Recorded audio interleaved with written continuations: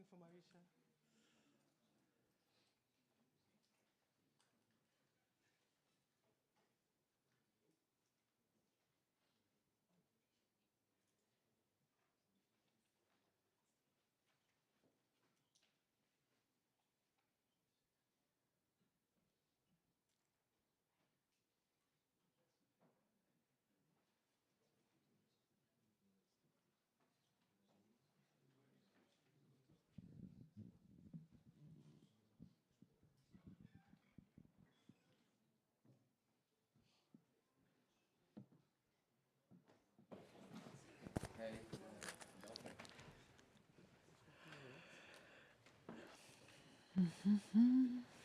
Ja?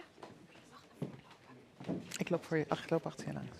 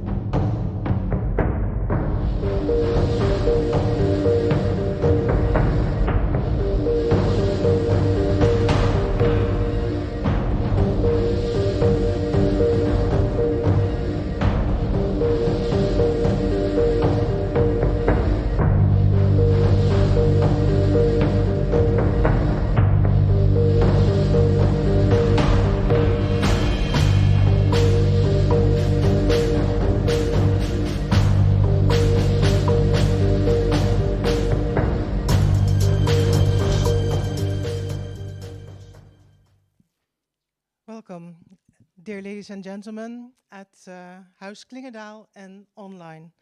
A warm welcome to the annual Clingendael State of the Union Conference, for the first time since the COVID pandemic, live again, plus the option to join us through our YouTube channel. The theme of the conference will be war in Europe and its aftershocks. A war that again tests Europe as a community.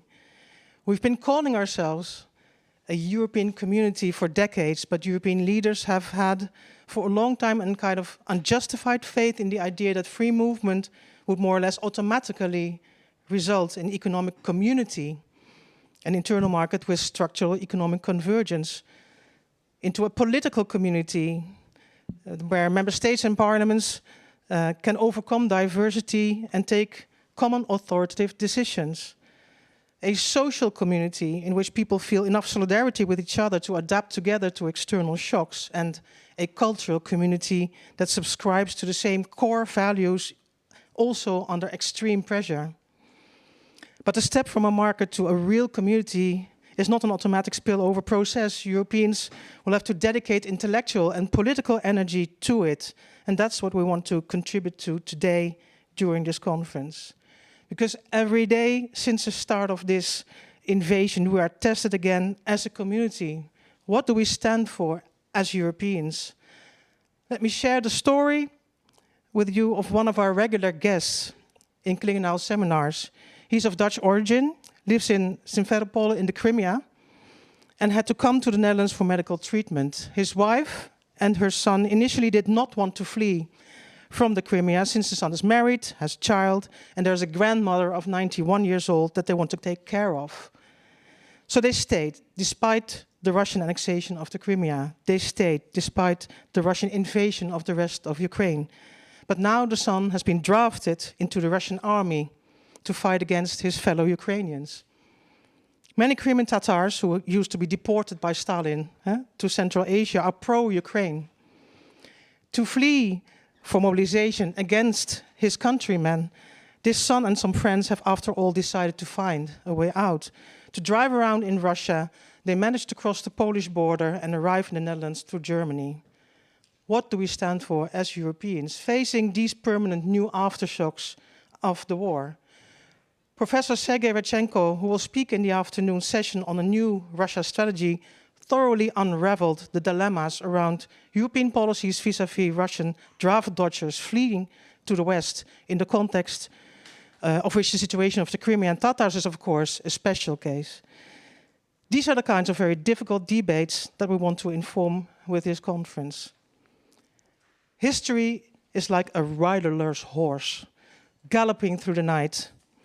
Last March, Luc van Middelaar reminded me of this strong image that the then Spanish Prime Minister Felipe González used to depict the night the Berlin Wall fell. Since 24 February, when history stormed out of the stables, we have again been living in such a moment. Will we be able to bridle it again? Many people feel we are at a Zeitenwende, that Europe is at a crossroads, uncertain about its future. We certainly live in a turbulent world, and the European Union and the European nations face challenges that can determine their future. All that is undoubtedly true, but that does not imply that Europe is without a compass. We know what we stand for. We know what kind of society, what kind of civilization we want to build on this continent. This is a time of uncertainty to the extent that today we are forced both to look back and ask ourselves whether we pursued our ideals in the best way possible, and to look ahead and ask ourselves how to pursue those ideals in a world more threatening than when those ideals were discursively formulated and written down in treaties. We will be inspired and informed today to have these discussions by a stellar lineup, and I'm very grateful to all speakers for joining us today. One of these panels will be extraordinarily special, since our outgoing chair, Tom de Bruijn, will participate in it. Tom de Bruijn has been our chair of the Supervisory Board from March 2019 until July 2021, when he became the Dutch Minister for Foreign Trade and Development Cooperation. We already had an intimate event to thank Tom wholeheartedly for the unique and very committed and experienced way he has headed our Supervisory Board. But I want to use this public platform to ask for a warm round of applause for his exceptional contribution today. Thank you, Tom.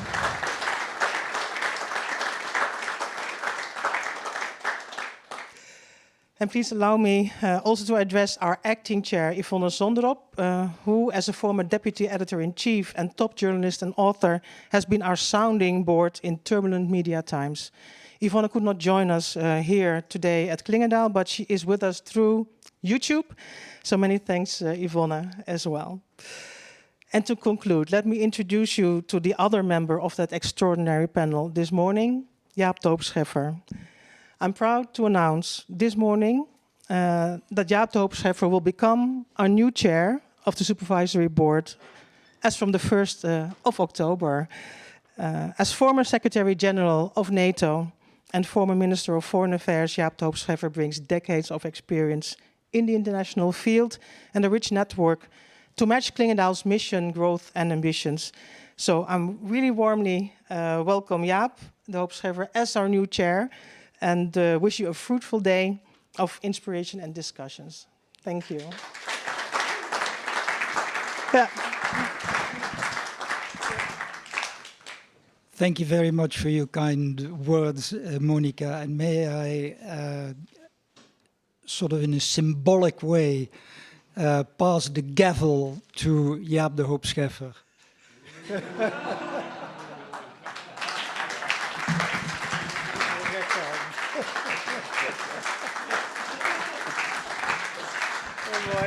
Thank you.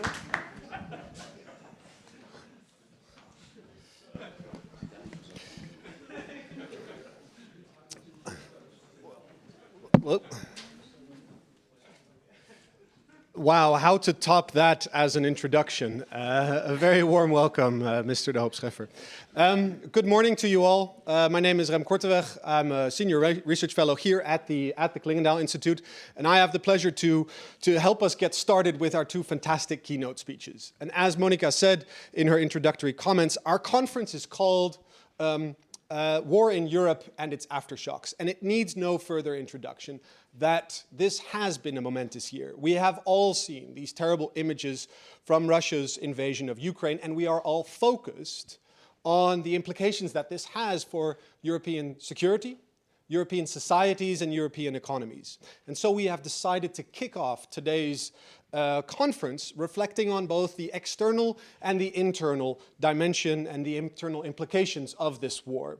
External, namely Europe's defense, and our strategy vis-à-vis Russia, and our strategy vis-à-vis Ukraine. What can we expect?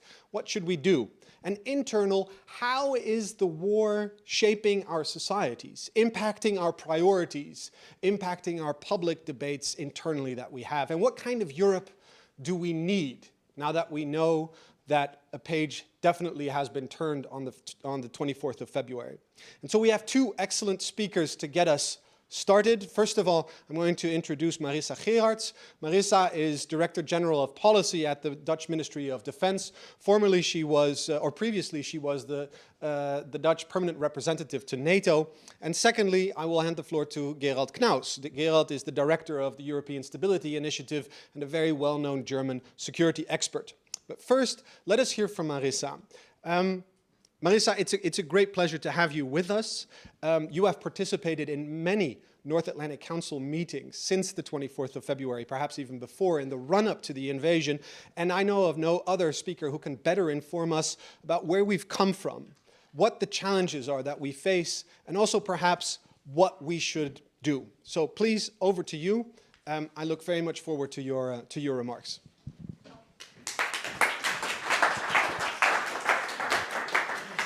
How much time will I have, Rem? Just to make sure that I don't overstay my welcome. I think 5 o'clock the building closes. No. If we do 12, 15 minutes, that's great. 12, 15 minutes. Okay, just let me take a few points out of the speech that has been prepared. First of all, thank you very much for inviting me, and it's so wonderful to see so many people in the audience that I know and that I worked with, and it's indeed a very important moment in our history, I think, when we gather here together. And thank you so much, Clingendael, for organizing this very important conference. Because I think at this moment in time, we see actually that the international order as we know it is being contested. And it's being contested not only by the Russian aggression, but also by other global players at this moment in time. And that makes it, I think, so dangerous. And that's, I think, also why we call this a watershed moment, because it's not only the Russian aggression that we see, but it's also what's happening in all other parts of the world. And that is, I think, the international order is so much perceived by other countries in the world as a Western-dominated international order. And that makes it, I think, a bit of a perfect storm, and therefore we need to be very careful. First of all, let me give you a little bit more of an introduction of myself. I mean, you mentioned Director General at the Ministry of Defense. Only started 3 weeks ago. Before that, I was the permanent representative of the Netherlands at NATO. And these were indeed 4 very important and very interesting years, where I saw how NATO was going through the years of working together with President Trump, where there was a lot of internal discussion as well in NATO, where we saw how China became part of the agenda of NATO, and of course Afghanistan, and then the invasion in 2014. So it was a bit of a roller coaster, I must say. And if I look back on my 35 years in the Ministry of Foreign Affairs to start with, it has been a kind of roller coaster. I mean, I think you mentioned, Monika, the fall of the Berlin Wall. I just started my Blue Book stage at the Commission when the wall came down in Berlin. And what did we do? All the interns, we got into our cars and we traveled straight away to Berlin to see what was happening. And that was indeed really, I think, the beginning of a new era in our history when that wall came down. And we were all looking for ways of how can we, as soon as possible, actually welcome the former Warsaw Pact countries into the European Union.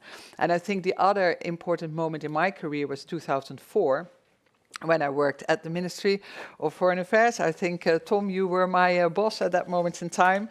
And we had the presidency at that moment, and we could actually welcome 8 of those Warsaw Pact countries into the European Union. In those years, Russia was a partner of NATO. We were working together with Russia. We established the NATO-Russia Council. That was actually working together in many different fields. If we look at the ISAF operation in Afghanistan, Russia was a partner of NATO, and we saw that real quickly that the kind of temperature was changing. And if you look back in hindsight, everything is easy. You saw, of course, 2000, I think we already could see that Putin was saying certain things that would make us wonder if there was a new era coming. But 2007, the speech in Munich, if you look at that speech, and we can all still find it on the internet, if you actually see what he says about NATO, not so much changed. 2008, of course, I mean, Jaap de Hoop Scheffer, you in many interviews, you mentioned what actually happened in Bucharest, what Putin actually said there, and straight after the 5-day war in Georgia, and of course 2014, the illegal annexation of Crimea. So in a way, it should not have been a surprise, but still I think we were all, at least in our part of Europe, I think we were taken a bit by surprise. I must say, in January we had the last NATO-Russia Council in the headquarters of NATO, where 2 vice ministers of Russia were actually meeting the North Atlantic Council for a dialogue. We were there together for almost 5 hours, I think, and we actually tried to listen to one another, and there was a dialogue. We reacted to each other's arguments, but it was the Vice Minister Kushko from Russia who actually said at a certain moment, we actually live in different orbits.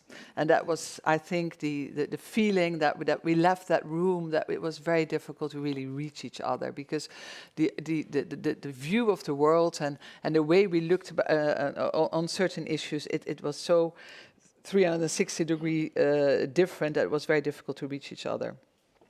But let me also mention China, because in 2001 China became a member of WTO as a developing country. Still till today they are reaping the benefits of that special status, and that is something that we should actually really look at. And I will never ever forget the first time we got a presentation in the North Atlantic Council on 5G, and to see to what extent actually China was already in our critical infrastructure. And that was, I think, a very important a moment for us to step up and to realize that actually China could surpass us in technological terms. And that was something, I think, also of a bit of a watershed moment, but not as big as on the 24th of February. Maybe a last defining moment that I would like to mention is the establishment of the BRICS in 2009. I think that was also an important moment that maybe in hindsight it means more than we realized at that moment in time, because those five countries didn't join forces because they agreed on everything, but they did agree on the fact that they wanted to challenge that international order, because they did see it as something, as an order that was owned by the West, and that was dictated and owned by the West. And for me, becoming the ambassador in South Africa 8 years ago was very important, because I could actually to see how Russia and China were operating in South Africa, but also to see through the eyes of the South Africans how they looked upon the world. For me, it was very, very important. And it was a bit of, it's a bit, the whole picture that we see right now, it's a bit of a tanker in the mist. At the time when you see it, you almost certainly are going to be hit by it.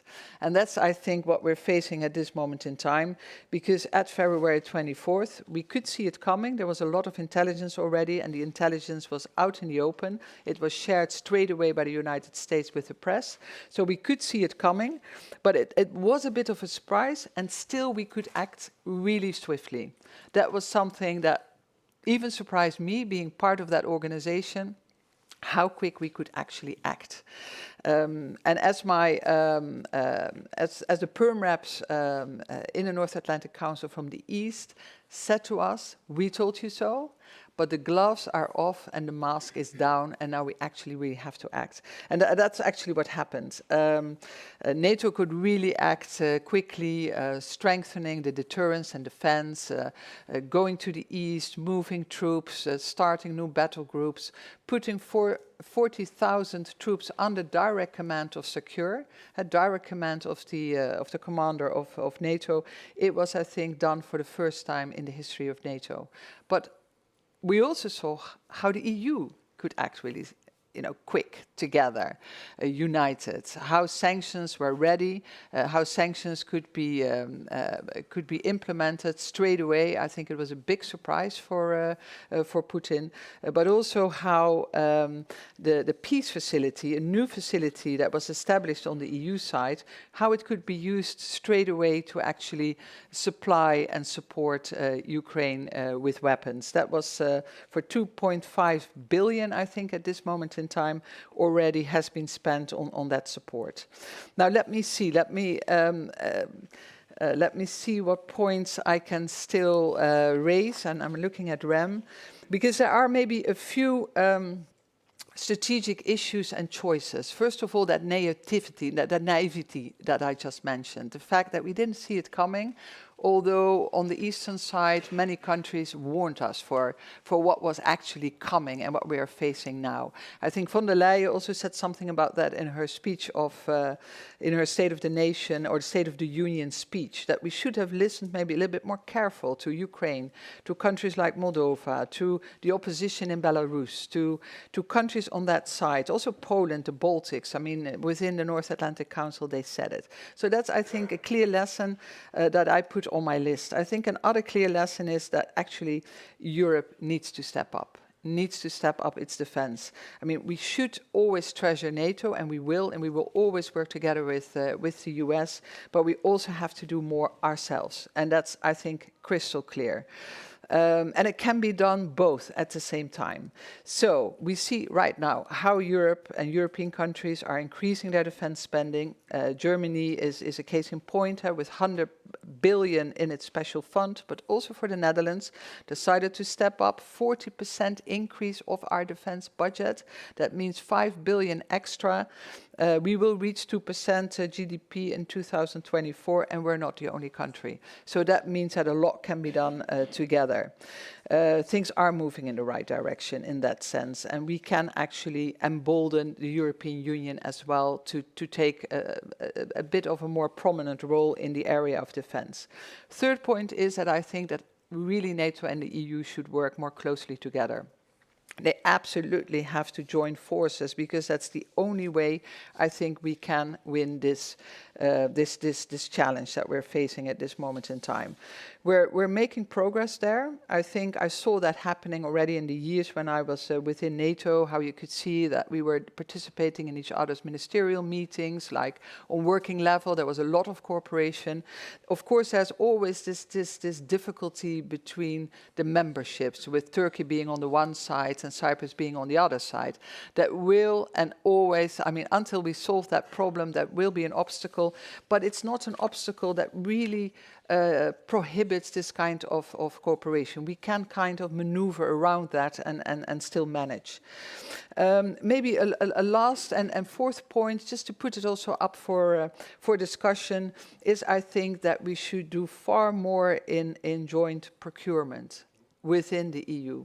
That's something that's absolutely necessary. If you see how many different systems we have within the European Union, that makes it so difficult to really work together. We need to standardize the equipment that we use. We need to make sure that it's interoperable, to make sure that we can actually exercise together, that we can actually deploy together in a far easier way than what we're doing at this moment in time. Always industry comes in the way, I know, we all know, but we we have to find a way to surpass that obstacle. The Commission came, I think, with a proposal on joint procurement. We're working on that at this moment in time, and I think that's actually the way forward.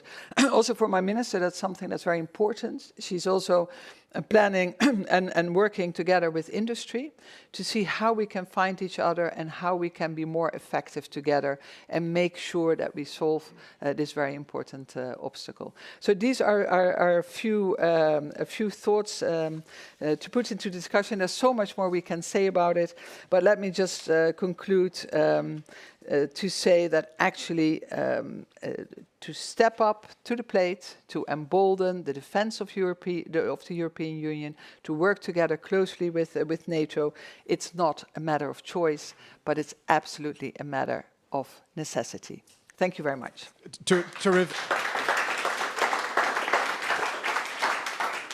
Terrific. Thank you very much, Marisa. Please join me on the platform, and then I'm going to transition immediately to our second keynote speaker, Gerald Knaus. As I mentioned, Gerald is the founding chairman of the European Stability Initiative, very well-known German security expert. Many of you will know him from perhaps his quite groundbreaking work and influence that he had during the migration crisis in 2015-2016.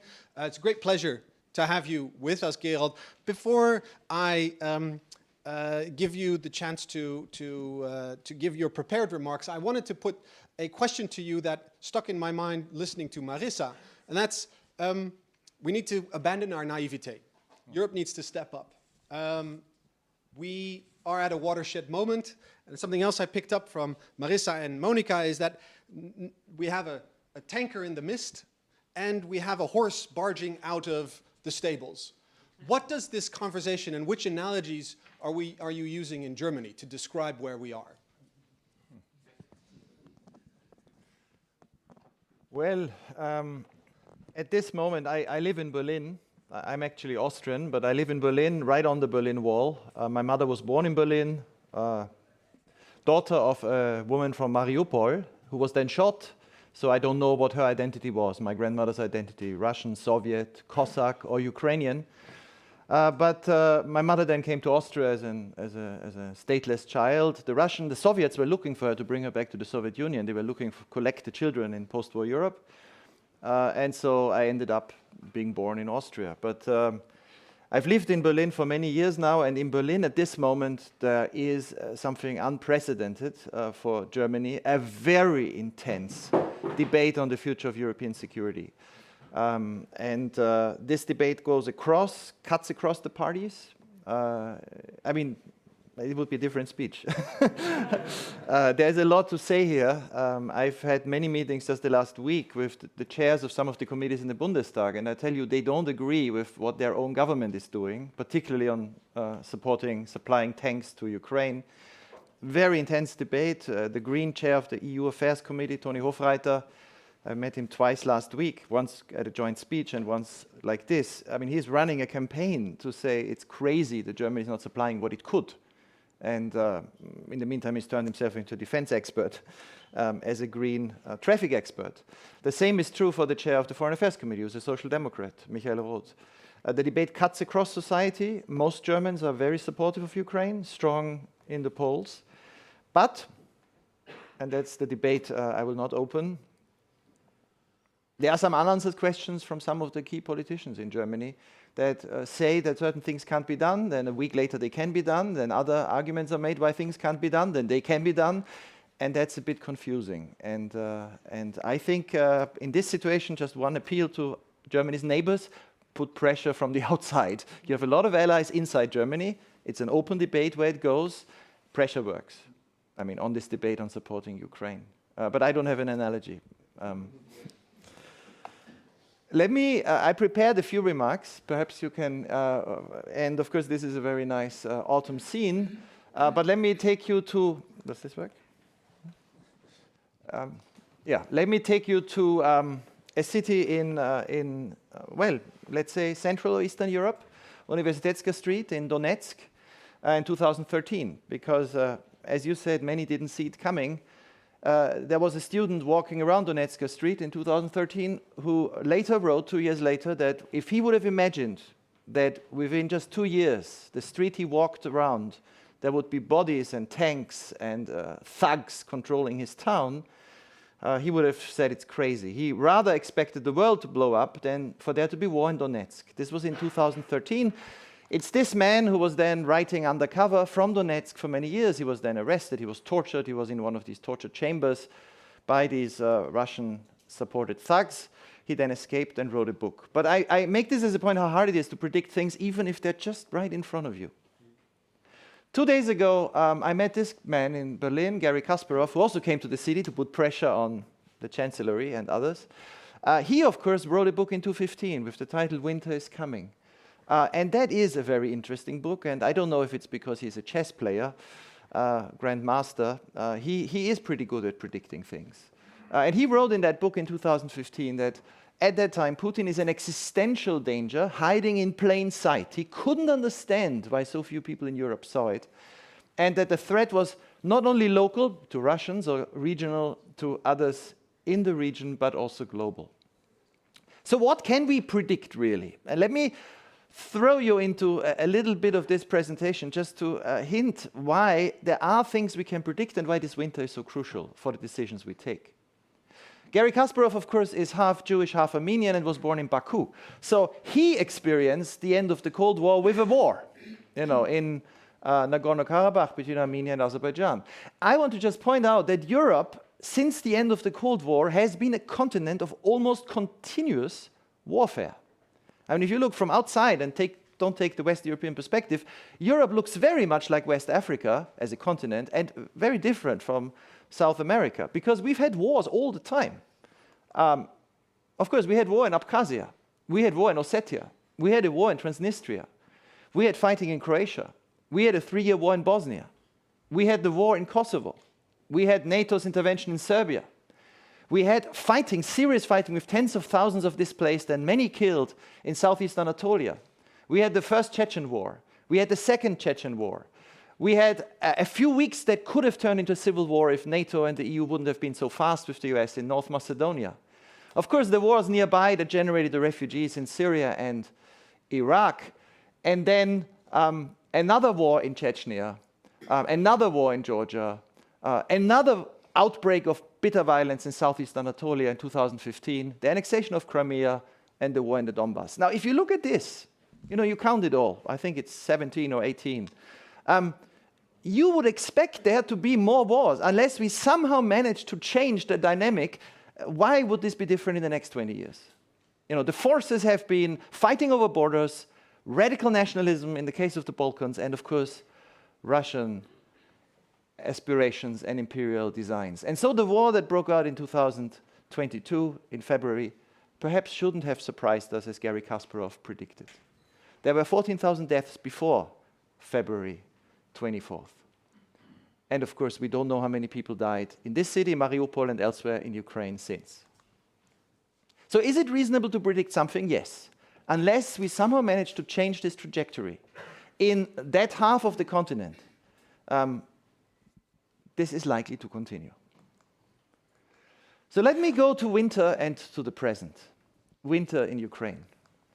A few days ago, President Zelensky gave quite a remarkable speech where he said, there are 90 days ahead which will be more crucial than the last 30 years of Ukraine's independence. This winter, and perhaps he could have said 180 days, the next 6 months until March. This winter, he also says, is crucial for us, for the European Union. The winter will be difficult for everyone, from Latvia and Poland to Britain and the US. War is war. It is in the world. Winter will be hard. But we will prevail. We must fight, and that is, of course, the Ukrainians. Endure the winter, which is, again, largely the Ukrainians, to some extent, all of us. Help those who are weaker, which involves, of course, the millions of displaced and the millions of refugees, and protect those who need protection. Now, on Russian TV in recent days, just before the general or partial, well, I say partial, but we all know it's probably more than partial mobilization, the argument has been that what went wrong in the war has been that Russian troops were demonstrating too much humanism. I mean, the consensus among the Kremlin supporters that now criticized the conduct of the war is that the time for humanism needs to be over. Russia needs to fight now with more determination. Now, anybody who's seen the pictures of the last weeks knows, of course, the cynicism of these debates. And anyone also knows that when this is being announced, that by December, the Russian strategy will be to ensure that 20 million Ukrainians will flee, this isn't hyperbole.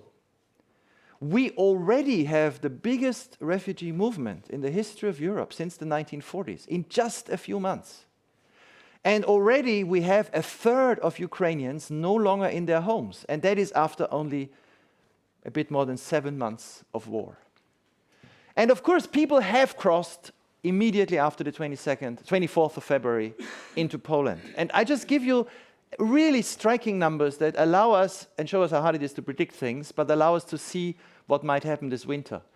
6.4 million people were counted by Polish border guards crossing from Ukraine since the 24th of February. This is a hard number. They know nobody comes across secretly, so they check every day, they publish this. 6.4 million crossed into Poland from Ukraine by mid-September. But 4.6 million went the other way. This is crucial. This means net, we had 1.8 million Ukrainians come from Ukraine to Poland.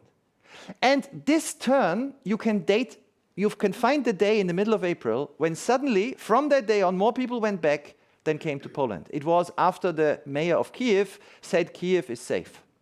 So, if those 4.6 million people would not have returned to Ukraine, imagine what kind of refugee crisis we would talk about now. If half of those 4.6 million people who've been in Europe and have gone back to their home country and to their families come back in the winter, just half, we will have a refugee crisis that no country in Europe is prepared for. The approximately 4 million people that are now here, 3.9 million people, which is a pretty solid figure, because by now in Poland everybody's applied for temporary protection who wants to. 3.9 million Ukrainians applied for temporary protection in Europe. So we can assume these are now largely here. And of course, this in context dwarfs any number of refugees coming from anywhere else. The total irregular migration this year across the Mediterranean by mid or early September was across the sea 90,000. That's the number that crossed from Ukraine to Poland in one day in March. So when you hear, refugee waves and big movements and people from, it's Ukrainians. There is nothing unusual about others crossing the Mediterranean this year compared to previous years. If we have full reception centers in Germany or elsewhere, it is because of the 4 million people who are here and the millions who might still come.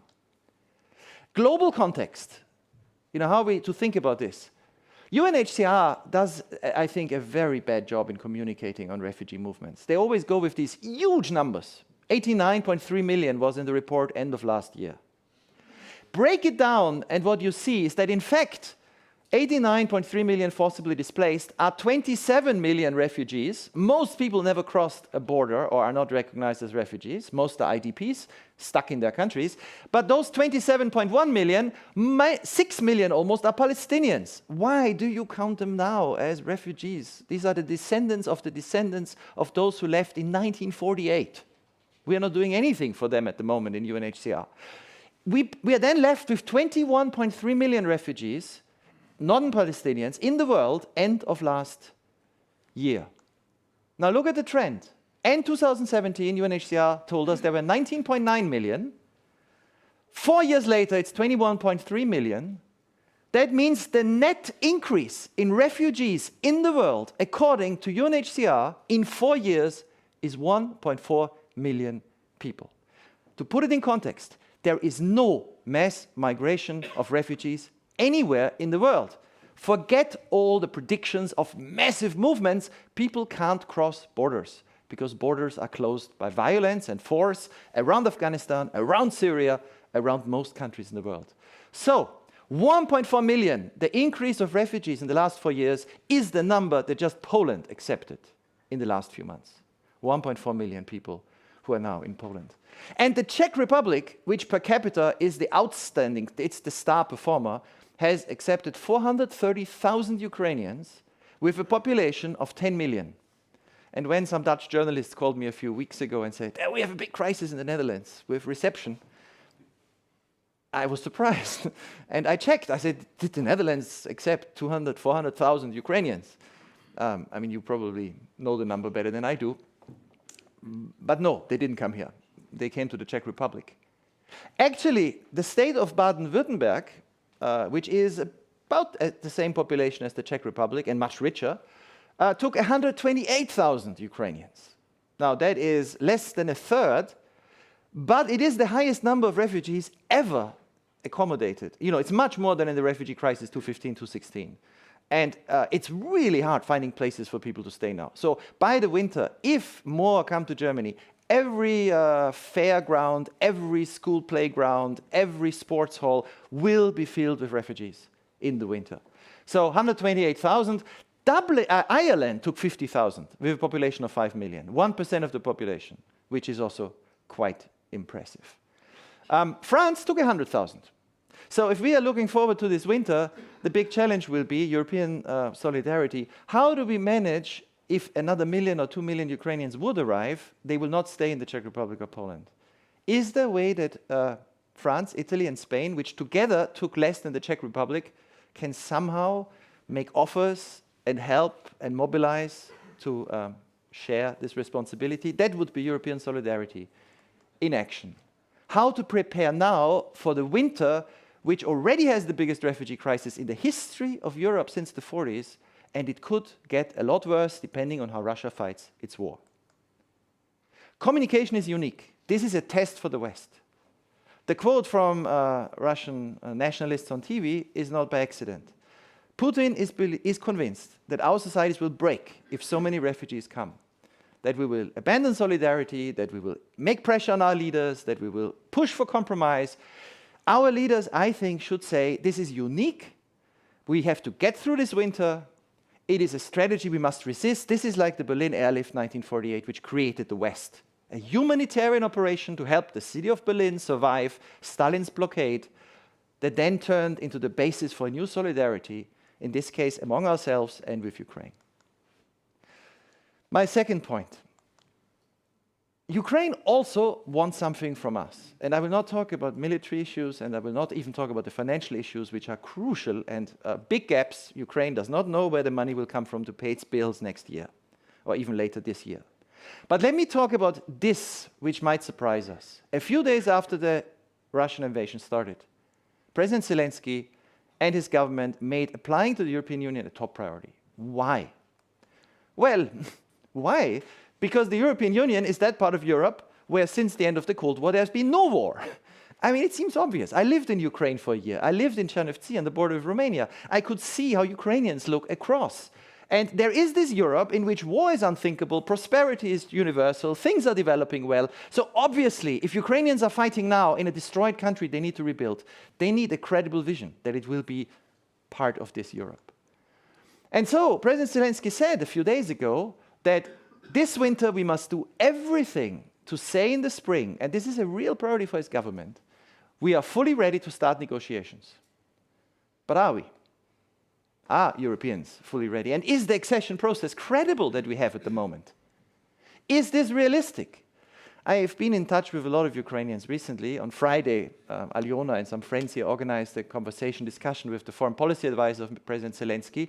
And I talked about this, the experience of Montenegro, which is in NATO, which has been in the Council of Europe, which is small, costs nothing, 600,000, 20,000 people, which got candidate status like Ukraine, or already in 2010, has been negotiating for 10 years, no date to join, 3 chapters closed, is nowhere. Is this what Europe is offering to Ukraine? Or this? North Macedonia, a candidate in 2005, no chapter opened, no real negotiations. Is this the accession process Ukrainians are now putting as one of their top 3 priorities, other than weapons and financial support? We know why this is the case, because we have an accession process full of vetoes and blackmails and internal EU politics. One country, whoever it is at any moment in time, can block everything. We also know that we have serious doubts in our key capitals. Serious doubts that are not unreasonable about how many members the EU can accept before it starts being dysfunctional. That new members can only be accepted, as President Macron said, for 4 years in a very different EU, if ever. So how do we square that circle? Well, at the moment, the accession process is a hamster wheel. Countries are in it. Whether they run or don't run, progress is not linked to merit, as we saw in North Macedonia. Never-ending negotiations. Montenegro negotiated 120 months already. Croatia was the longest. It joined after 68 months of talks. Well, of course, forget the negotiations of Turkey. So what can we do? And I leave you with this recommendation. Let's seek inspiration from this man, Jean Monnet. Let's focus on creating virtuous circles, linking the accession process to interests, and focus on key breakthroughs. And concretely, this means that we go back to the inspiration of how Europe was created. At a time when France was in a bitter war, the bitterest war it fought in recent decades, the war in Algeria, the Battle of Algiers in 1956, that was the time when European leaders negotiated what became the Treaty of Rome. The French Empire is gone, the Fourth Republic is gone, but the Treaty of Rome and this idea that you create a peaceful Europe by eliminating the barriers among nations that led to the four freedoms, that led to the Union, is still with us. So why, of course, in 1990, this is how my country, Austria, joined the EU. The Union said, we are not ready for new members, but we allow Austria, Finland, Sweden, and Norway, you can join the single market. You can join the European Economic Area. You can have full freedom of goods, people, services, and capital. This is what Jacques Delors designed, and of course Norway stayed, Austria, Finland, and Sweden went on and became members of the Union. So, this was the Finnish and Norwegian road, in the case of Finland, to the EU, in the case of Norway, to something that is so beneficial the Norwegian state there since then. The role of the Commission would be to be the fair arbiter. The Commission already assesses progress in every candidate country, in every chapter, every year in its reports. It does it for Serbia, and it shows that Serbia is stuck, there is no progress. It does it for North Macedonia, and shows that when it comes to the rule of law and fundamentals, North Macedonia is ahead of Serbia and Montenegro without negotiations. These assessments are serious. Can we make such assessments for Ukraine the basis for breakthroughs? If Ukraine meets the conditions, and we can say this winter, the Council makes a declaration in December, if Ukraine meets the conditions in 3, in 4, in 5 years, as fast as Poland, Slovakia, or Croatia, that then, when all the conditions, it has a good level of preparation, that then it can join the single market and enjoy the four freedoms, which is not dependent on EU internal treaty reform, which Macron and Scholz have said is a precondition for full membership. Could we give Ukraine this winter a reasonable, credible goal that is actually depending on merit? This would be good for everyone. For those who think the Union cannot just expand and needs to first reform itself, for those who say we first need to test if reforms are serious, but above all for Ukrainians that desperately need something that is not a fake process, the one that we have in the Balkans, something that can transform their economies, something that they are at the moment fighting for, a different future. This was Churchill's vision in Zurich in 1946. A Europe as free and happy as Switzerland, he said, was then. To recreate the European fabric, what he called the United States of Europe. So this we can predict. If this winter the European Union responds to Ukrainians and the other things go right as well, well then hopefully there'll be a different spring. It will depend on us. Thank you.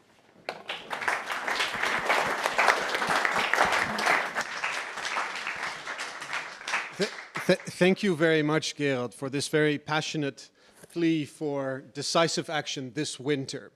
I want to jump into a discussion, but we don't have time for that. In fact, what both of you did was a perfect contextualization with specific policy recommendations on those topics that we are going to discuss today, namely on security, to get rid of naivete, to step up to the plate, as Marisa told us. On migration, to show solidarity in terms of the potential humanitarian crises that might develop over the winter. And thirdly, on enlargement, on the notion that creating virtuous circles is within our grasp, and that Ukraine deserves a realistic perspective. These are topics that we are going to discuss in further detail. And so I want to thank you very much for getting us started in such an excellent manner. And with that, I'm going to transition immediately to my colleague, Louise, who will chair the next panel. Thank you very much. Thank you.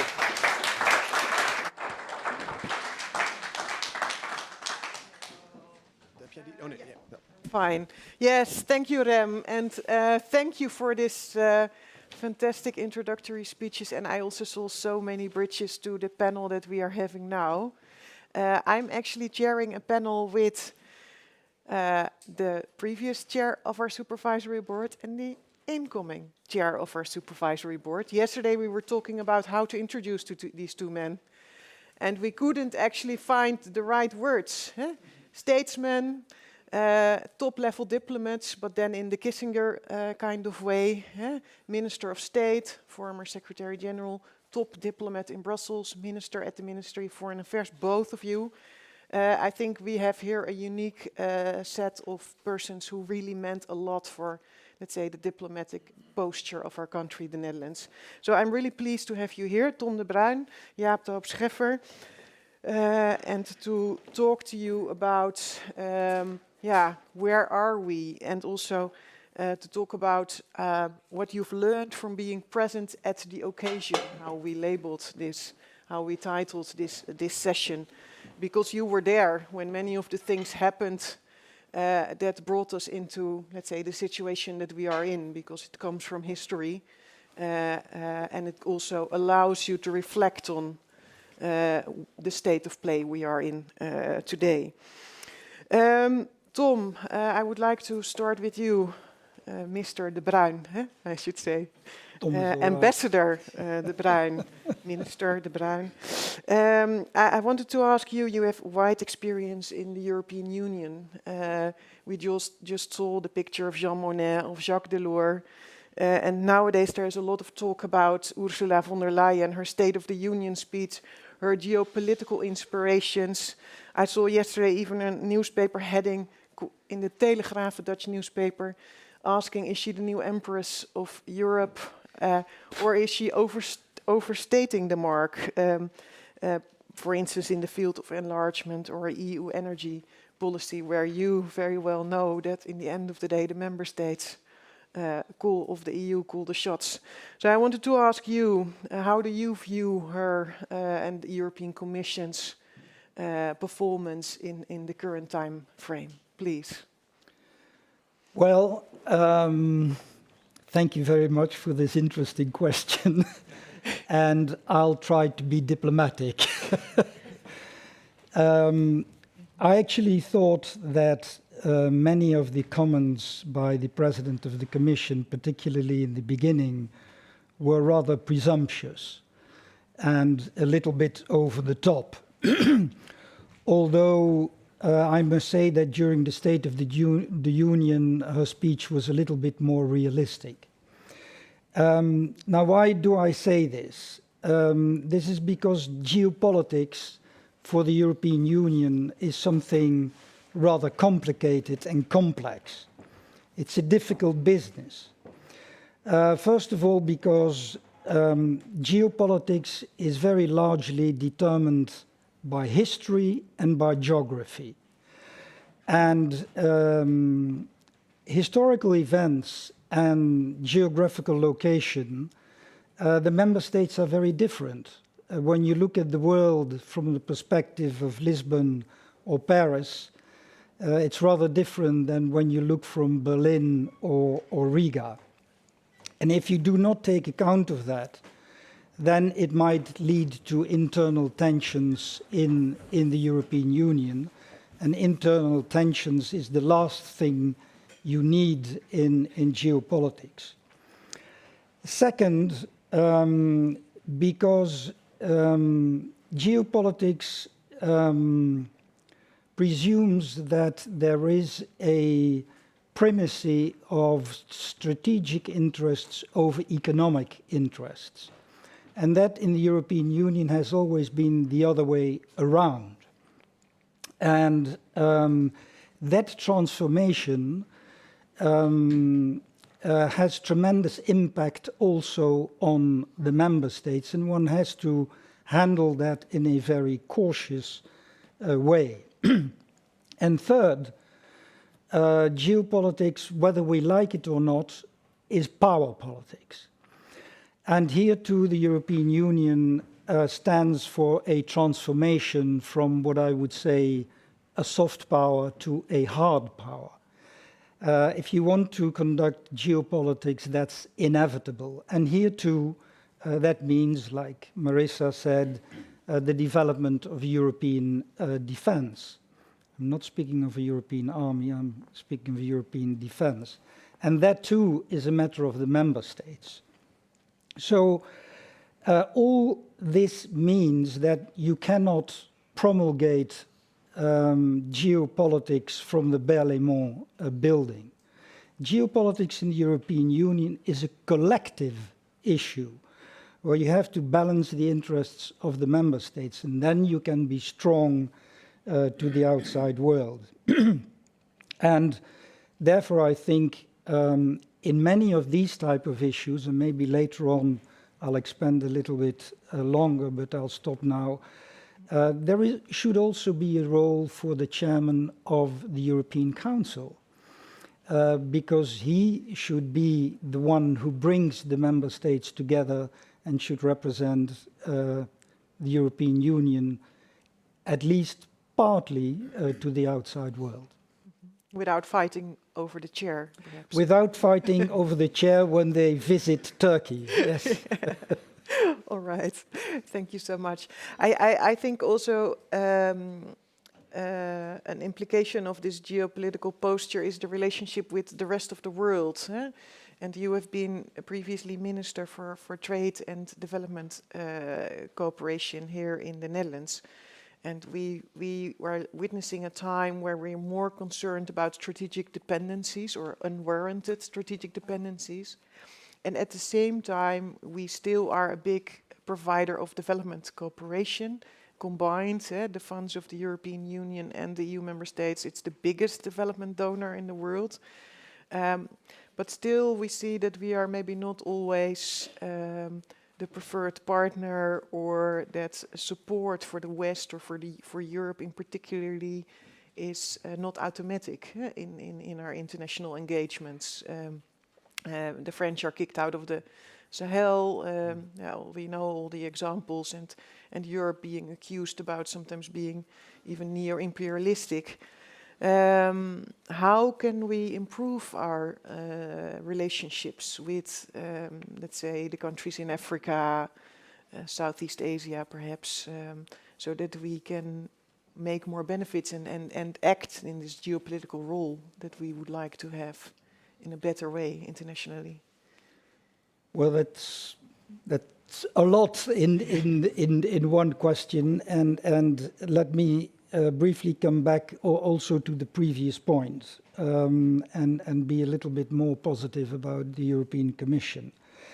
I think in geopolitical landscape, the European Union has taken a very important strategic objective by saying that the European Union should be strategically autonomous. Now, we do not always know exactly what that means, but this is a very important geopolitical objective. And here the Commission, in making this concrete, can play a very, very important role, both on the level of analysis, and then we speak, as you said, for example, about strategic dependencies.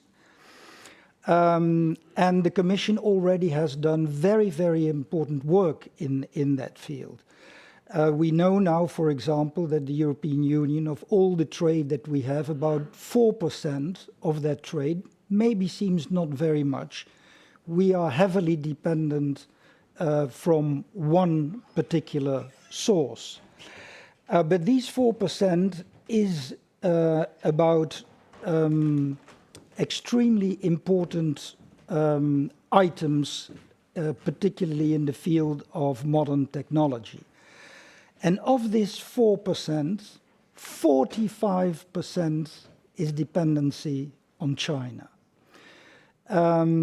And there comes the second role where the Commission is extremely important, not only the analysis, but also how do you instrumentalize your geopolitical objective in trying to become less dependent. And here trade policy is one of the instruments. And this is a big change because traditionally trade policy was a sort of autonomous policy, but now becomes also an instrument of political strategy. I will not go into all the details, but the Commission has done a couple of very, very interesting proposals in this field. For example, the anti-coercion instrument, and very, very recently, the internal market emergency instrument that Commissioner Breton has presented. So in that field, the Commission, I think, can play a crucial role. And not only in trade policy, but also in industrial policy. If we want to become less dependent on China, we also should develop our own industries. And this also means a transformation for the EU. And there again, the Commission has done a very, very important proposal with the so-called CHIPS Act in the field of semiconductors. So I can go on this, but I think here the Commission really plays a very, very important role in trying to give hands and feet to geopolitics. Now, this has been a bit long, so I'll be short on the issue of development cooperation. I think it should be time to rethink a little bit development cooperation. We have been overestimating, I believe, the impact of what we are doing, and probably we are not always doing the right thing. Here, there will be, after the demise in Afghanistan, there will be an evaluation of 20 years of development cooperation in Afghanistan. And I hope that that evaluation will lead to some very, very important recommendations of how do we deal with development cooperation. And when you speak about Africa, that is a huge challenge. Yes, there is unhappiness sometimes of what we do, but there is also increasing unhappiness with how the Chinese are behaving, or even the Russians with the Wagner Group and their investments in all kind of raw materials in some of the places in mid-Africa. But that is a very complicated issue. African countries between themselves are very different, but there is a huge challenge. And I think here too the Commission can play an important role in thinking about a strategy towards Africa. All right, thank you so much. And thank you for touching upon so many of the things that are on the agenda now. Let me also point out, we talked also about it yesterday, the technology angle, that Europe really has to step up its market. Clingendael is also going to become more active in this field with more work on the geopolitics of tech and digital, and also the resource scarcity issue and the Raw Materials Act that was announced in the State of the Union speech is something that we really hope to pick up on more prominently. So thank you so much, and I hope that we can get back to some of the points that you brought to the table. Thank you so much. Then we move on to you, Mr. De Hoop Scheffer. Jaap, a very common Dutch name. We talked about it yesterday, that it's brought into the families and that it can... slightly different. I wanted to switch to talk also with you about this relationship with, let's say, the rest of the world, and not only in terms of our economic and development relationship, but also with regard to our values. So how can we basically hold the fortress of democracy in these times of autocracy being on the rise? How can we defend the liberal international order? And how do you view, let's say, the possibilities that we have to strengthen our relationship? And also in that regard, how should we view our position towards the US, which is, of course, in our branch, but where also there is internal divisions at stake? Please. There's also a lot. And Yeah. let me explain where the Jaap comes from.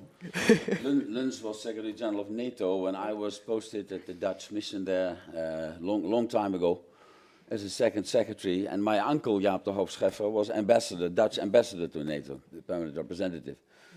And Luns said, this is too complicated for me.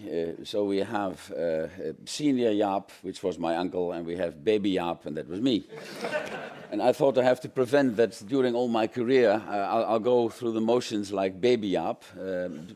I succeeded, I think, but that is the background of the Jaap. Coming to your question, I think we should realize, and it was clear in the interventions we heard before, that we as the West, we don't call the shots anymore. I spoke to an Ethiopian junior minister not that long ago, and he said, could you please do me the favor of looking at what's happening in Europe, on the European continent, and what's happening in Ukraine through the lens of an Ethiopian foreign minister, or an Indonesian foreign minister, or an Indian foreign minister. In other words, realize, and I think we have to realize, that indeed we don't call the shots anymore. I remember Kishore Mahbubani, who told us this already 10, 12, 13 years ago. We don't call the shots anymore, and that for us, Europeans, it is important to realize that, linking my comments to what Tom de Bruijn said a moment ago, Ethiopian junior minister, that we need an Africa policy. Do we have an Africa policy? I'm afraid we don't have an Africa policy. We should, as Europe and as European Union, make work of our relationship with what you can almost see as a sort of spontaneous group of non-aligned nations. Now the war in Ukraine is raging. What about Indonesia? What about India? India, a nation we neglect in this country. I don't hear much about India, a subcontinent, a democracy, China's biggest regional rival. In other words, if we want to organize and arrange gravitas, as far as our political position is concerned, we do not only need ourselves in the European Union, our NATO allies, we also need those other countries. And Marisa was mentioning the BRICS quite rightly. So we don't call the shots anymore, point number one. We should realize, linking again, going back to Tom, that the European Union might be a political adolescent and a military midget. We are a financial economic giant. And that gravitas we should use, also vis-à-vis China, I add. Second remark, some of you might remember Donald Rumsfeld's expression of the known unknowns. And I think managing international relations, as we speak, is managing the known unknowns. Preparing for scenarios which might be highly improbable, but not impossible. Take the question of the use of nuclear weapons. And let's not forget that generations in this country and elsewhere have grown up without any knowledge of or interest in nuclear weapons. And now Putin comes in and says, I might use a nuclear weapon. On a scale of 1 to 10, I would rate that chance between 1 and 2, but not 0. In other words, managing international relations means being serious about these kind of scenarios. Iran becoming a threshold country, Iran possessing a nuclear weapon, I would rate the chance personally a bit higher than 1 to 2, might be 3, might be 4. What are the consequences of such a scenario? 3 or 4 on my scale of 10, but not 0. In other words, I think we need, and it became clear in the speeches we heard, we need a lot of improvisation, also in the European Union. NATO, Marisa, I fully agree with you. NATO is, I would say, alive and kicking. The interesting development in NATO was that during the Cold War, it was the core task Then, including in my mandate, it was the expeditionary NATO, it was Afghanistan and all the other missions, even the humanitarian mission in Kashmir. And now NATO, of course, thanks to Putin, is back to its core responsibility. So you see the pendulum swing. It will take quite some time, I think, before the pendulum can swing in the opposite direction again. But Putin has given NATO a new lease of life, and I think it was necessary, quite honestly. European Union difficulties in speaking the language of power. You said it, Tom. In other words, I mean, if Ursula von der Leyen comes in and says we are a geopolitical commission, you have to know how you speak the language of power, and we don't do that sufficiently in the European Union. A penultimate remark, we might be very concerned, and quite rightly so, about Putin and Ukraine, but let's not forget the main theater. And the main theater on the globe is the relationship and how that develops between the two superpowers. And mentally, as Europeans, and as a consequence politically, we are not used to a two-superpower world. I grew up all my life, and many of you, with one superpower, even called a hyperpower, when the Berlin Wall fell and the Soviet Union disintegrated. But a superpower. Now we have two superpowers. It's the Chinese who tell us human rights. Are you criticizing us about Uyghurs? Our model is far superior. Shut up. Raising a middle finger politically. In other words, the development of the relationship between the two superpowers, and think about Sparta and Athens, and think about the marvelous book by Graham Allison, Destined for War, where he analyzes the vested superpower and the rising or risen superpower. The Thucydides trap. Thucydides trap, exactly. So that relationship and the development of that relationship will, to a large extent, decide how stable, how globalized the world will be, or how globalized the world will remain. And the biggest homework for us as Europeans, I think, is how do we carve out our position between those two superpowers?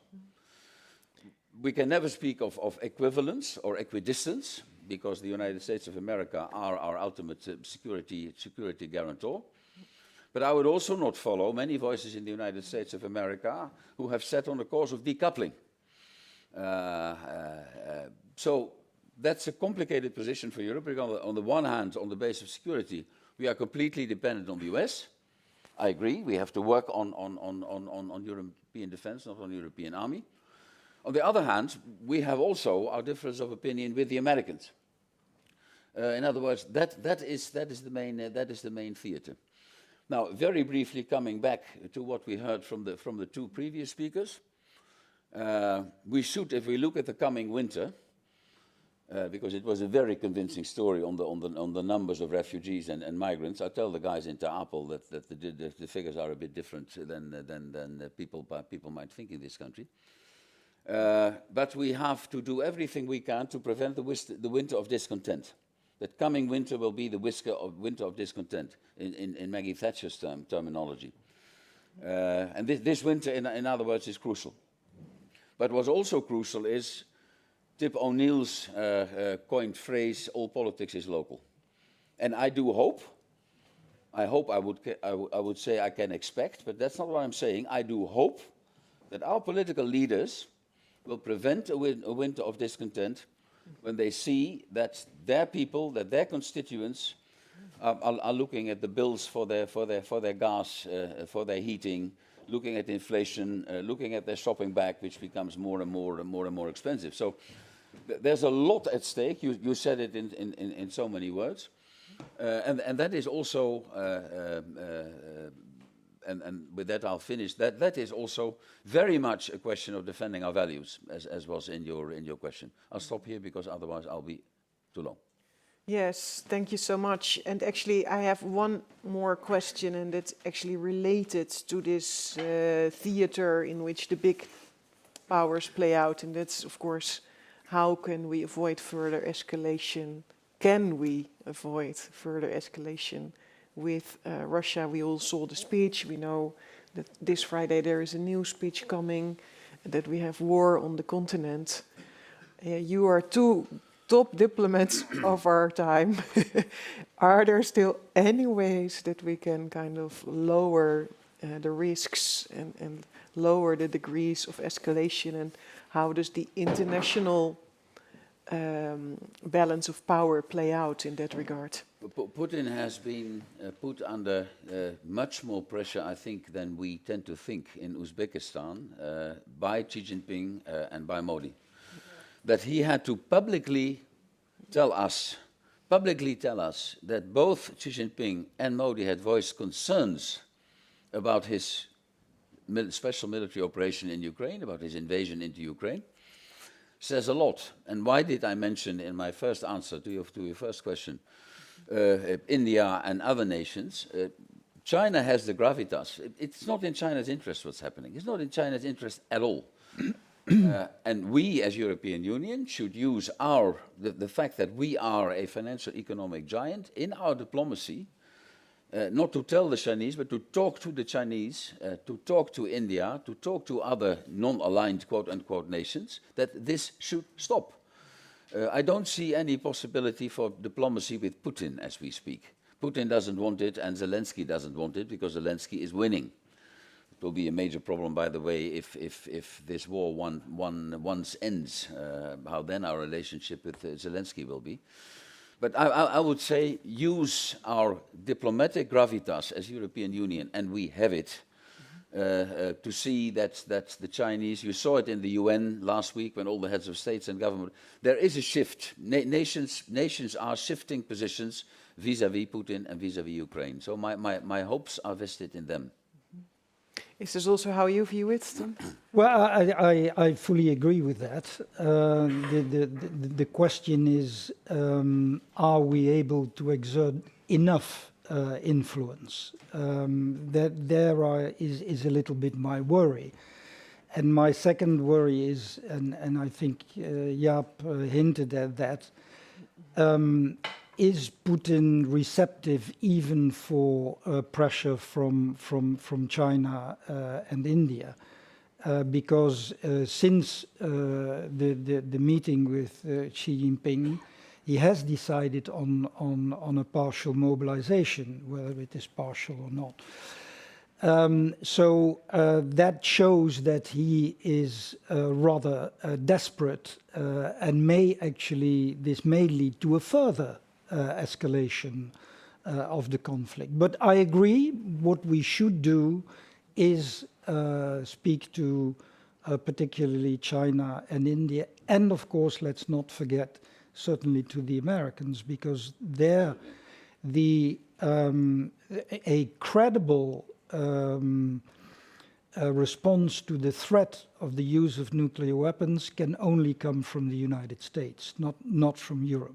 So let's not forget the role of the US in this. Now, I agree with you. I think one of the biggest challenges will be, also for the European Union, what will happen to the European continent when this war is over? Yeah. And how then will be our relationship, as you said, to Ukraine. We speak about enlargement of the European Union, but this is, and with due respect to what was presented by our friend Knaus in the beginning of the meeting, I understand much of the emotion involved, but this is a very, very complicated issue, also from a geopolitical point of view. But the challenges ahead once this conflict is over are huge, also for the continent, because let's not forget the whole security architecture on which the continent was based, i.e. the Accords of Helsinki, are in shatters. And there will be a moment that we will have to get again in a new security arrangement with Russia. Now, I know this is far in the future, but there will be a moment that we will have to deal with them. Let's not make the same mistake. I'll be blunt again. The same mistake in promising Ukraine EU membership, knowing that we cannot deliver. You know my opinion about Bucharest in 2008. It was my mandate. They will become NATO members. We knew then and we know now that we can never deliver because there will not be the beginning of a consensus inside NATO, apart from Putin and Ukraine, politically to get Ukraine into NATO. We should not make the same mistake, Tom, implicitly, I hear that in your Yes, yes. We promise Ukraine things and developments on which we know we cannot deliver. I'm not saying that Ukraine should have the opportunity to come closer to the European Union, but a candidate status, I know, realism, when Germany and France said they will become a candidate member of the European Union, it was done. Dutch government was not very keen on that decision. But no, but let's not forget the French government was not keen at all. That's right. Actually, they were against. But again, they agreed. But they agreed because they were taken by surprise. There was a lot of emotional pressure, and then they came in. But if you read between the lines, and you can see, I think the one of the slides said what Macron said, if ever. Well, I would underline the if ever, because that's the real thinking in the Elysée. No, loud and clear. Thank you so much. I think we could have talked on and on, but we have to move ahead with this conference.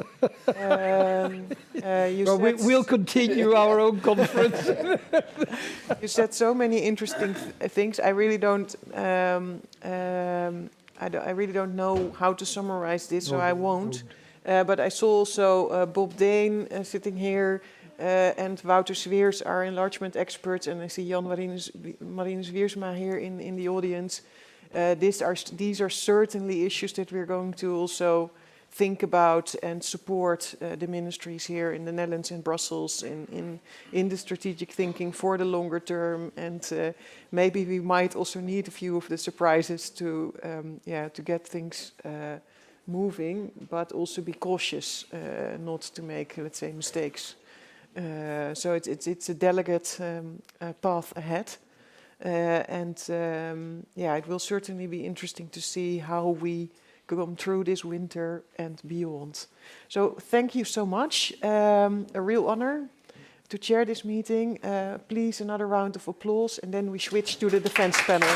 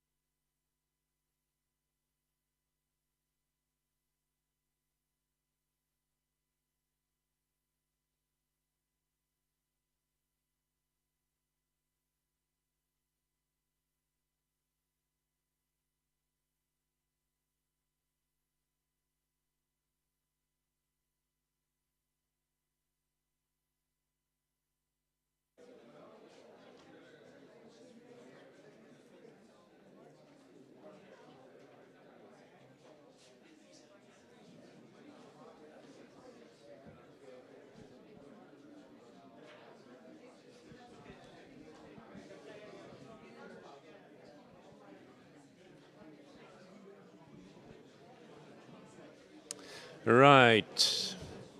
Can you hear me? Hello? Okay, just a technical check. Welcome to the first of the 4 panels. Of course, we are discussing today implications of the war in Ukraine on Europe, and that goes through all kinds of subjects.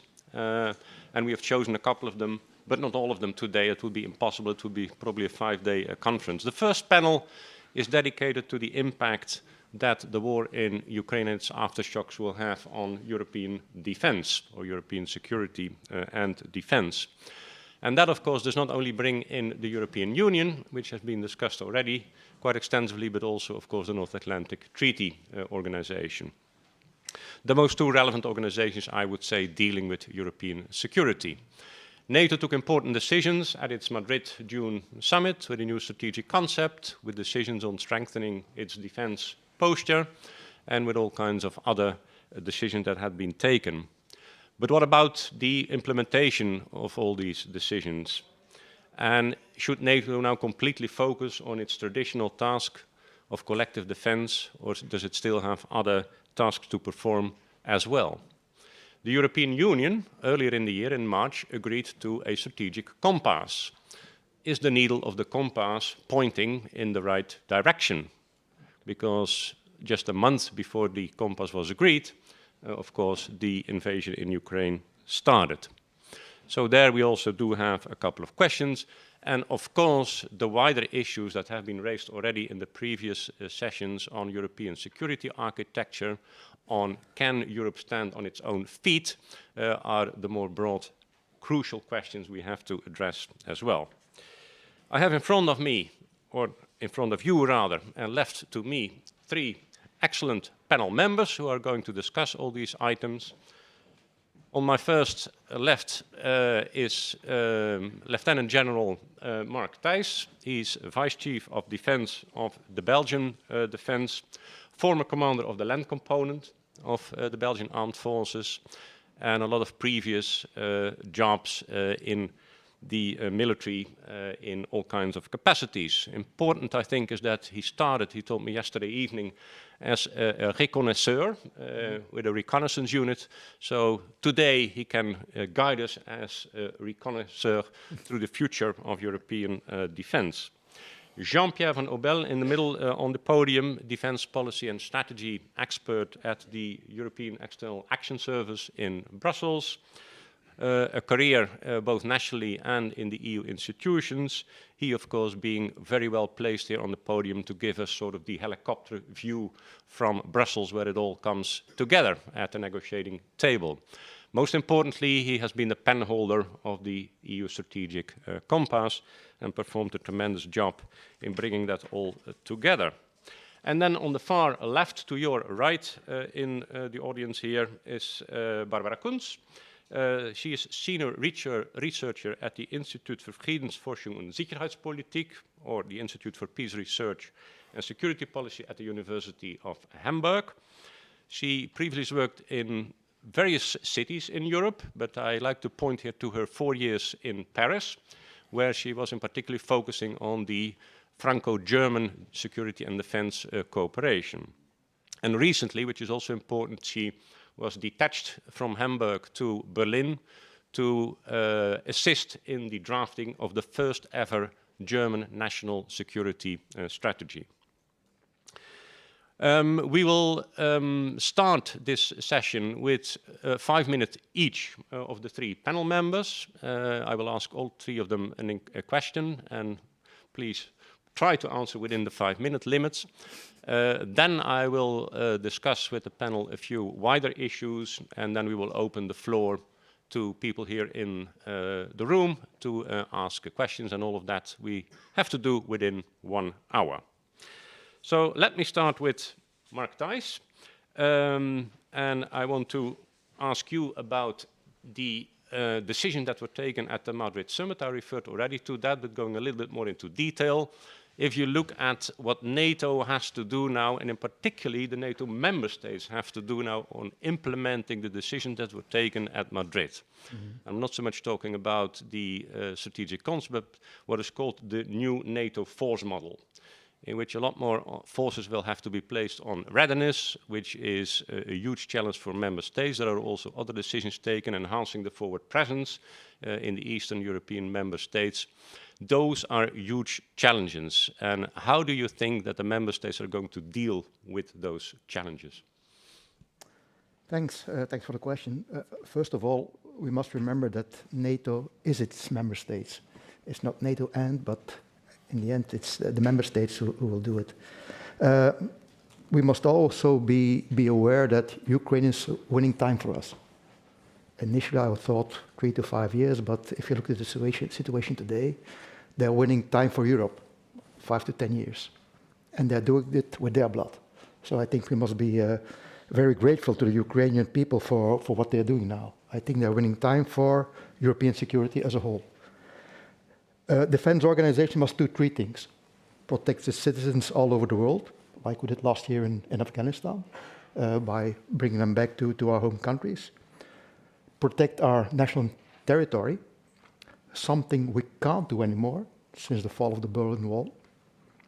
And specifically, if I look to Belgium, with the headquarters of the EU, headquarters of NATO, nuclear plants, harbors, pipelines, it's quite a challenge that we also have ahead of us, which is not only necessary for our national security, a national defense plan, but also within a defense collective defense scenario. And then, of course, the third task is assume all the obligations that we have through NATO and EU. And if you look to NATO, it's that conceptual shift from collective security to collective defense. That's the main issue that's on the table today. From a military technical point of view, what does that mean? First of all, that within a collective security scenario, it's like going to the restaurant. You choose on the menu and you send those troops out. Collective defense means that you must be able to simultaneously deploy all your troops. That's another ballgame. Secondly, we're talking about peer-to-peer conflict. If you go into collective security, most of the domains are non-contested. We have air superiority, land superiority, naval, cyberspace. In a peer-to-peer conflict, all domains are contested. We're not ready for that. It's also going from a static employment of forces to a mobile employment of forces. We're not ready for that. It's talking about readiness levels. As I said, as Dick said, my first job was in the reconnaissance battalion, armored reconnaissance battalion in the German border. I ran patrols with the Volkspolizei 50 meters on the other side. My readiness level was 4 hours. Today, if you talk about 10 days, it's quick. That's also another ballgame. It's also thinking effectivity and not efficiency. 30 years of efficiency has hollowed us completely out. We must think of effectivity. I remember the discussion we had on duplication, because it was forbidden. Now we need multiplication. A simple example, we had, together with the Netherlands and Denmark, a special operations command center. Everybody brought 33% to the table. But if you lose 32%, it's very efficient. But if you lose 33%, you have 0 left, because it's 0 or 1. So you must have more than 1 to be effective. Recreating logistical support and logistical depth. It's an enormous challenge. Host nation support, because actually within a collective defense scenarios, especially for the Netherlands and for Belgium, which is the center of gravity for military mobility within NATO, we must be able to protect those forces who come from over the ocean and have to go to the east. So technically, we know what to do, but what has been deconstructed in 30 years, you don't reconstruct it in 2 years. We'll need a lot of time for that. One of the first challenges that I see is the human resources challenges. Actually finding the people to do the job. A second main challenge, and that's broader, it's the economical challenge. We talked about strategic autonomy, why Africa has become more important, in my opinion also. And that's something we have to rebuild. I can talk more about how I see strategic autonomy afterwards, but I think the real challenge is societal. We can only succeed and rebuild our defense organizations if our societies are ready for it. And there I see that we're confronted with the paradox. In human history, there has been no society has been so prosperous, so free, and so long in peace. And at the same time, we're not ready to protect it and to defend it. I think that's the real fundamental challenge for our societies today. And if we can solve this challenge through winter, this first cold winter, this will be a very hard one, to keep everybody together, I think we can easily do what we have to do.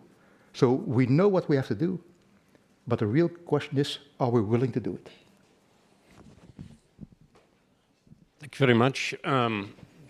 Very interesting thoughts, because at the end of your introduction, you're actually referring to sort of societal, cultural mindset change, which is the driving force of being solving actually the issues we are facing also in the military term. The other one element I think you mentioned is very important is long-term sustainment of the effort. We're all thinking that this has to be done in the next couple of years, but actually it will take more than a couple of years to restore what has to be restored. Thank you very much. Jean-Pierre, implementation of the compass is ongoing as we speak. And ambitious targets have been set for the years to come, up till the year of 2025. But the compass itself was developed actually pre-outbreak of the war. The text was adjusted the last month before it was agreed by the Council. So my question is, during this implementation process, which is ongoing in the coming years, is the war in Ukraine actually affecting the needle? Will it change the direction of the needle? And the more broader question, is Europe, is the European Union actually prepared? Is it willing and ready to take up its responsibilities in security and defense? Thanks, Dick, and thanks to Clingendael for inviting me here today. Pleasure always to be here. Let me take you back indeed to that 24th of February, where indeed we were in the end game of our negotiations on the first ever EU security and defense strategy, the strategic compass. And as you said, I think as European Union we reacted quickly. Marisa already said it. Very fast agreement on sanctions. Perhaps an even faster agreement, and nobody had expected that, on the European Peace Facility. I had the honor to do at least one of the 2 years negotiations of this peace facility. And Dick, if you had asked me, or anybody had asked me in January, if we would ever use that instrument, I would have asked you if you had a bad night. The reality is 2.5 billion euros. And the reality is also that over those 2 years of negotiations, the main problem was about lethal equipment. Any idea how much we spent today of this 2.5 billion on lethal equipment? 95%. So if we want, we can. I think that's the message. If you look at the compass, yes, we adapted that in the last month, and obviously that was a lot of work, but I think that's the only way that we could have done it. And you can actually compare it. That's how we work in the European Union on security and defense. That's very transparent. You just go to Google and you type Strategic Compass Ref 1, and you get the first version of November. And you compare that to the version that was ultimately adopted in March. And then you do see that things have changed. Notably, of course, in the first part of the compass where we describe the world and how we look at Russia. And I think slowly there is getting a little bit of this EU learning to speak the language of power, as the HRVP Josep Borrell always said, and was mentioned this morning. We're not there yet, but I think we're going in that direction also because we don't have any other choice. One of the other main things that has changed over that last month was the part on investments.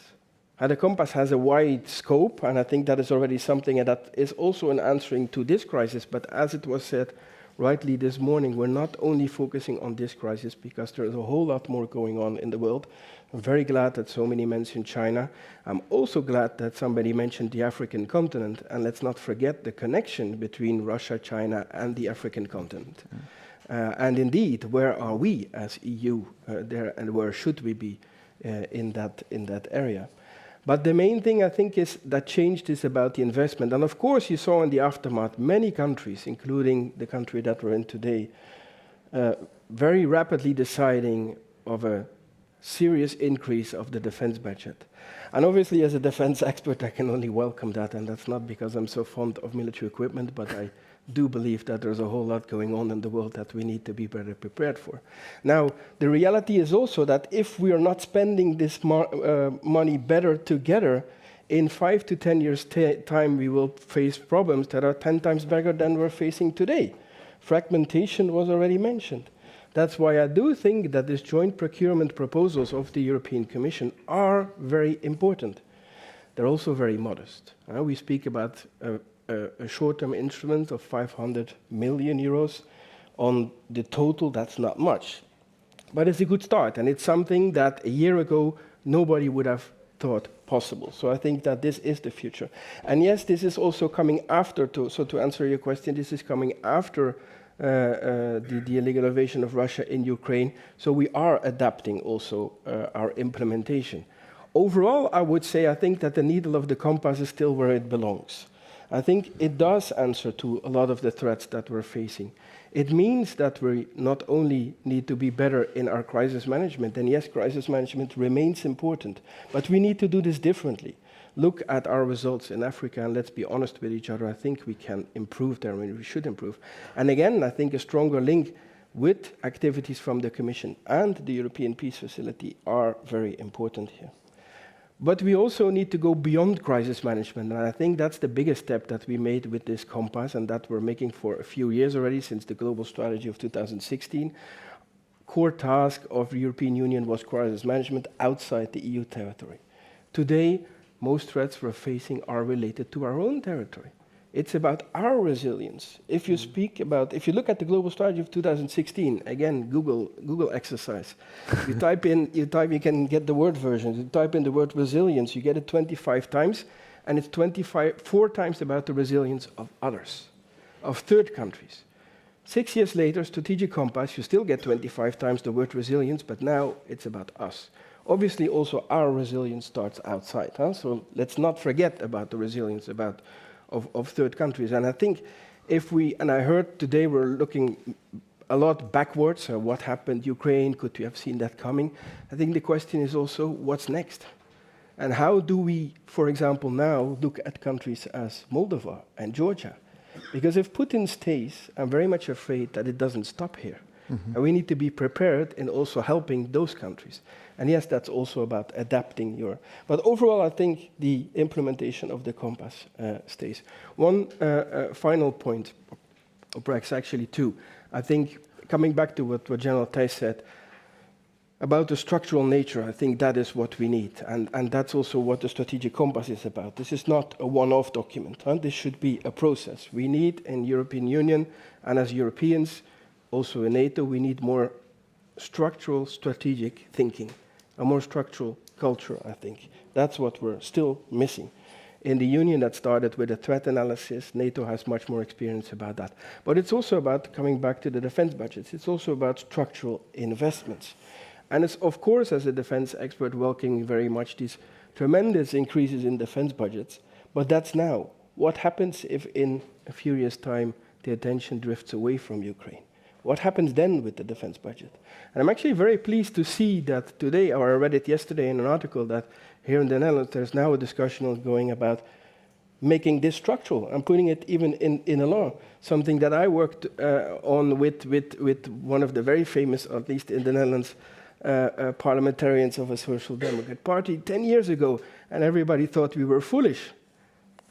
Now it's there, it's out in the open. I think that is a big difference.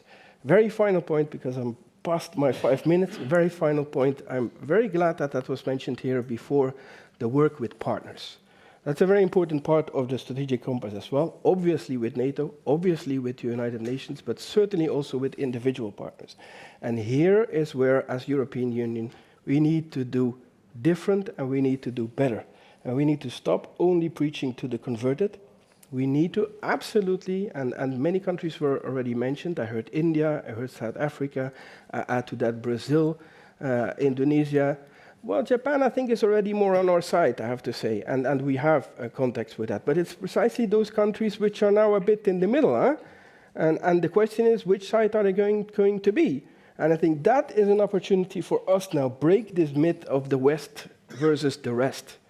I think here lies our challenge, and we have an opportunity also in the area of security and defense. And Josep Borrell is convinced to organize a partnership forum in March. That's not just to gather our friends. It's also an opportunity to speak with those countries and to, I heard indeed that was also a term that came to me to mind over the last days, the non-alignment. I think that's a situation that we need to avoid. Thank you. Thank you, Jean-Pierre. And actually, you picked up quite a few issues that were raised earlier before. The outreach to other countries in the world, partners, but also the issue of joint procurement, which was mentioned before, and the important role I think the European Commission is playing. Since the European Commission started to become involved in defense as of 2016, all the initiatives taken from the European Defence Fund up till the recent one, this has really been an important game changer. So it's not only in the digital world or in other areas, it's also in the defense world where the Commission is now really becoming an important player. Thank you. We then move to Barbara. The word Zeitenwende, of course, unavoidably was mentioned already several times before. Expectations are actually quite high across Europe and even beyond Europe that this might really lead to a change in German foreign and security policy, which of course in the past is difficult to define it, but has always been sort of a combination of, yes, we want to cooperate in also military action, but with all kinds of caveats and putting a lot of preconditions into the play. Of course, the Zeitenwende has resulted in tremendous change in Germany in terms of defense spending. Let's be clear on that, the 100 billion extra over 4 years, if you sort of break that up in 4 parts and you add it to the defense budget, you have now the biggest defense spender in Europe is Germany, and not France and not the United Kingdom. So this is absolutely of great importance. But the question I would like to pose to you, also by your recent experience in Berlin working on the strategy, is do you really think that the Zeitenwende, which has clearly a defense chapter which is ongoing in Germany, but will it also lead to the German role in Europe and even beyond Europe from its past of being reluctant in geopolitical terms, in power politics, or do you think that Germany will still sort of be behind the Rhine in its traditional relying on others or leave it to the French? In other words, will the Zeitenwende bridge the gap between Berlin and Paris? Well, that probably remains to be seen, and I have to say that I am myself rather skeptical, unfortunately, on this. I mean, the 100 billion euros you mentioned, that is definitely a good start, but I think it is also important to keep in mind that this money helps the armed forces to get to the level that was planned pre-February 24th, and that the long-term sustainable funding of the German armed forces is anything but uncontroversial in the German debate. And I mean, with the economic situation we're moving into now, who knows how that debate goes. I mean, maybe on the numbers, a recession could actually help in the 2% goal, but this is just numbers and not real investment. So I think financially, even, it remains to be seen. And I mean, it is a very German solution, obviously, to just throw money at a problem and think that that solves it. It's part of the solution, obviously, but it's not all. The bigger obstacles, and I think this is also mostly what you had in mind with your question, are, of course, at the level of strategic culture and conceptually on how to think about security. And I think if you just look at debates going on in Berlin right now in the German media and so on, I think you can see that the sort of the mainstream strand in the debate has shifted from the old Wende durch Hände with Russia to a more hawkish take, and that I think the majority position would actually, for example, be to deliver those tanks to Ukraine, and nobody really understands what the government or what the chancellor is doing and his party. But at the same time, if you take a step back from this debate, I would say, okay, the debate is now more hawkish, but strategic thinking remains very shallow, more shallow, for example, than in France. And there are, I think, three aspects to this. And the first is, I personally wonder whether Germany is sort of intellectually equipped to read the international system and the dynamics in the international system. And what, I mean, I do not want to give an IR theory lecture here, but what is called the international system level, really? For example, what does it mean that the United States has essentially shifted towards being in defensive mode after many years as the unipolar superpower? Well, how do we analyze this? What does this mean? I see very little debate about things like that. The second aspect, I think, Berlin at large is somehow struggling with is the question of what does a value-based approach really mean? What I think often happens is that sort of the value dimension kicks in before even the analysis of the situation. And that for that reason, things are either analyzed wrongly, thinking for decades that Russia can be a partner, or things are not analyzed at all because it would just not fit into the value framework.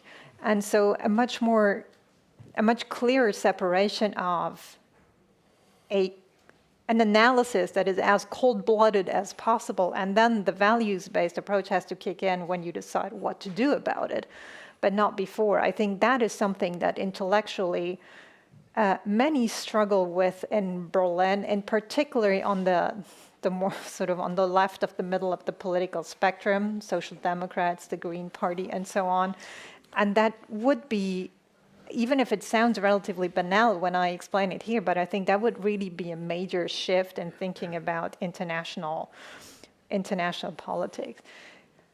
But I think the biggest problem somehow with Berlin, which at the same time is a positive trait, of course, is that Germany really is the status quo power par excellence, and that it has a very hard time to think beyond the status quo it likes so much, the rules-based international order, a strong transatlantic link, and so on, and that there are a lot of invisible obstacles in thinking about scenarios in which these features, the old status quo, is just simply not available. And I think in order to really step up and to play that leadership role in Europe, Berlin needs to come up with ideas for exactly these scenarios instead of just saying, yeah, we like the rules-based international order, we like the strong transatlantic link, because everybody does that, but that is not the solution. And I think there it is also sort of within a European context, this is something that is probably not even what a lot of other European countries want, because now you hear a lot of calls for European leadership, but my hunch is that these calls are actually just about no French leadership. Nobody wants to be led by France, because what the French want is, well, what the French want, and a lot of other European countries are skeptical. And so German leadership within Europe would be fine, sort of, if this leadership is what the respective capitals want. But since Germany has not really come up with a forward-looking leadership, for example, for the question of, as was mentioned during the previous panel, some kind of modus vivendi with Russia once the war in Ukraine is over, this is where leadership really is required. And based on the factors I just mentioned, I am not sure that Germany or Berlin is the right place to develop the visions for all these scenarios before even going to get allies among the other Europeans on board in order to realize these visions. Well, thank you for that. Maybe there's a mission for other European capitals to go to Berlin and help Berlin to come further forward. But this is nothing new. I think Sikorski from Poland once tried that, quite bluntly, actually, and it really didn't work. But again, it's about strategic culture, which was mentioned before both by Mark and by Jean-Pierre as well. Thank you all for the first round. We move into the second round, so one or two issues I'd like to discuss with all three of you. The first one is actually picking up the issue about European security architecture. We have the two dominating organizations, EU, struggling from soft power to become a geopolitical power. That was mentioned before. We have NATO back to its original task. A lot of work to be done, as Mark also explained to us. Sometimes you hear arguments or pleas for a sort, maybe not formalized, but a sort of division of labor. In the new world with Russia, denying any international rule, NATO's primary task should be something it should focus on more or less completely. And this is trickling down into the deterrence and defense posture activities of the alliance. And the EU, with its broad toolbox, will be better equipped to deal with the problems in the south, the Sahel, wider Africa, where it can bring in not only, if needed, a military instrument, but also, of course, all kinds of other means. Would this be a model that actually could also work in terms of bringing the EU and NATO closer together? Because the complementarity would then sort of be not formalized again, it would be more an informal deal, I think. But I would be interested to hear your reactions on this more architecture-like question. And I think we'll do it in the same order. Same order, start okay. Start with the military. Okay, it's a question about cooperation also, I think. And if you look into military cooperation, I think Belgium and the Benelux is a reference, is a world reference. What we do with the Netherlands with our Navy, we have a strategic partnership with France for our land forces. Air Force goes transatlantic, and so I think, and in our process, when we build capabilities, the first question in our process is, can we work together with somebody? So I don't believe in something that has been imposed top-down. At a certain moment, it probably is necessary. If you look also to in history, what happened in the United States, it was partially also imposed top-down. But what we construct today actually is bottom-up. And I strongly believe in those bottom-up construction, because it's creating mutual confidence between different countries. What's very important, and then you go into the weeds as a military, if you want real cooperation and not cooperation in name, it's actually you must have two things the same doctrine and the same configuration of your equipment. And that's already very difficult. We have the example of the NH-90 helicopter, which of course is a European, but we have so many configurations which makes it a bit more difficult to sustain. So, and that's also part of our doctrine of cooperation. So slowly, that's the way actually you try to build corporations and you try to bring in other countries. And that's the way to perceive. Do we have to go into a Europe where the Germans build tanks, the French build wheeled vehicles, and the Dutch build chips? I don't believe so. What is important, I think, and then I looked also to the US example. If I look to Lockheed Martin, I think they have factories in 49 states. And if you have factories in 49 states, at a certain moment with a project, you have to go to the political level. So you can find political support for your projects. And that's something we have to look into Europe also. Well, I have more than 20 years experience in projects, equipment projects. And if I look to the current EU regulations, actually, it's centrifugal. If you look how we acquire equipment today, actually it goes slowly more and more to the bigger countries, to France, to Germany, Spain, Italy, Poland also is also becoming an important player. And so what's important, if you want to build a real industrial base in Europe, is that you also bring in the smaller countries. And that's the real challenge, I think. First, in bringing those smaller countries, that they also have a part, because if a government has to spend a couple of billions of euros, of course they want a societal return. We don't like to pay for our equipment and everything goes to France, to the US or to Germany. And I think that's the real challenge, actually, if we want to build a cooperative EU security. Not surprisingly, I would say the bottom-up approach.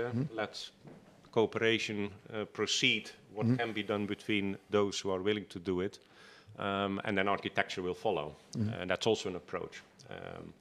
Jean-Pierre, how do you look at sort of, I'm not saying a formal division of labor, but a concentration of EU efforts, which actually is the task of CSDP? You mentioned that crises are coming to our borders, that is true, but still, of course, the treaty says that CSDP operations can only take place outside the European Union.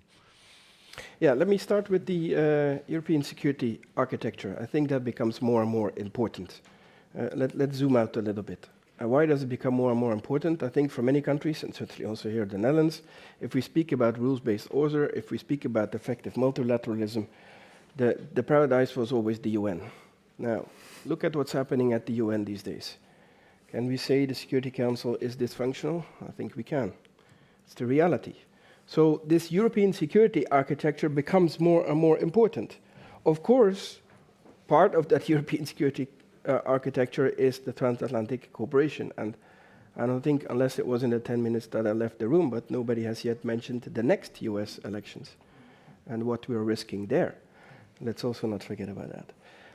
Third point on this, more and more important, the shift that we're seeing in Europe now, with Sweden and Finland hopefully very soon joining NATO, and Denmark just opted in the EU.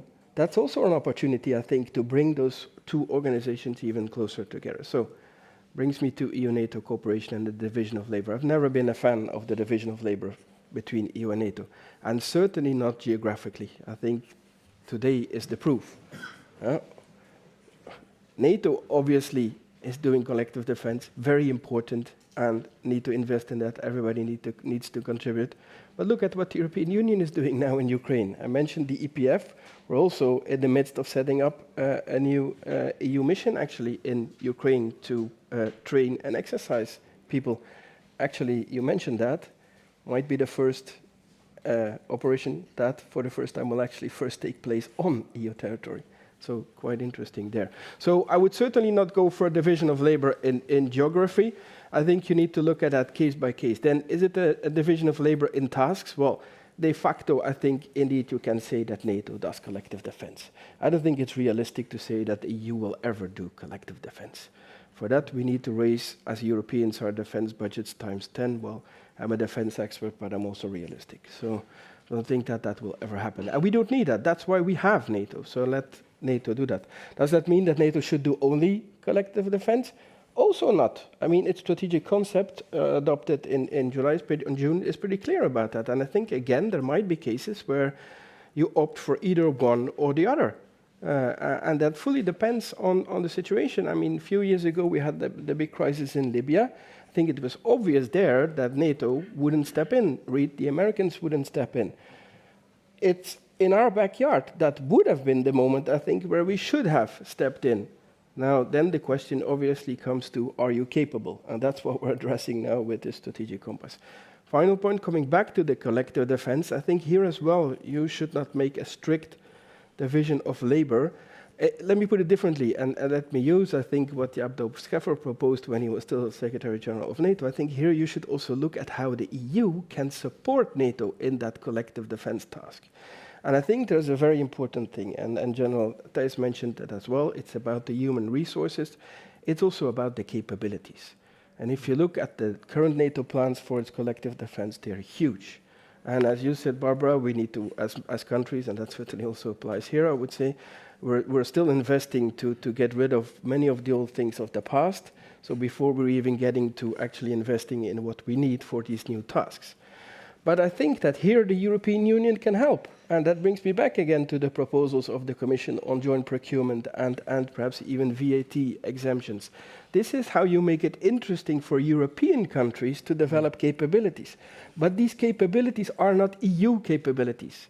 They are in the hands of the member states, and they can very well use them for NATO. And I think that is how we should strengthen our cooperation. EU and NATO can help each other directly, but also indirectly. And I think here we should make better use of. Yeah. Thank you very much. Do it all is basically what you're saying on both sides. Although, of course, in practice you do see different emphasis. Barbara, Germany is a big supporter of the North Atlantic Alliance, but is also a big supporter of the European Union and CSDP. How do you look at the question? Well, I think in German domestic politics, to maybe start with this, I think a lot of this actually depends on how the future of crisis management is seen. There is a real crisis management fatigue or foreign deployment fatigue, and there are now all these commissions looking into Afghanistan. There are debates about Mali. So I think this is just one aspect to be kept in mind in general when it comes to this de facto or potential division of labor. But I think that both are necessary is clearly part of the consensus. But maybe again to take a step back, two remarks at two very different levels. First, I would also like to underline 2024 is really a crucial moment, and 2028 and so on, because I think in a sense your question's answer will largely come from Washington, in a sense of just what the United States will be willing to do and help the Europeans to do. Also when it comes to crisis management operations, I mean, what are we able to do? Even there, it's worth looking at US support and what would happen if that no longer existed. And so we can, as Europeans, discuss what we want, but it is also very clear that there's a number of situations where replacing the United States for now is just not an option. So that is the context. And then my second point I would like to make is maybe way beyond just military intervention. I mean, CSDP being just so much more about this. Resilience was mentioned many times, and there are a lot of issues where the European Union is obviously much better equipped than NATO. And I think what is important in that context is to keep in mind that no duplication actually goes both ways, right? There's always these debates about being afraid that the EU now moves into things and activities that used to be NATO's and that is not efficient and so on. But I sometimes wonder how strong the awareness is that you could argue the same, the other way around, and that NATO moving into areas where the EU is already very good at doing things is not efficient either. Of course, there are countries that are not part of both organizations who would maybe have a different take on this. But I think this is just one side aspect that is important to keep in mind. Well, thank you all. I'm going to change the choreography a little bit because we only have about 10-15 minutes left. So I keep my second issue to close off the panel session. I want to open the floor to the audience here. Unfortunately, the YouTube viewers cannot ask questions, but the people here in the room can. Can you please raise your hand? Please introduce yourself very shortly and also be very short and crisp in answering a question. I think you were the first one and I see two ones further back. Please go ahead. There is a microphone coming, so just wait a moment. Thank you very much. Konstantin Gorobets, University of Groningen and Apora Foundation. I have a question about the panel discussed mostly the long-term strategies and implication for European defense. But as General Thijs mentioned in the opening remarks, Ukraine is winning time. And if not formally, then at least functionally, it is already part of European defense. But while Europe is winning time, Ukraine is trying to win the war. So what do you think should be the short-term strategies in this regard? Because in comparison to the US, EU does not seem to have an articulate short-term policy on how to help Ukraine to fight this war here and now. So this is my question to all of the panel. Thank you. Thank you very much. Well, you were mentioned first. Gerald, please go ahead. What's been wandering through my mind since February is do we go for, in World War II terms, unconditional surrender? Or must we find something, well, a semi-diplomatic solution? As the cards are on the table today, I think we're going more into unconditional surrender without saying it openly. So it's a political question. It's as a soldier, it's going through my mind because it depends also what will be the attitude also for the military. So and as a society and in our society as a whole. So I think that's a bit a fundamental question, and it's not been clearly stated yet, I think. But those are the two things that are wandering through my mind: unconditional surrender or something else. Any of the other panel members want to reply? No? Difficult question.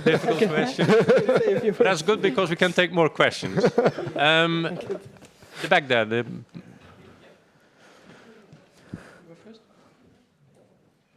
Well, thank you. I'm Ambassador. No, I'm gender first. I'm Ambassador of Croatia, Dubravka Markovic. Pleasure meeting all of you. From discussion, if I followed it very attentively, the OSCE is largely absent. So European security architecture without the OSCE, I don't have heard a word about it. So what is your take on this? Right, who wants to speak on the OSCE? Perhaps Jean-Pierre, indeed. Very good. Tom said he said it. No, yeah. I mean, it's a bit the same as with the UN, to be honest, huh? But, I mean, we do mention this in our strategy, in the strategic compass. Very important to work with the OSCE, notably in what the OSCE is doing in conflict prevention. I think that is certainly, we haven't mentioned that at all, but there's so much more. Conflict prevention, very important. But member states of the EU very keen to work with the OSCE, but like with everybody, it needs to tango. And for the moment, the reality is that we cannot tango with the OSCE because there is one member of the OSCE who is blocking that, and that's exactly the same as the one that's blocking in the UN Security Council. So in that regard, I think we have to be realistic as well. But yes, I've spent myself 2 years in the field in Kosovo and worked very well together with the OSCE. So obviously, the moment we can, we should. But the reality is that we can't. Just coming very quickly back to the previous question, because I do want to. I do think that we are doing a lot short term. I mean, we mentioned the EPF, we mentioned the new mission, but it's also more than that. It's not only about in the hardcore security and defense area. I think we're trying to support Ukraine as much as we can. But yes, I mean, the reality is that we're not sending military there. We just stay safely on our side of the border, I think, for good reasons, I would say, but that's the reality. But I don't think that there is no short-term policy. The thing is also that I think time and again we see events happening that were very hard to imagine. I mean, the mobilization, I think we could have seen coming, but then the bombing on 300 meters of a nuclear plant, I mean, it's again a moment where you think, really? Yeah. Well, I think the question went a bit further. The Americans are clearly saying Ukraine should win. All Russians out. That is, and Europe has not taken that position. Individual European countries are sort of pointing to that. I think that was the question. Difficult to answer, though, because Europe is apparently not unified on answering that question. Then the gentleman in the back, please. Thank you very much. I'm the ambassador of Luxembourg, but also accredited to the African Union and Ethiopia. And I'll speak, if I am allowed, two personal comments à titre personnel. The first one is that I was very happy that Madame van Schaik raised the issue of the European or Western relation with the Global South. I think the different votes in the United Nations have revealed that there's a lot of work to be done. And I wouldn't concentrate it too much on the development side. I think we need to develop real substantive political partnerships and a different narrative with quite a number of countries. I'm excluding maybe India and China, who are specific cases. So we have a lot of work on our plate in reviewing Europe's, let's talk about Europe's relationship with quite a number of countries. And we have also a whole historical background, which we'll have to do some collectively, some Vergangenheitsbewältigung, if I may say so. My second point is I agree on the assessment that the European and the Euro-Atlantic structures and politics have been reactive and strong quite quickly, and that is, I think, is a great credit to both organizations. I think very important also is, and I'm saying that maybe specifically in a Dutch context, it also brought the proof that you can be a good European and a good Atlantist at the same time, because this was often discussed, I think, in the debate here in the Netherlands as either or, you have to choose. And and of course, this condition was, I think, strongly conditioned by the fact that there was a new leadership in the United States, because I remember that the previous president had refused to mention Article 5 in his first speech when he came to Brussels. So that is, of course, very promising, and pour vous que ça dure, as Napoleon's mother always said. Just a side comment, reacting to Madame Kunz, I think we shouldn't discount France that quickly. I mean, this is a very strong, in the European context, a very strong country, permanent member of the Security. I'm not paid by France, by the way. Permanent member of Security Council, nuclear power, has a military which is capable and relatively strong in all categories, naval, aviation, everything. And which has, and that is the point I'm coming to, which always has had a strategic vision. And the fact that you showed Jean Monnet and Jacques Delors, but you could have added Robert Schuman as well, that we have a European Union today is also thanks to the fact that there were some visionary Frenchmen who had a strategic vision, because it was to prevent wars in Western Europe, to create something extraordinary, which we have today as a European Union. So I think France, Germany, other countries can provide leadership. We don't have one country leading, but we shouldn't discount the great potential of the French, who, by the way, also have a global reach diplomatically. They have military bases all over the world, etc. So that's my... Thank you. Not a question, but a long statement. But thank you very much, Ambassador. I want to finish, and then we're going to have a coffee break, and I think you're looking forward to a coffee break by now, with a very challenging question to all three of you, which is a scenario-based question. We love that at Clingendael. The scenario is the following. The United States is very much engaged in a serious conflict around Taiwan, and actually this leads to war fighting between the US Navy and other US forces and the Chinese armed forces. At the same time, Mr. Putin or his successor is using, or rather misusing, the situation to exploit how European or NATO unity stands. And he's threatening from the Kaliningrad Oblast and with the good help of his friend Lukashenko in Minsk to establish a land corridor between Belarusia and Kaliningrad. So Kaliningrad is no longer landlocked with Poland and Lithuania around it. And Washington is calling Brussels and is saying, sorry friends, we have another concern at the moment. You have to be on your own for a while, and maybe we come later. But at the moment, we have to focus our effort completely on the problem with China. Let's assume this happens 5 years from now, something like that. What should Europe do? What can Europe do? And maybe we should now start in the other order. Thank you very much. I'm always in the middle. I will start with Barbara. Okay, well, one sentence on France, if I may, because as a French citizen, it would never occur to me to discount France. What I said is that most of Europe does not want to be led by France. And I would actually stick to that statement. And I mean, the European strategic autonomy debate, I think, proves my point here. France has great strategic thinking. It's just not very good at convincing its friends and allies.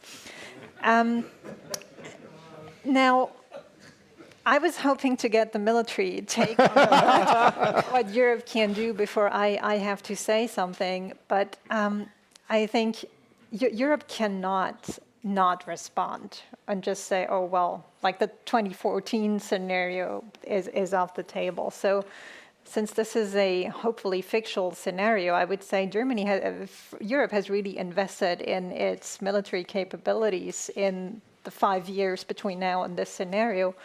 But to come back to a point that is really dear to my heart, I really hope that Europe has also stepped up its strategic thinking about things and understanding that if Europe has stepped up on its military capabilities, it has also stepped up on its understanding of the security dilemma it invariably gets with Russia if it does that.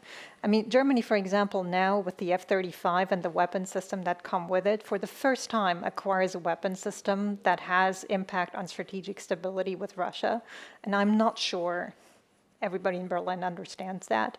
And so I would hope that in going into a crisis like the one you describe, Europeans have the unity it takes to collectively manage the situation, being aware of the potential for escalation that is definitely there, and find prudent ways to deal with the situation, not let Russia do what it tries to do with the military capability it requires. So this is not really an answer to your question, but this is the description of my hopes.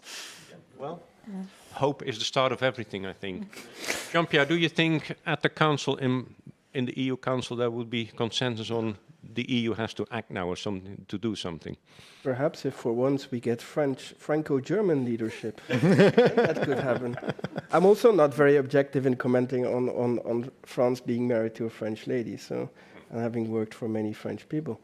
But no, on a serious note, that's what I really think that we need more of, Franco-German leadership. So it's both, you know, and then you can get everybody together in the union easier than you do nowadays. To your question, I think there are two sides. There's the political question, and I think, as Barbara, that at such a moment we cannot do nothing, so we have to act in one way or another. Of course, it brings the question that if you act in that particular part, what will it have for consequences in other parts? And that brings you to the second part of the question, and I'm very interested to hear also your answer, General, is are we capable of doing that? And here, if you would say this year, I would say certainly not. If you say time span of 5 years, it might be better, but I have more serious doubts. Certainly, if you say if it's without the Americans, huh? Because that's what you say. If it's without the Americans, I do have some doubts, and certainly about a few key aspects. It's about intelligence, still have a rather weak intel position in as Europe, not in the Union, as Europe. We still lack critical capabilities. Look at how fast we're already out of ammunition these days, which we provided to Ukraine, but now we don't have it ourselves anymore. But it's also really about sustainability in such a case, and that's what you need to do, of course, as military. You do your advanced and prepared planning, and how long would you be able to last in such a situation? And I have some doubts there, which also means that we still have a lot of work to do. And that moves automatically from the capabilities to what would be military possible in 5 years from now or even beyond. Since 2017, I'm giving lectures in the University of Ghent, and in 2017 I got a question from a student, what's our biggest threat? And I said at that moment, our naivety and our arrogance, two things we mentioned this morning. If I look at what we've been through the last 6 months already, Europe has gone through a geopolitical crash course. So I'm optimistic by nature. So I think within 5 years we'll be certainly less naive. We're already working on that through our strategic compass. We still have to work on the arrogance. That's quite sure. But in the end, it's not simply a military question. It's a question of all the instruments of power that you have as a state and as a union. It's about diplomatic, it's about informational, military, and economic. And how will we be able, within 5 years, to integrate all those instruments of power? I think And I'm optimistic because if you look to the history of the European Union, we became better through crisis. And crisis again, so we will become better. So. The United Kingdom? Are we talking EU or are we talking Europe? I think we should talk Europe. I think so too. Norway is also there, even Switzerland, Austria. The 4 countries in the EU who are not in NATO. Well, if Sweden and Finland are, I think it's Europe as a continent. Which again raises the question of architecture after Brexit and the Norwegians being out. But okay, we're not going to restart the debate. We're going to close the debate actually, because everybody now wants to have a cup of coffee or tea, and that can be arranged very shortly. I would like to have your hands for Barbara, Jean-Pierre, and General Mark Thijs.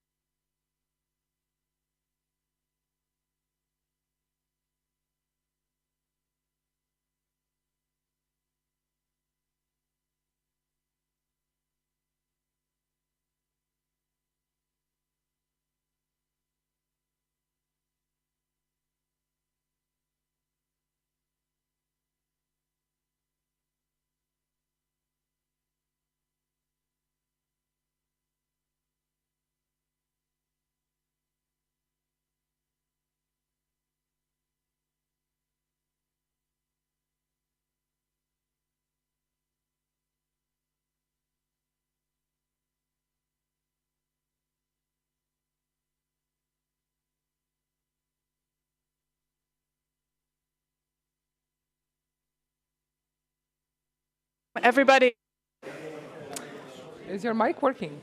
do we have, yes, thank you. Just start applauding. Thank you very much. Is the sound switched on? Yes, it is. Hello, welcome everybody to this panel on the strategic choices at stake when we talk about EU enlargement. My name is Sophie Derks. I'm not part of the Clingendael family. I'm a journalist, a Dutch radio host. I'm hosting Bureau Buitenland op Radio 1, the Dutch show on foreign affairs. In my daily work, we try to speak about foreign affairs in as much clarity as possible without EU lingo.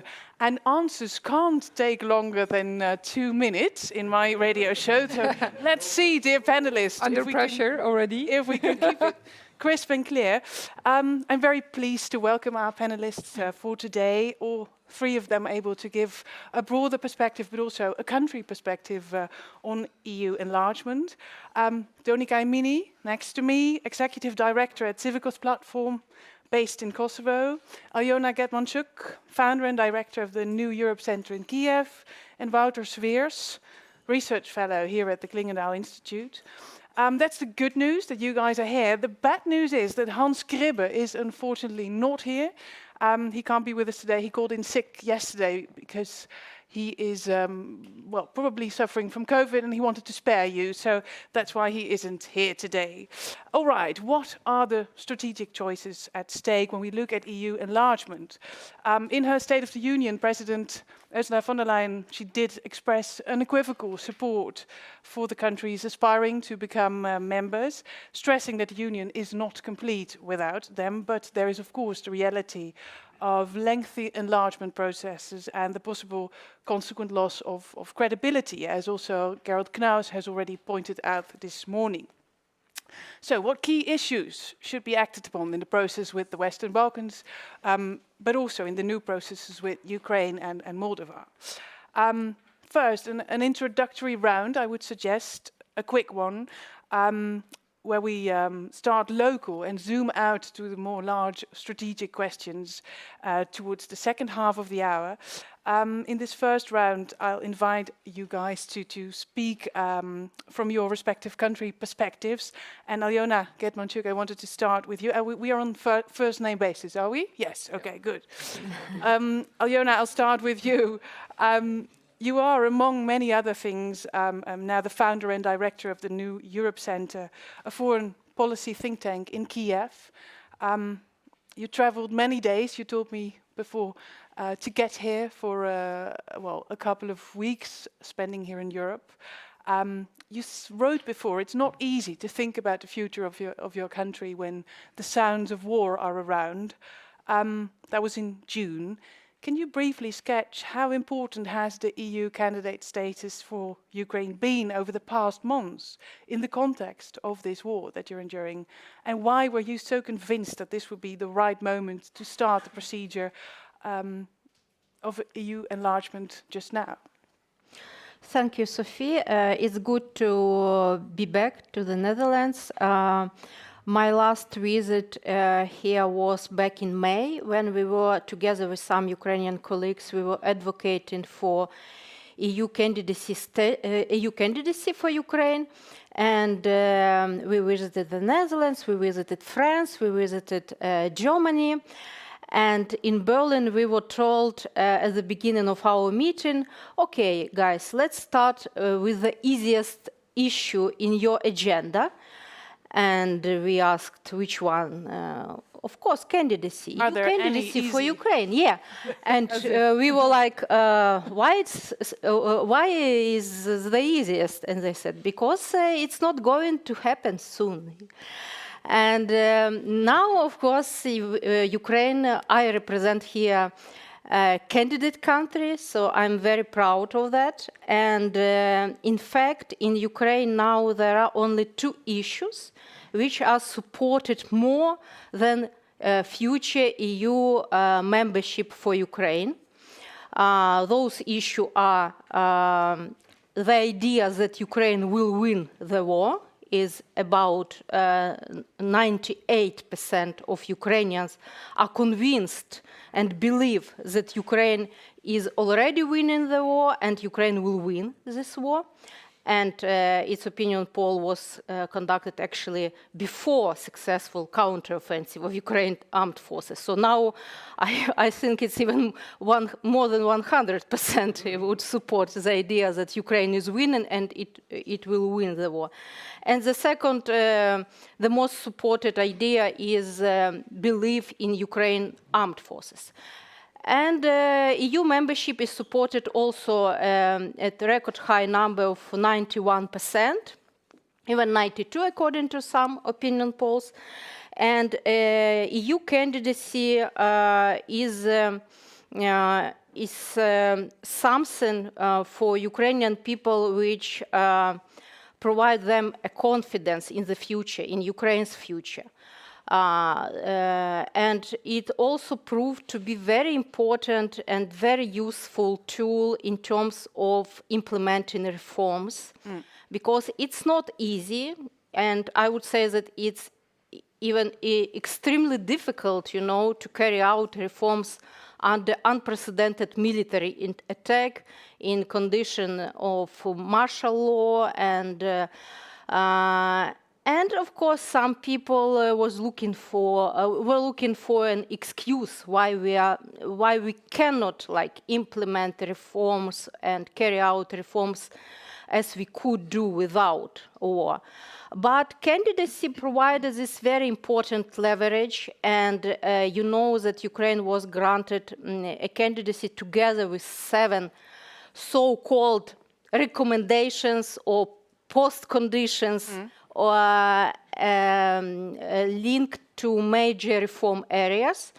And we, as think tank, together in partnership with other NGOs and think tanks, launched an independent monitoring how those recommendations have been implemented.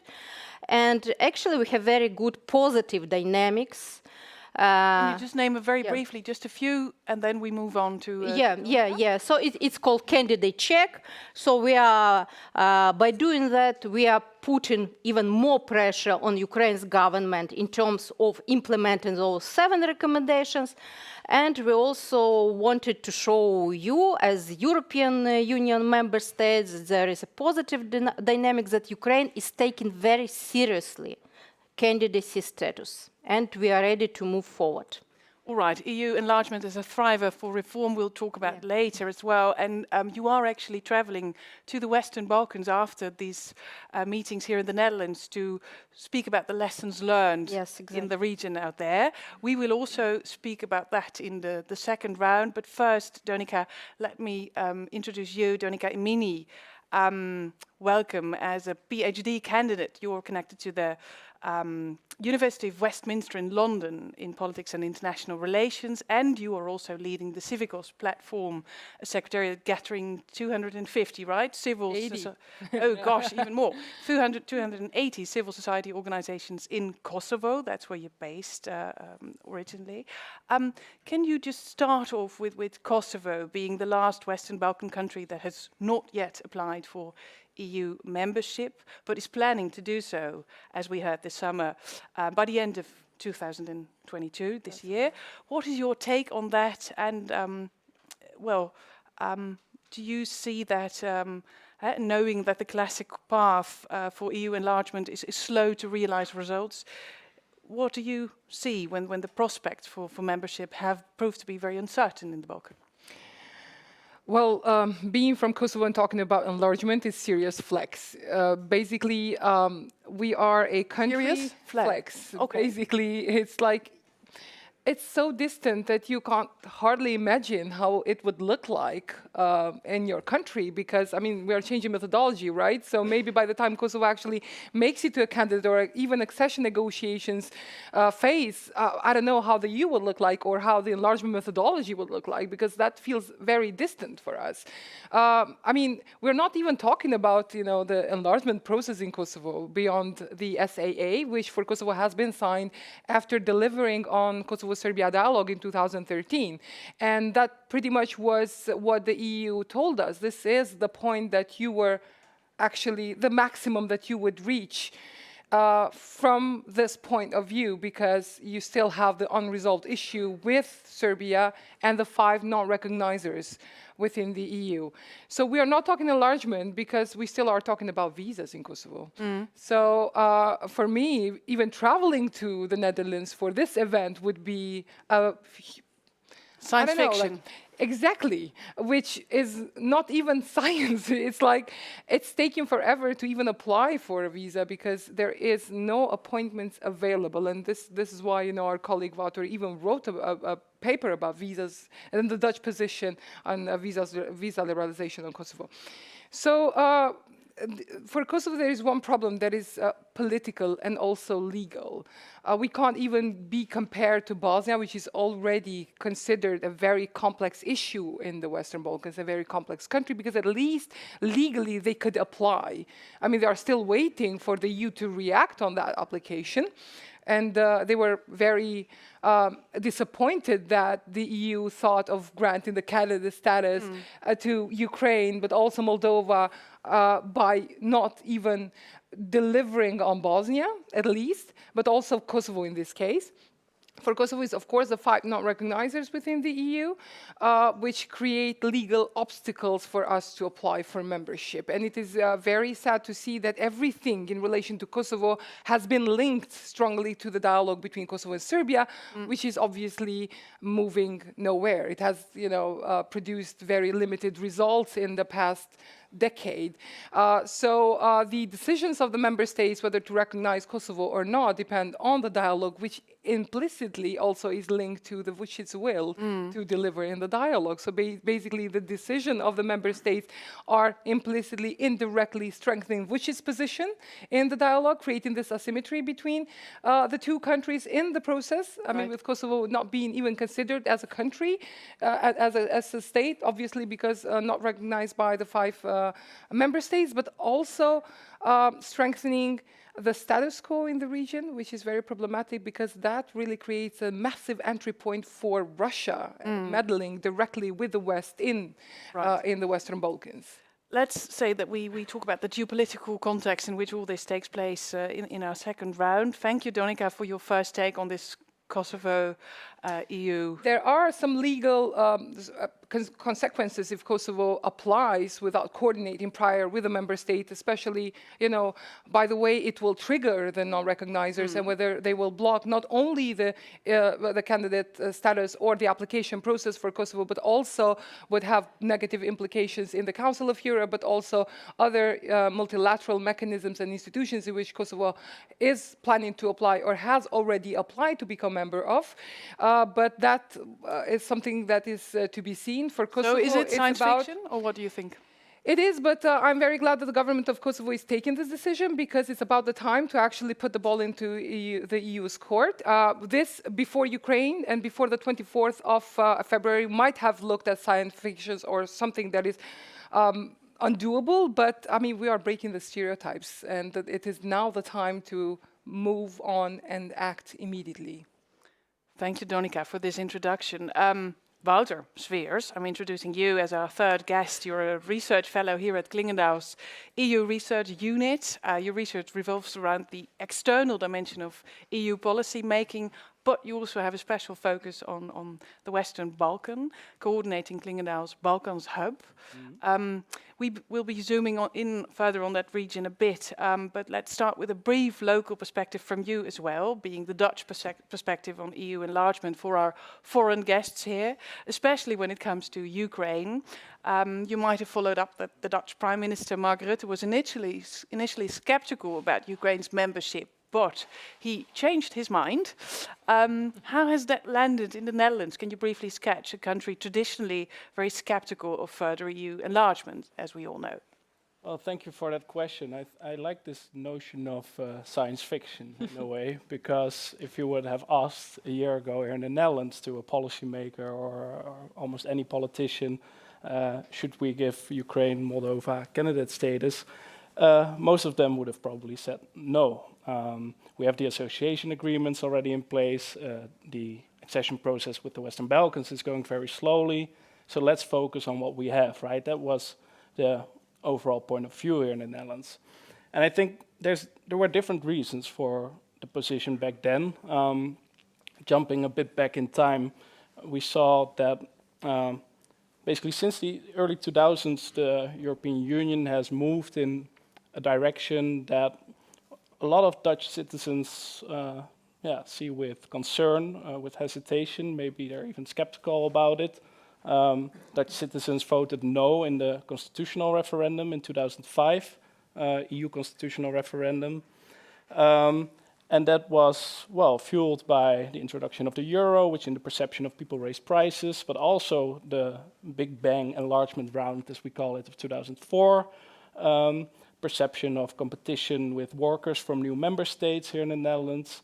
And ever since, of course, the EU has moved in a direction in which it did further integrate, it deepened further with the Lisbon Treaty, and it enlarged further. So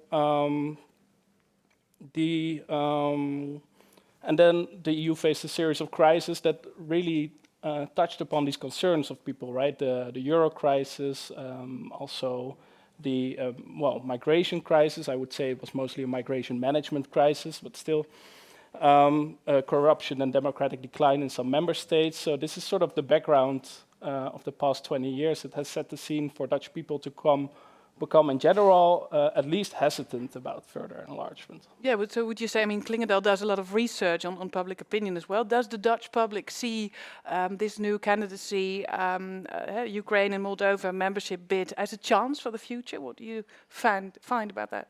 Well, there was a polling from the European Commission in spring, which said that 62% of people in the Netherlands would support the membership bid of Ukraine. I think we should see that polling in the context of the moment back then, when there was a lot of, and there still is, of course, a lot of support for Ukraine, but now also the war continues. We see this cost of living rising here also in the Netherlands, and I'm not sure whether that number would still be so high at this point in time. Clingendael is implementing a project in which it asked people to sort of rank opportunities for the Netherlands, for EU on the international stage. And where did they rank it? Well, almost at the bottom at this point. So it's nuanced, but at least the amount of support for Ukraine has been also quite positive. If I may. Yes, of course, Monika. Because we are implementing a project with DPART, EFB, and BIPAG, and it's about the public opinion polls in Netherlands on enlargement. Of course, we included in Ukraine. It would be out of question not to. I mean, it would be not even realistic. And it was very interesting because we decided to put the title of the report, "If you think Netherlands is against enlargement, think again," because we were surprised by the positive results. I mean, I cannot reveal the results because it's still not complete without the elite interviews, because we didn't get the political point of view on the process. But the public opinion seems to be quite positive, although very much aware of the fact that reforms are needed. So it's strict but fair. So they are talking about reforms, cautious about the reforms, but also supporting on enlargement. Also the EU as well, because of the war in Ukraine, they are very cautious about the need to actually be united, and there was this pro-EU also vibe among the group. Reforms are needed. I'm picking up on that one. And I'm going to zoom in further on the Western Balkans, if you permit, and the lessons to be learned from the past 20 years. What do those almost 20 years of EU enlargement tell us? Also for the new processes with Ukraine and Moldova. You, Aljona, told me that you're traveling to the region next week, I believe, or in 2 weeks. What is the main question that you have when it comes to lessons from the past that you have for the people you'll meet there in the Western Balkans? Actually, what we are interested in is the issue of opening accession talks, and if actually this process of opening and closing chapters, very bureaucratic, maybe technical process, if it really leads to membership. because what we've seen, I'm not an expert on Western Balkans, but what we've seen that it's not necessarily get those countries closer to membership. And as Gerald Knaus already mentioned today, there are countries who haven't even started accession talks, and according to European Commission assessment reports, they are now more prepared than those countries who have been having those talks for 10 years, let's say, you know. And for us, is an important lesson learned. That's why now what we suggest in Ukraine, in Kiev, and what we are pushing for is to move on two parallel tracks, actually. The first track is to not shelve the start of accession talks, of course, and that there should be merit-based approach to this. More reforms should mean more progress on accession. And actually, that's why we are now very serious about implementing those 7 recommendations, because we consider them also as preconditions for opening accession talks. But in parallel, and this is about the second track we are talking about, it's about to have a serious interim goal. And single market and 4 freedoms should be such a serious interim goal. And we are talking now about to get a clear political commitment from the EU, even under Czech presidency or beginning of Swedish presidency, to lock the decisions that Ukraine would join single market and 4 freedoms when it's ready to do that. If you permit me, this plan of yours of finding an interim goal, and as Mr. Knaus has put it, gives Ukraine something concrete this winter already. Meaningful, yeah. We'll talk about further in the last round when we talk about the future. If you permit me, I'll zoom in a bit more to the past with you, Monika, since you have a very European-oriented audience here. We have heard Mr. Knaus calling the whole process a hamster wheel in the past. The progress is not linked to merit. In your opinion, what have been the major mistakes in EU enlargement within the Balkans on the EU side? The lack of political will to enlarge, simple and short. We changed the methodology, but no methodology or no technicality would replace the lack of or compensate on the lack of political will from the EU side to enlarge. The EU and the Balkans has been sort of happy with the status quo. When I asked an EU representative, very high level, why are they so satisfied with the progress in the Kosovo-Serbia dialogue? Because we aren't, definitely. The answer was, but are you killing each other? You're not killing each other anymore. So the absence of war is a success in the Balkans, and that shouldn't be a success. And this is the first mistake, that it took them so long. 2003 Thessaloniki summit, only Croatia made it to the EU, and they were complaining that it lasted 10 years. Well, guess what? 20 years, and we are not even there, not even started the access negotiations. So it is problematic because I think, well, coming from someone who actually was in Thessaloniki, they said immediately after there was a really drop in political will to enlarge towards Western Balkans. But then, of course, the crisis that Wouter mentioned really turned off the willingness of the EU to enlarge. And there is also one debate that the EU is going through a lot of internal issues, but the EU has managed to do both, the deepening and the widening at the same time. All of a sudden, it has to be either or. So this is the problem that we have. I mean, there is a Conference on Future of Europe. We don't know how the conclusions of that, process. So we don't know how the EU is going to look like, but also the enlargement is nowhere to be found. So it's about, dragging feet. It's about missing opportunities, and about the lack of will, which then would was received very well from the political elites in the Balkans because they understood that they can stay in the process forever and they can do whatever they want. They are allowed not to deliver on reforms, and they're allowed to actually do democratic backsliding, which in my opinion is not backsliding because we were never democracies. So it's basically we were just slipped into authoritarian regimes, and now at this point we're just happy playing the pretending game, but not really engaging actively in the process.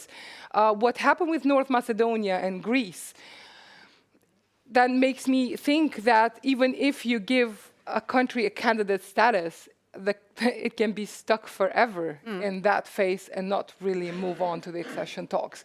Macedonia had to change its name, and constitution and still did not get accession negotiations, which Serbia got when they signed the agreement, Brussels agreement with Kosovo. So it all boils down to stability and how much of a stability you're willing to give to the EU in exchange of reforms. But then, Wouter, let's say the Western Balkans countries pretend to be reforming, the EU pretends to be welcoming them. Is that the accurate summary of the past 20 years? Well, in a way, I'm afraid it is. Of course, we should not underestimate that there have also been many successful reforms and that there has been a lot of engagement on the political level from the European Commission, from the member states. But overall, the result is, I would say, well, not as we would want to see it. In this spring, Clingendael wrote an extensive report together with the Think for Europe network, a network of think tanks in the region, in which we try to categorize these flaws from the EU side a little bit more. And I'm already hearing here some of the examples and the things that we found in that report. The point that if a country makes progress in the process, that it's not always adequately rewarded because, for example, EU member states have internal disagreements over an issue, and sometimes also disagreements with a candidate that have nothing to do with the formal criteria. So sort of this disconnect on the one hand between the formal process and actual societal and political transformation in the region. That's I think the main problem that I also hear now from the other speakers. To be a bit more brass, is it the methodology that's not working, or is it the implementation that's actually? Well, to me, if you read the revised accession methodology that has been in place now since 2020, I would say that on paper it looks quite good because there is this attention to political steering, right? And there is the attention, the idea that if reforms are not happening, that we could also apply reversibility at some point. So pause the process or stop financial support for a while whatsoever. So this idea of political steering is very much in there, but we do not really see it happening in practice. Not as much as we would want to see. Monika, let me zip in a question for you. I mean, you've sketched the past, obviously a very painful one in a way. I'm just curious to move a bit more towards the future already, how to move on now. I mean, how to find renewed energy in this process and what to do about the low political will in the candidate states. That's also obvious, especially in this context of a war in Ukraine. This is probably the most difficult question because, I mean, the war in Yugoslavia and in Kosovo, in a way, has incentivized enlargement in the Central Eastern European countries. And we were expecting that at least, you know, what is happening in Ukraine, but also in the Eastern Partnership region, to, in a way, help conclude the process that has started. And, I mean, Western Balkans looks difficult, but it cannot be as difficult as Eastern Partnership countries, definitely. It's smaller, and it also, the EU has been there for 20 years, so there is still hope that things might change and they might take the right course. Methodology, yes. I mean, on paper it looks good, but then there is this, you know, technical ticking box approach that goes, you know, between Brussels and the candidate status countries, and the candidate countries have learned, you know, the process. They've learned the tricks of, you know, ticking boxes. They know how to just, you know, like satisfy Brussels with, you know, a lot of, you know, procedures and legal documents and blah, blah, but not really having tangible reforms within the country. So for me, it's basically having an EU that is really willing to enlarge towards Western Balkans and serious about it, for EU to actually have a merit-based process. I mean, Kosovo has fulfilled its criteria for visa liberalization, which is not enlargement. And the EU took 4 years and is still taking a lot of time to actually decide on it. What was the message that you are sending to the countries? That even if you deliver on reforms, sorry, but the EU is not ready to do it for numerous reasons. The second one is like, yes, you have the methodology, but then you also have a lot of outside of framework issues that take place between Western Balkans and the EU. We had the case of Macedonia with Greece on the name dispute, and now we are having Macedonia with Bulgaria. So the power asymmetry, when you have problems with countries within the EU, you cannot mess with the big guys because they are within the Union and they can create problems and obstacles anytime they want. For us in Kosovo, it's even worse because, and also in general in Western Balkans, because what will happen when Serbia is closer to the EU, then what will, Croatia do? And then what will Serbia do to Kosovo? So it's all, the domino effect that you are actually now, we should see it coming because we were naive not to see it in the past, but we should see it now. So politicization of the process has been like detrimental for the Western Balkans. As for the political elites in the region, reversibility, sanctions, maybe it will help.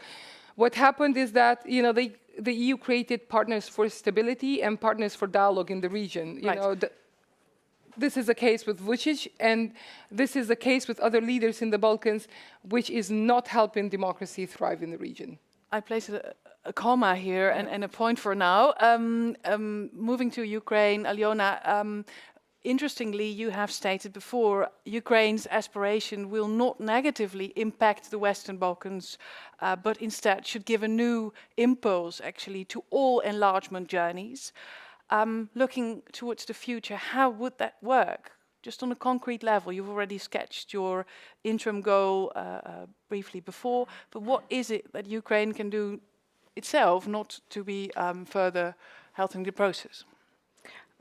From the very beginning, when Ukraine actually applied for the EU membership on the 4th day of the war,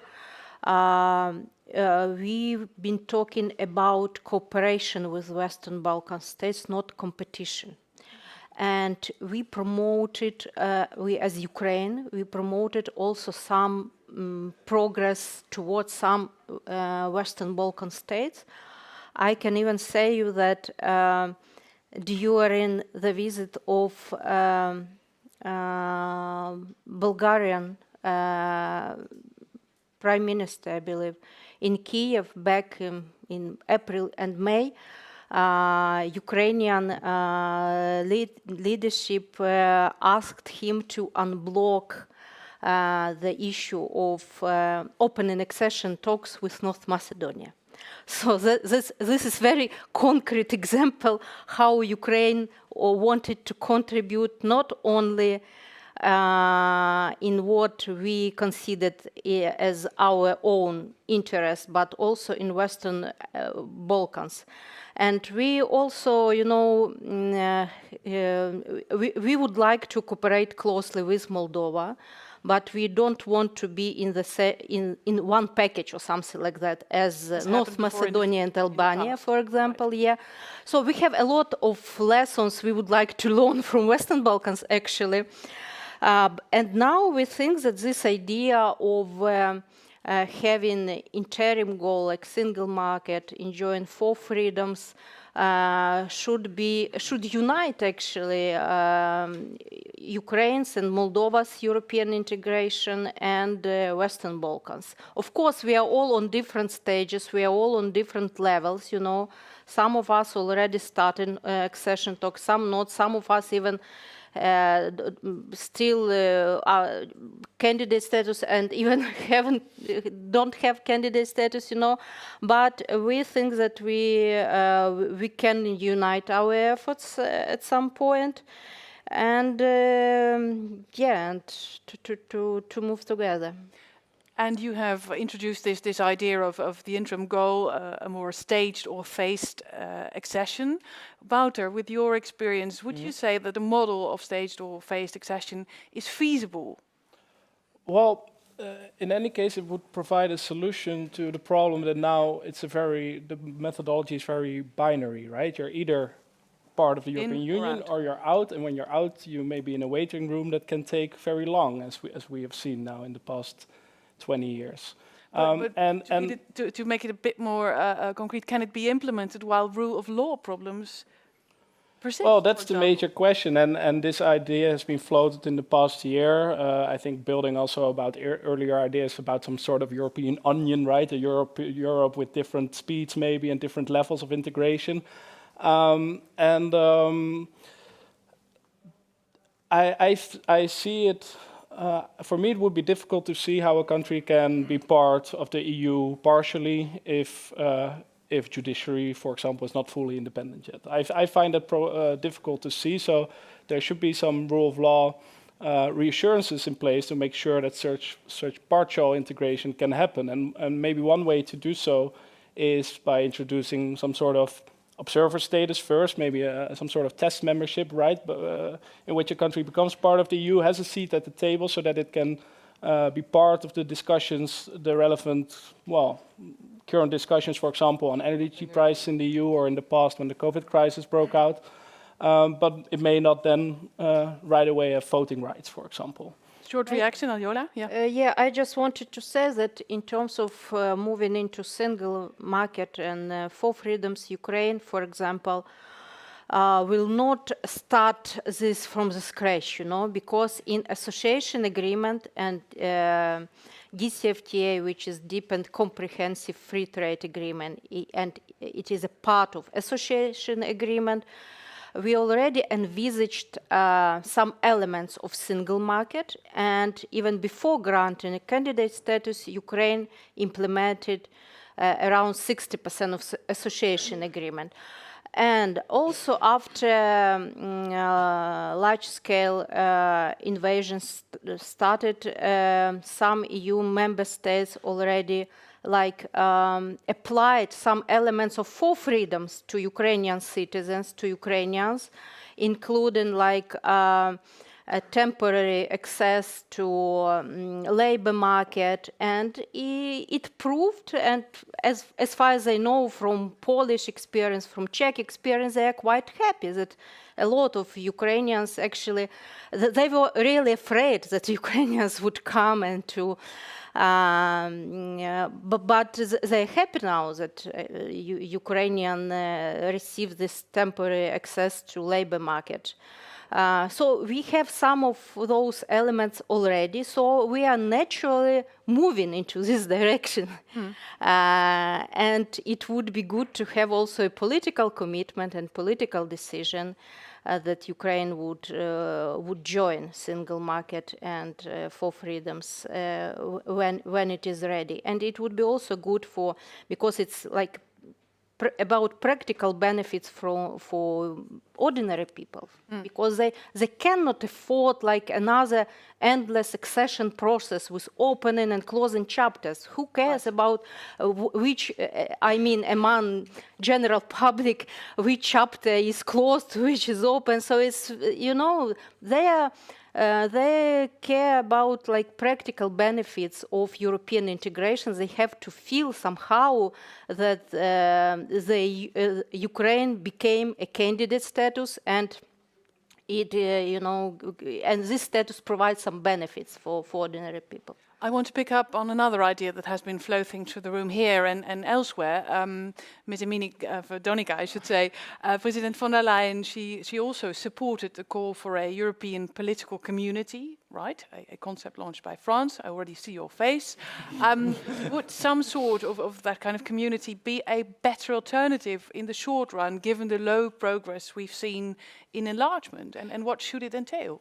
We are literally willing to invent anything else, but just, do, instead of just doing the sole things that we have to do, is engage in a process that is already there, invest in a process that is already there. You don't have to reinvent any kind of other modalities. I mean, stage accession is good to some extent because it was discussed as probably the only option that we might have in absence of enlargement, so at least it would give us access to things that are actually being decided on our behalf, because we are clearly a region that is now hit by the energy crisis. We have, I mean, most of us have joined the sanctions against Russia. We have Serbia that is not willing to, as always. But, but we are suffering the consequences, and we are not really being part of the discussion of how to find a solution. Or this was the case also with COVID-19 pandemic. We have been there sort of waiting, but not really included. So we don't have to invent anything new. I mean, new methodology is there, and without even clarifying what the new methodology on enlargement is, we're having this political community in which we will probably gladly participate. It's going to be yet another process launched on Western Balkans alongside many other processes that have, just started and they are kind of halfway through and faded away. So yes, I mean, it might be a good idea to keep the regions closer, because it's really good to have this trans-regional also cooperation, because we have a lot to share on basically mostly on what we did wrong than what we did right. But at least, there is some lessons that we can share with other countries and regions. But honestly, we are very skeptic about it, and I'm not sure whether this idea has been even tested within the Union before it was brought to us. So basically, being from Kosovo, we are used to being this, subject to many experiments from the international community since the, 2000. And this is probably just one of them, but we are very skeptic about, the end result of this. It's just buying time exercise. Just keep the region outside as much as possible, as long as possible, because we are not ready to have more problems within the Union. I want to follow up on another idea that has been floating around. Unfortunately, Hans Gribbe is not here today to further elaborate on his idea. He wrote an article, maybe read by you, in The Economist last June, where he said we, in terms of giving realistic promises, especially to Ukraine in this particular time of history we're living in, we better come up with an alternative. He called it a League of European nation states that should exist outside EU structures in order to offer security assistance, because within the current paradigm, the EU cannot sufficiently come up with security measures.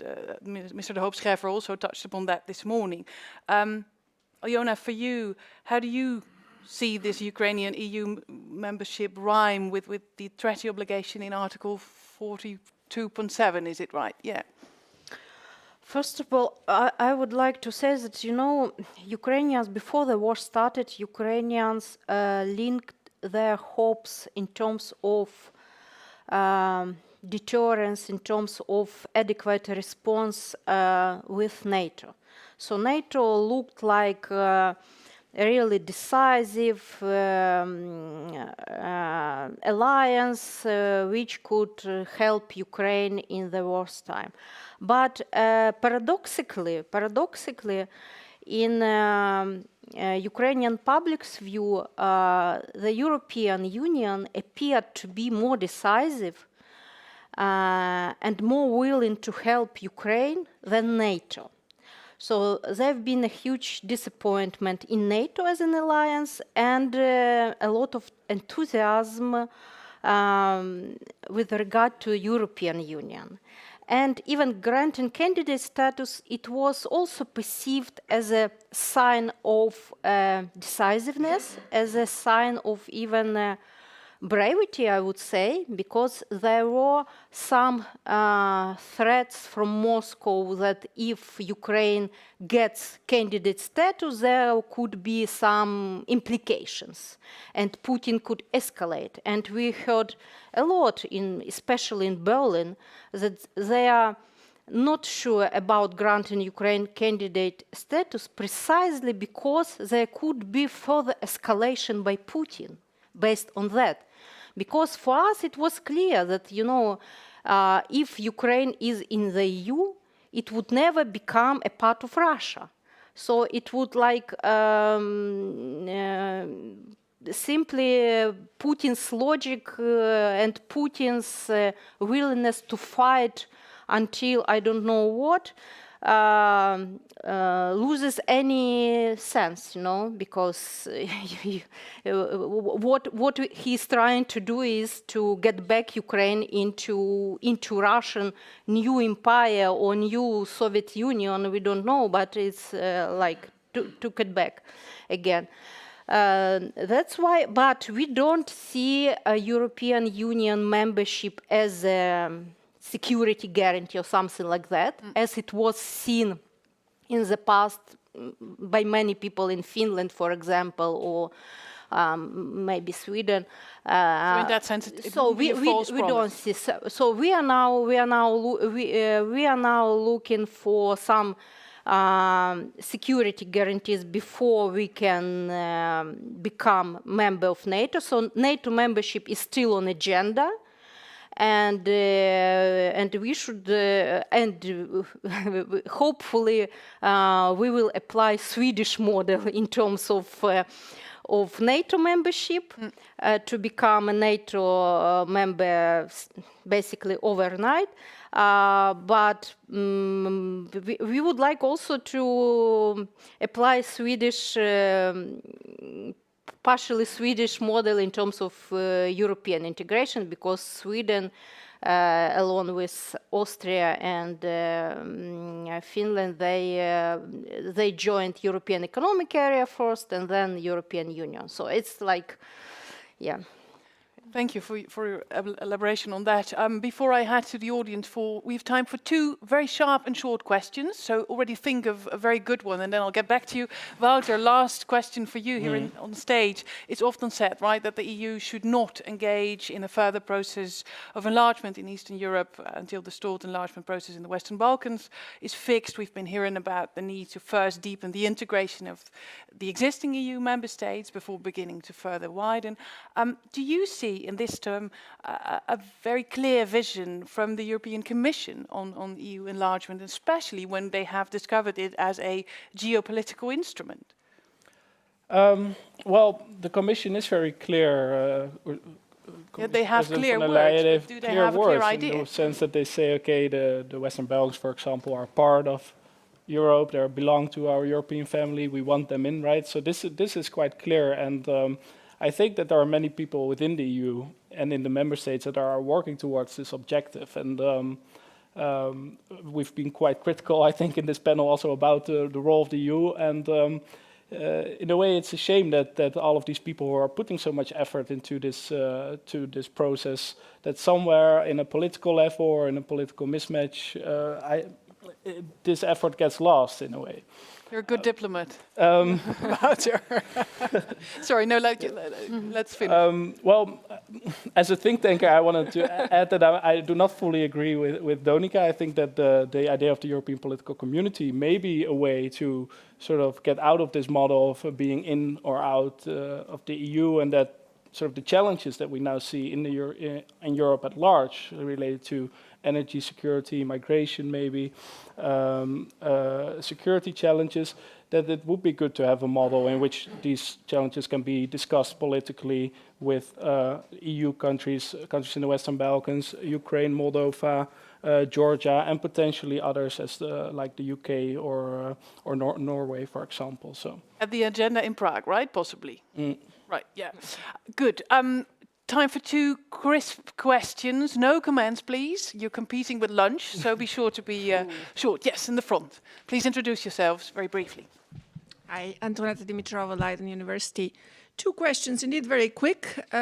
To Wouter, when was the last time that you heard Dutch politicians from a major mainstream party advocate any kind of progress in any aspect of enlargement? Because this has a bearing on public opinion. That's one. And the question for the two members of the panel: to what extent are you confident that you can hold executives in your respective countries to account in terms of reforms? Because the European Union can do many things, but it cannot make democracies. Wouter first, and then the ladies. Maybe. Well, the one moment that comes to mind is when our Prime Minister in 2020, I believe, traveled to North Macedonia and Albania and put on Twitter these very short and snappy videos saying that these countries are working really hard on reforms and that at some point, and that the Netherlands is supporting that. So that's just a moment that comes to mind. But indeed, I think what you mean with your question is that Dutch politicians are not very outspoken about EU enlargement, although I would say that... Not for a domestic public. True, although in the debates in our parliament, some parties that are currently not in the coalition do openly support the process, I would say. Then, Donika and Aljona, please reaction to the second question on to some extent, holding accountable. The EU cannot make democracies, but actually that's the EU normative power. I mean, that's what the EU has been selling the past, like decades. It's like we are a transformational power, and this is what we were expecting from the EU. But unfortunately, I mean, the saddest part is to expect it to come. Exactly, the saddest part is to expect it to come from outside rather than deriving internally. There is. I cannot really talk about the entire Western Balkans because the situation within the countries differs. I mean, there is not, but generally there is a critical mass, at least in some countries, trying to hold governments responsible. But guess what? When we try to do so, in many cases, we have been opposed by the EU. We have been considered too radical to actually go after what they have chosen to be their partners in dialogue. And this was the case with Vučić in Serbia, for instance, in which many civil society and the media, people who still are independent, try to go against the regime, but they weren't helped by the EU or supported by the EU. So this is the problem. We need help to actually build the capacities to hold our governments accountable. The problem is that in Netherlands, when we did the focus groups, there is a fear that not as Bulgaria and Romania joining the union prematurely. The problem is if you are ready when you join, but then the situation changes the way it did in Hungary and Poland. And that is the problem that also we have among member states, unfortunately. And this is our common battle. Brief reaction. Aljona, you've already said something about how to hold your government accountable when it comes to the reform agenda. We are confident that it will work because it is a demand not only of European Union, it is a huge demand of Ukrainian society and Ukrainian people. They will be less tolerant to any signs of corruptions after the war ends because we are paying such a huge human price for our survival as a state that, believe me, it will be much less tolerance to any authoritarian moves, to corruption, to some other processes like that after the war. But what I would like to underline, of course, I like to talk about EU accession, but we shouldn't forget that Ukraine should first win this war. And now, even if there are some successful counteroffensive, we still need much more than we have. We are very grateful to the Netherlands for your assistance, for being sixth heavy weapons supplier to Ukraine. But we still need more. We need more armed vehicles. We need more infantry armed vehicles. We need more what the Netherlands can actually provide. And this is very important because there will be no Ukraine, and weapon supply, in fact, now is the most crucial investment in Ukraine's European future. Thank you, Aljona. I promised one more question. You are competing with lunch, so is it a crisp question? Oh, good. Okay, then one last one. Are we able to handle one? Yes, we are. Are we? Good, okay. I'm Kees van Rij. I'm a former ambassador of the Netherlands to Greece and Turkey. My question is about Ukraine and the candidacy that has been suggested. Do you foresee that we can actually start negotiations, assuming that that would be a political decision, while the war is going on and while large parts of your country are occupied and have been annexed even, We will know that in a few days, probably. Do you see any possibility of the European Union negotiating accession process while the uncertainty and the recognition issue is not solved? I think it's a very fundamental question. We learned lessons from the Cyprus issue there. Short reaction, Aljona, please. Yes, I think yes, and also that's why we need, in any case, that's why we need to end the war quicker. So we cannot afford like many years because, you know, some people say, oh, you know, there would be a long, long war for years or maybe for decades.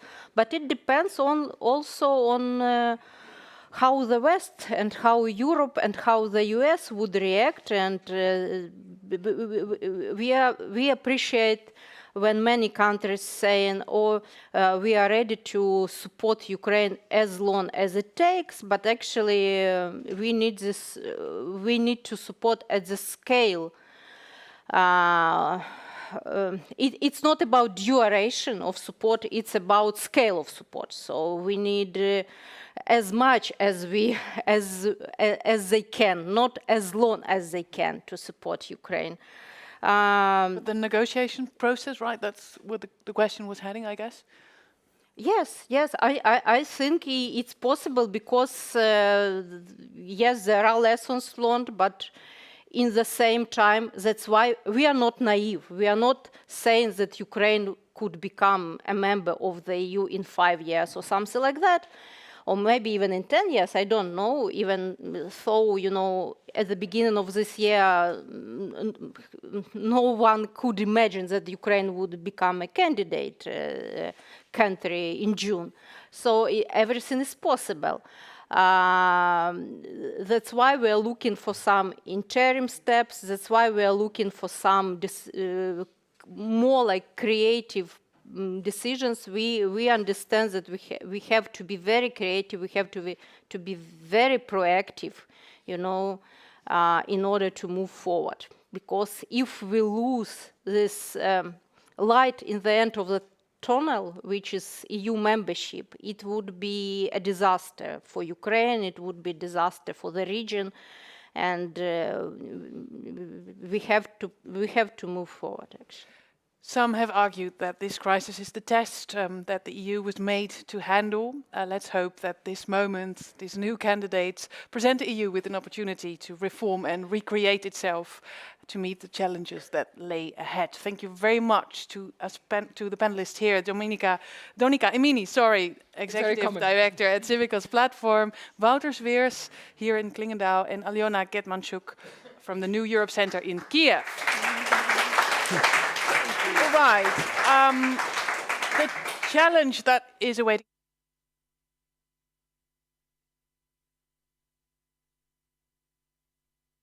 the one and only Bob Dhian from Clingendael and Monika on the protection of Ukrainian refugees in Europe.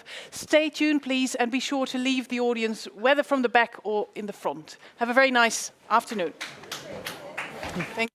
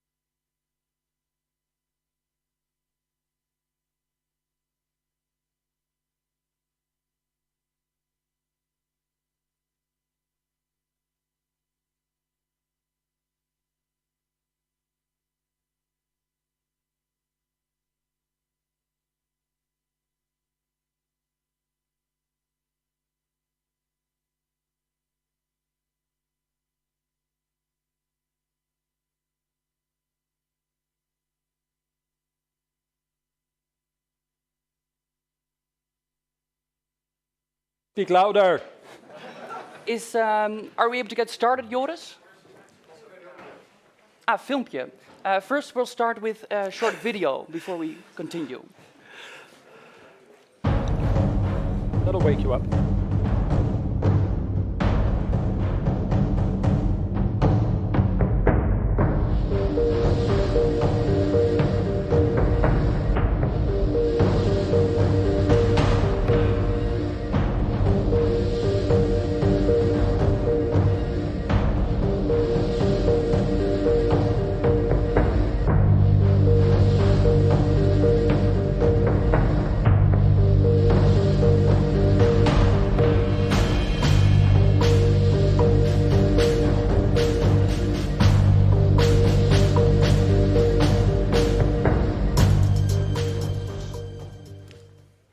Welcome back, everybody, at the State of the Union Conference and to the panel, What If Not Temporary? Scenarios for the Protection of Ukrainian Refugees in Europe. My name is Niels Drost. I am a junior researcher here at the Clingendael Institute at the Russia and Eastern Europe Center. And I'm joined here by my colleagues Monika Dhian, our general director, and Bob Dhian, senior researcher and also the coordinator of the Russia and Eastern Europe Center. Recently, the three of us have made a publication, an alert, in which we urged that the societies in Europe, but also the Netherlands, need to start preparing for long-term protection and also social participation of millions of Ukrainian refugees on our continent, instead of only focusing on temporary crisis management. And to contribute to this, we have been closely monitoring the conflict, but also migration flows in Europe at Clingendael, since Russia invaded Ukraine on the 24th of February. And in this effort, we are combining a few things: our experience with foresight methods, knowledge of the region, migration, European law, but also sociological knowledge of how integration processes are conducted. Because while on a local level, the influx of displaced Ukrainians is very well monitored, foresight research on how many people will leave Ukraine, how many people will migrate onwards towards Europe, but also how many people have the possibility to return again, is happening much less. We have done research on this, and today in this panel we would like to introduce you to, well, our first insights. And we have built a model for this, consisting of two different components, which we can share with you on the screen. And Bob, could you perhaps explain what this model is about? Thank you very much, Niels. Good afternoon, everyone. The speakers just after lunch thought they would start with the nice and ominous sounds from this introductory clip to discuss a very ominous topic, namely the conflict in Ukraine, the consequences also for migration, for refugees. And together with Niels and Monika, we put together a small, well, let's call it theoretical framework almost, because after all, we're still researchers, on how we could possibly anticipate the numbers of people that might still leave Ukraine and how many might return to Ukraine, but also this very difficult question, how many might move from the country where they first arrived to other countries within the European Union. Now, I think it follows up very nicely from what Mr. Knaus was telling us. Brace yourselves, because this might take a lot longer than we think. It might be a lot more people than we originally envisaged. So our model consists of two components. I'll present the first part, what's happening in Ukraine, basically. How is that affecting people's intentions to leave or to return? And then Monika will elaborate on the second, very difficult question, where will they stay? Will they move on to other countries? And also what happens once they arrive there, and if they might stay for a longer period. So as a researcher, what are then the variables that we could distinguish, that we could monitor? Well, we put them on a little chart for you here. There's basically 4 that we thought were of importance. Normally I try to break it down to 3, the magic rule of 3, but we had to add a 4th, which is crucial, which is the Ukrainian economy. The first one that we know from past conflicts is it's really important to monitor the duration of the conflict. The longer it takes, the less people will return. It's an absolute cliche, but it is how it is. People will settle down more, they'll put down more roots. But also, the longer it takes, the less opportunities there are for people to return, because the devastation will continue, the insecurity will continue. And we know from surveys that have been done among Ukrainian refugees in Poland and other countries that they intend to stay until the war is over. So this is a really important variable. What can we say about it? It's not looking good. It's not looking good at all if Putin indeed proceeds with this crazy plan to go and annex Ukrainian territories. It doesn't even fully militarily control.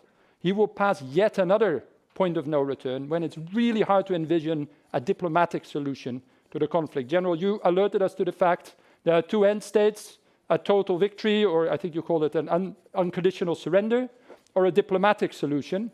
I think the diplomatic solution is incredibly complex if a country claims whole chunks of Ukraine's territory and doesn't show any intention of abandoning it. Actually, if you look at what is happening inside the Russian Federation, a massive increase in spending, both on its defense budget and on its interior security budget, which we'll come to later in another panel, it seems that Putin and his cronies in the Kremlin are preparing for a much longer conflict, even from an industrial point of view. We already discussed the importance of the military-industrial aspects of this. Russia is trying to ramp up its production. This might well become also a war with industrial components to it. Can we actually sustain a conflict of this duration? So that's the first one. And of course, we all want a really speedy end to this conflict. Ukrainian military planners, including General Zaluzhny himself, say this will go deep into 2023. Of course, the big unknown is what happens in Russia, but I'll come to that in a moment. The second one is that you could have a conflict that lasts a very long time, but it doesn't necessarily have to be of a very high intensity. We know that because actually this conflict already raged for 8 years. I was an OSCE official. I was very glad that the ambassador from Croatia asked a question about the OSCE. I spent 12 years of my life working for this organization, so it greatly pained me that nobody spoke about it anymore, even though the arguments why we don't speak about it are very valid arguments. But don't forget that Donbas conflict was already grinding on year after year after year. I don't think Russia would mind a conflict that lasts much longer than this. In fact, we should brace ourselves for the possibility that it will go on. But will it have the same level of intensity? And here we come to the second very difficult question, and I think Mr. Knaus and also Jaap de Hoop Scheffer already touched upon it. Russia may well decide to give Ukraine a terrible winter, even worse than at the moment is the case in the country, by attacking power plants. We've already seen attacks on a hydropower plant, on a dam. We've seen a missile that came very close to a nuclear power plant. They may hit heating facilities, water facilities. As was mentioned on Russian TV, there's all kinds of crazy talk going around. But the idea of trying to make it really difficult for people to stay in Ukraine is openly debated in Russia. So we may see more intensity, actually. And that might lead to a new exodus of people or make it much harder for those who have already fled to return. The third variable, and of course this is an important one, and it is actually in flux, because Ukraine did recapture, what was it, close to 10,000 square kilometers in a space of a few weeks. But we know that the longer this territory stays occupied and the more territory is occupied, the more people will have to leave. And this was already before Russia started mobilization in these regions. Ukrainians, of course, don't want to fight other Ukrainians. They will want to escape this forced mobilization. They might try to leave in any way they can. And also we've seen what Russia is doing in the regions that it has occupied, including in the sphere of education.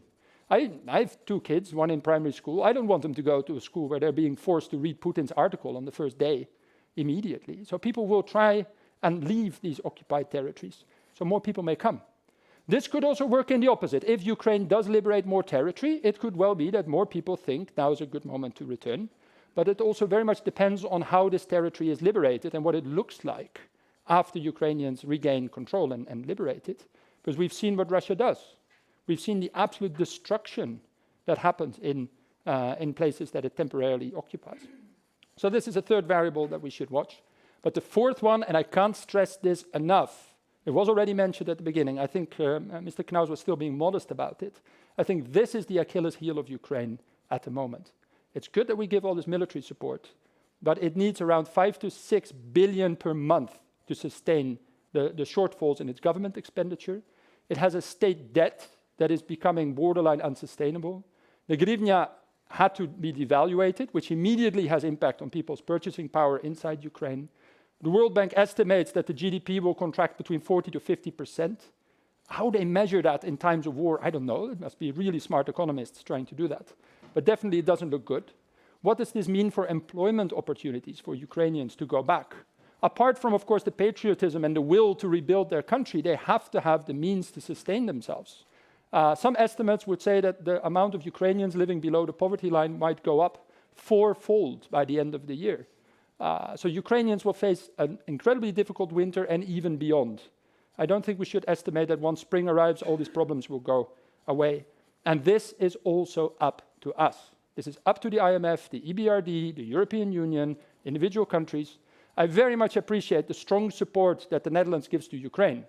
And when our Minister for Development Cooperation went there and announced that there would be 80 million euros for Ukraine, I really had to control myself and not say, I'm really glad that's half a day of government expenditure. We need more than this. Can our politicians actually do that? Can they communicate at times like this, when it's all about our own purchasing power parity, about how we get through the winter ourselves, how we pay our heating bills? Can we sustain this effort? I think that is directly linked to this question on how many Ukrainians will be able to return and rebuild their country. Monika, I would now like to give the floor to you for the second component. Shall I? That's click okay. for you? Yep. Yes. Here comes yours. Yeah. Yeah, because how will these people spread over Europe? That will depend on the situation among European countries. Also here we distinguished among 4 factors. First, the potential for onward migration. There's a simple transport, you could say, from the number of people that leave to the potential for onward migration, but the initial migration intentions also play a role here.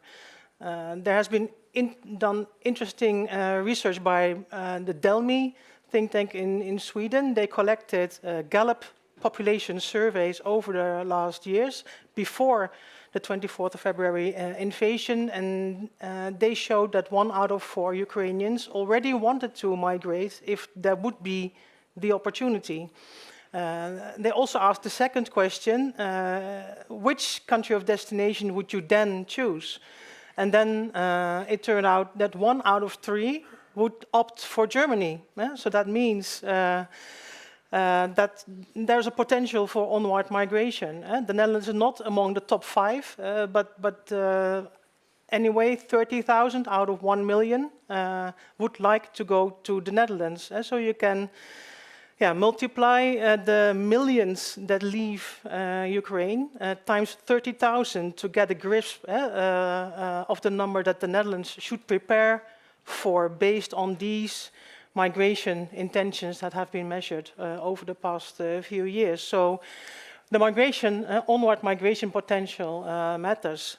Of course, then also existing social networks matter. We see that countries where there were already existing large diaspora, like in Poland, in Germany, but also Spain, Italy, they have attracted many Ukrainians. So there is a strong connection between existing networks and then attracting onward migration.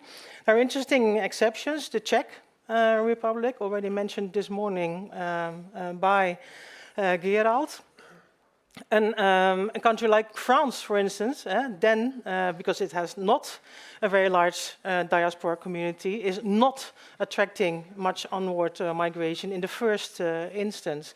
And so social networks matter. You can also imagine that, when after having entered a country of first entry, after a couple of months, mothers with their children start looking around. The war continues longer than she had expected. Where can I take my children to school? And then you start asking in your social network. That brings me to the third factor that was in a way leading to the temporary protection directive 2 decades ago. One reason was for countries to, they had the aspiration to be able to offer protection to a certain extent relatively swiftly to large-scale influxes of refugees. Second, they also wanted to protect their own asylum systems for these mass influxes because they would be overwhelmed. But thirdly, they also wanted to minimize the differences among the temporary protection regimes of the EU member states to kind of mitigate these onward secondary movements, this onward migration. And to a certain extent, the temporary protection directive helped, but there are still differences. We learn from research on the basis of previous wars that it is not so much pull factors that make the difference. So it's not so much the case that you get that in Germany and you get that in the Netherlands. It's much more push. So if people have very poor and deteriorating living conditions in, for instance, a country like Poland that now has taken in 1.5 million displaced people, if indeed winter is coming, if indeed it's going downwards with the economy, inflation upwards, then when the situation is deteriorating, then the push factor is really what matters. And then finally, of course, it matters what are the actual possibilities for onward migration. And in this situation, there are many. Because there's a contrast between irregular migrants or potential refugees that arrive here not being Ukrainians. They have to abide with the Dublin rule. That's to say, they have to apply for asylum in the first country they enter. This is not the case for Ukrainians because we have the association agreement between the European Union and Ukraine. So people can move on to the country where they want to. So the potential for onward migration, the actual possibility is way bigger than in the case of other migrants or refugees.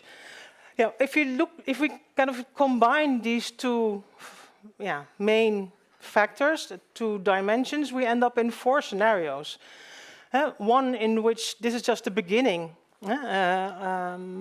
for the Netherlands and Western Europe, in which we will have more people leaving from Ukraine, plus more onward migration, because in countries like Poland, the situation will get too tough. There's a situation in which neighboring countries remain the region, in which this onward migration will be less. And a critical factor here is also what Gerald Knaus indicated this morning. Will there be solidarity mechanisms? Will the Commission push for redistribution? Will there be pressure on France to take in more? Or will it be the countries like Poland and Czechia who will remain the region? This is, of course, the most optimistic scenario in which temporary will remain. Temporary, the situation in Ukraine getting better and people not moving onward. And then the last situation in which, the situation in Ukraine will slightly improve, but people will move on because of this initial migration intentions, because of the destruction back home, and a better prospect in Western Europe. So, these scenarios force us to think along the line that what if this protection will not be that temporary, but more long-term? What if, nonetheless, a significant number of these people still wants to return? Then how do we make our policies? What do we do where it comes to education in the Dutch language or Ukrainian? What do we do with access to the labor market? What do we do with the legal framework for protection? Will it be temporary? Or are we going to think of a long-term protection? And how do we make the shift? So all kinds of dilemmas that we have to touch upon in the rest of the afternoon. What we will do at Clingendael is that we will operationalize these 8 main factors, and we have entered them in a dashboard that we will continue, with which we will continue to monitor the situation, to have as much as possible an evidence base for foresight for policies, what it will happen in the Netherlands to take this protection assignment as seriously as possible. Back to you, Niels. Monika, Bob, thank you very much for these insights. We soon expect to publish more about this topic, so you can read all about it more in depth.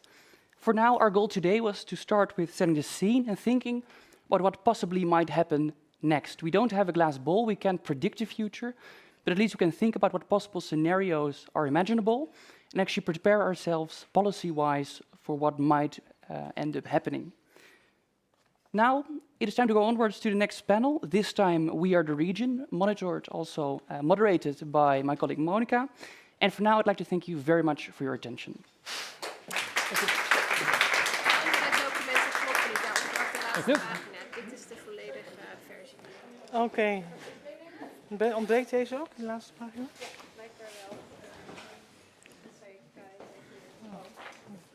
Oké, ga zitten, ja. Please.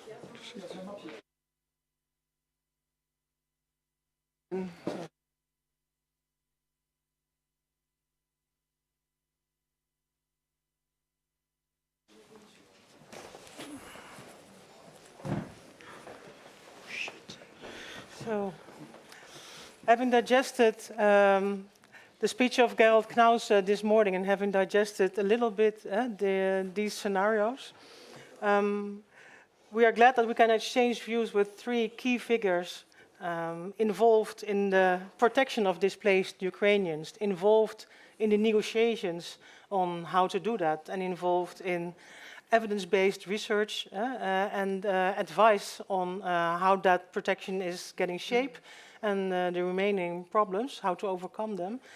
And I think Europe has proven that it can provide protection to an unprecedented number of displaced people. However, the war is lasting longer than many had feared or hoped. And we have to look ahead to the winter that is coming, and also to the aftershocks of the war for EU migration policies more in general. And if you allow me, I will get the conversation started immediately by welcoming you warmly, Mr. Vladimir Simoniak. Mr. Simoniak is currently head of the crisis management unit at the Slovak Ministry of Foreign Affairs. He also developed a lot of expertise when he was posted in Brussels and was a negotiator in the field of asylum and migration. And Vladimir, Slovakia is one of the countries neighboring Ukraine. 540,000 people crossed the border, more than 90,000 people registered for temporary protection. Have authorities and civil society in Slovakia already been able to overcome the first most pressing crisis arrangement? And are they already able to look ahead to realizing that the war is very unlikely to end soon from now and that winter is coming, like Gerald Knaus said this morning? Yes, thank you. Thank you, Monika, for having me at this event. It's a real treat for me to be here. Honestly, the initial phase of the war, when in terms of migration flows, ended around Easter. We could see in our own data that the regime at the Slovak-Ukrainian border essentially returned to peacetime patterns, with people resuming the commuting patterns of movement across the border and other such things. So basically, yes, what was the initial inflow has been, for the better or the worse, absorbed by then. And I think it's been, in large proportion, thanks to the civil society, a very spontaneous upheaval of the civil society in Slovakia, but also to the assistance of other EU member states, who very helpfully, for instance, Austria, allowed onward travel to many of the non-Ukrainians who were seeking to repatriate from Vienna airport. Mm-hmm. So these have always also been factors that contributed to how we process that. Right now, we are in a twofold process of developing medium, I would avoid saying long-term, but medium-term solutions to those who have no immediate or have no option of coming back to Ukraine, or those who wish to stay for a longer period of time. And also, we are in the process of contingency planning for a possible increase in inflow from Ukraine over the winter. Actually, the Cabinet of Ministers is supposed to approve that today, so I'm not I haven't been informed whether they did. But it's something that we are working very hard on because, honestly, winter is already here in terms of the practicalities of the Ukrainian climate. So. Thank you so much, Vladimir. Carlijn, I'm also delighted that you could join us. Ms. Carlijn Rensink has been Coordinator Asylum and Migration at the Permanent Representation of the Netherlands in Brussels since July 2020. Carlijn, you were there when the JHA Council decided to invoke the Temporary Protection Directive in March. Do you already see signs among the European institutions that they come to grips, but they start taking account of the fact that the protection assignment might not be that temporary? Thank you, Monika, and I'm also very glad to be here today. Well, I would say that in the member states, it's sinking in that indeed the protection need is not as temporary as we might have expected maybe at first, and member states are slowly starting to prepare and focus more on long-term or maybe mid-term issues. In my view, I would say, looking at the Commission, the focus has been very much on the short term and on the coming months, and now with the winter coming and also the conflict evolving the way it did, I think that's rightly so. But I think what's lacking a little bit is the more longer-term perspective. Also in forecasting, I think focus has been very much on possible new inflows and on reception capacities. And it's time as the Union that we also start to think more on the long term. And I think in this thinking there should be a balance between, on the one hand, integration or participation in societies, but on the other hand also on the voluntary returns when possible. And this is not only important for Ukraine with a view to recovery and reconstruction, but also to the EU member states in the Union with a view to more sustainable reception and also public support and solidarity among the member states. And I think it's very good that, for instance, Mr. Lodewijk Asscher was appointed. I think he will be here today as well as a special advisor to Commissioner Smith on the integration of Ukrainians in the EU, because we see that the thinking and the expectations still very much differ between member states. So it's good to start this discussion as well at a European level, I'd say. Yeah, I heard the rumor that the Czech presidency is preparing to announce that the temporary protection will be, go beyond March 2023. Is that what you expect? I think that's what everybody is expecting, to be honest. Yeah, Yeah, I cannot see it ending already in February or beginning of March. So I would say that that's very likely. Thank you, Maria. Maria Shadrova. She's a PhD researcher at the Tilburg University, but she's also the chair of the Opora Foundation. Many people have gotten to know that group of very special researchers as the Displaced People Unit, because you were among the very first who came up with original evidence-based research from the ground, what was going on, the numbers, the aspirations, the needs. If you look to the month to come based on your research, what are the most pressing needs in the Netherlands? Well, I think that it pretty much echoes what other speakers already have told, is the need of understanding what comes next. Because temporary directive is expiring. We know it can be 3 years. We know that most likely people will not be sent back. But while the EU is negotiating of when we announce it or not, or how, I think that a lot of countries are forced to implement long-term strategies already. And if you look in the Netherlands, they have to implement, for example, education strategy. Like you can't leave children without school basically for half a year. But that pretty much affects also how the resources and finances are distributed. So if you decentralize it and the municipalities are responsible, in case of the Netherlands, for the actually helping or for the actual implementation of policies, then they pretty much have to know what comes next, at least to get prepared.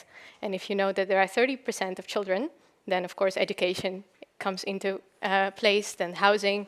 Most of the finances that now municipalities have are for a year. Some municipalities are more proactive than others in thinking long term, which I think is wonderful, and it's also a cause of decentralization.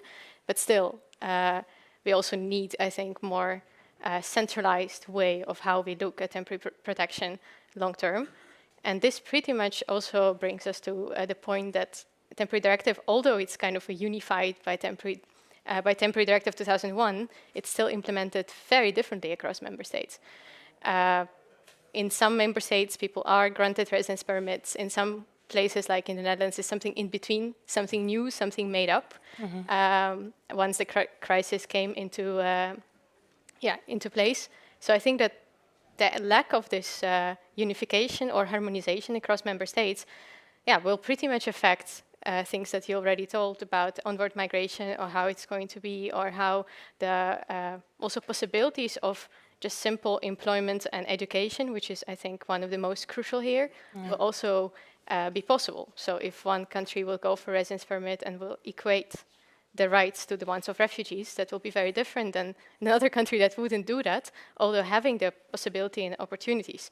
And this is, like, to understand it, we have to go back to Balkans and the ideas, basically Germany and Austria, of how they dealt with it. Austria granting basically residence permits, while actually Germany choosing for forced return.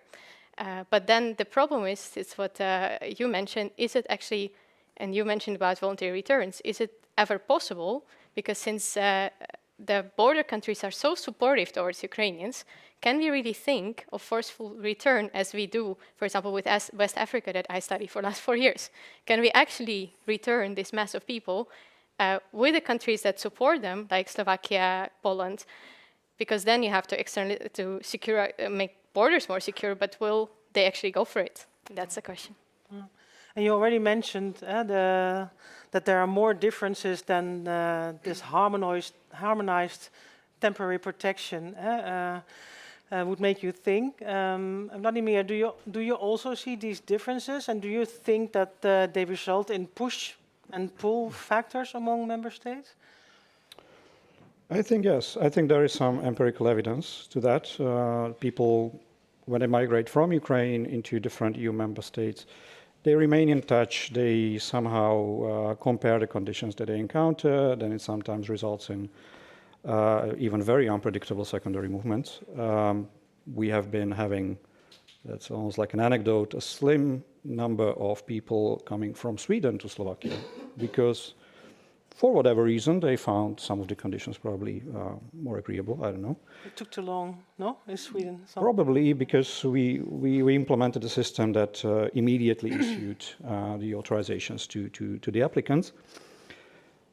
In all honesty, my government was a bit surprised by the EU institutions putting the temporary protection directive in functioning, because it has been on the books for 20 years, hasn't been triggered in 2011 after the fall of Gaddafi, not in 2015. So in our contingency planning in January, we basically created a national status modeled after that. Be prepared.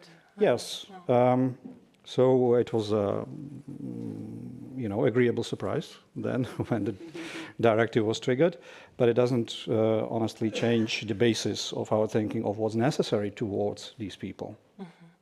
Individual assessments of those situations didn't make sense, procedurally impossible to process. So yes, the outcome of the equation was whether a national status or European status, some sort of temporary protection. And the differences in application, yes, they are there. I think even the most uniformly applied EU legislation shows some sort of differences. So I don't think this is something that we should dedicate too much energy into. Is this also the feeling among Western European countries? Do we see anxiety about we shouldn't be I don't think attractive? I don't think we see any major shifts yet in member states adjusting their policies. But for instance, the Netherlands did when it came to the scope of persons that were eligible for the temporary protection. We chose to use a very wide scope, or quite wide scope for the application of the directive, to grant temporary protection to not only Ukrainians but also third country nationals having been granted international protection, but also a permanent or even a temporary residence permit in Ukraine. And we saw that neighboring countries chose a different scope, a more limited scope, which led to an increase of third country nationals with a temporary residence status to the Netherlands, and also some cases of possible fraud or misuse. So that's when the Netherlands decided to also change the scope a bit and to only grant the temporary protection to third country nationals with a permanent resident permit or status. Like I said, no major shifts. We've seen, for instance, I think it was Poland that decided to lower the financial assistance to hosts, private hosts. These changes can affect. Yeah. Especially if you rely so heavily on civil society. Really, yeah, indeed. Indeed. And I think in the coordination platforms that we have in the Union, the Solidarity Platform, for instance, and the Blueprint Network, there are many discussions, but not so much on the measures or the national policies. And indeed, practices differ. So I would say striving for some sort of harmonization, especially the longer it takes, would be a good thing. And do you expect such a new harmonization round? Do you see the European Commission preparing for that?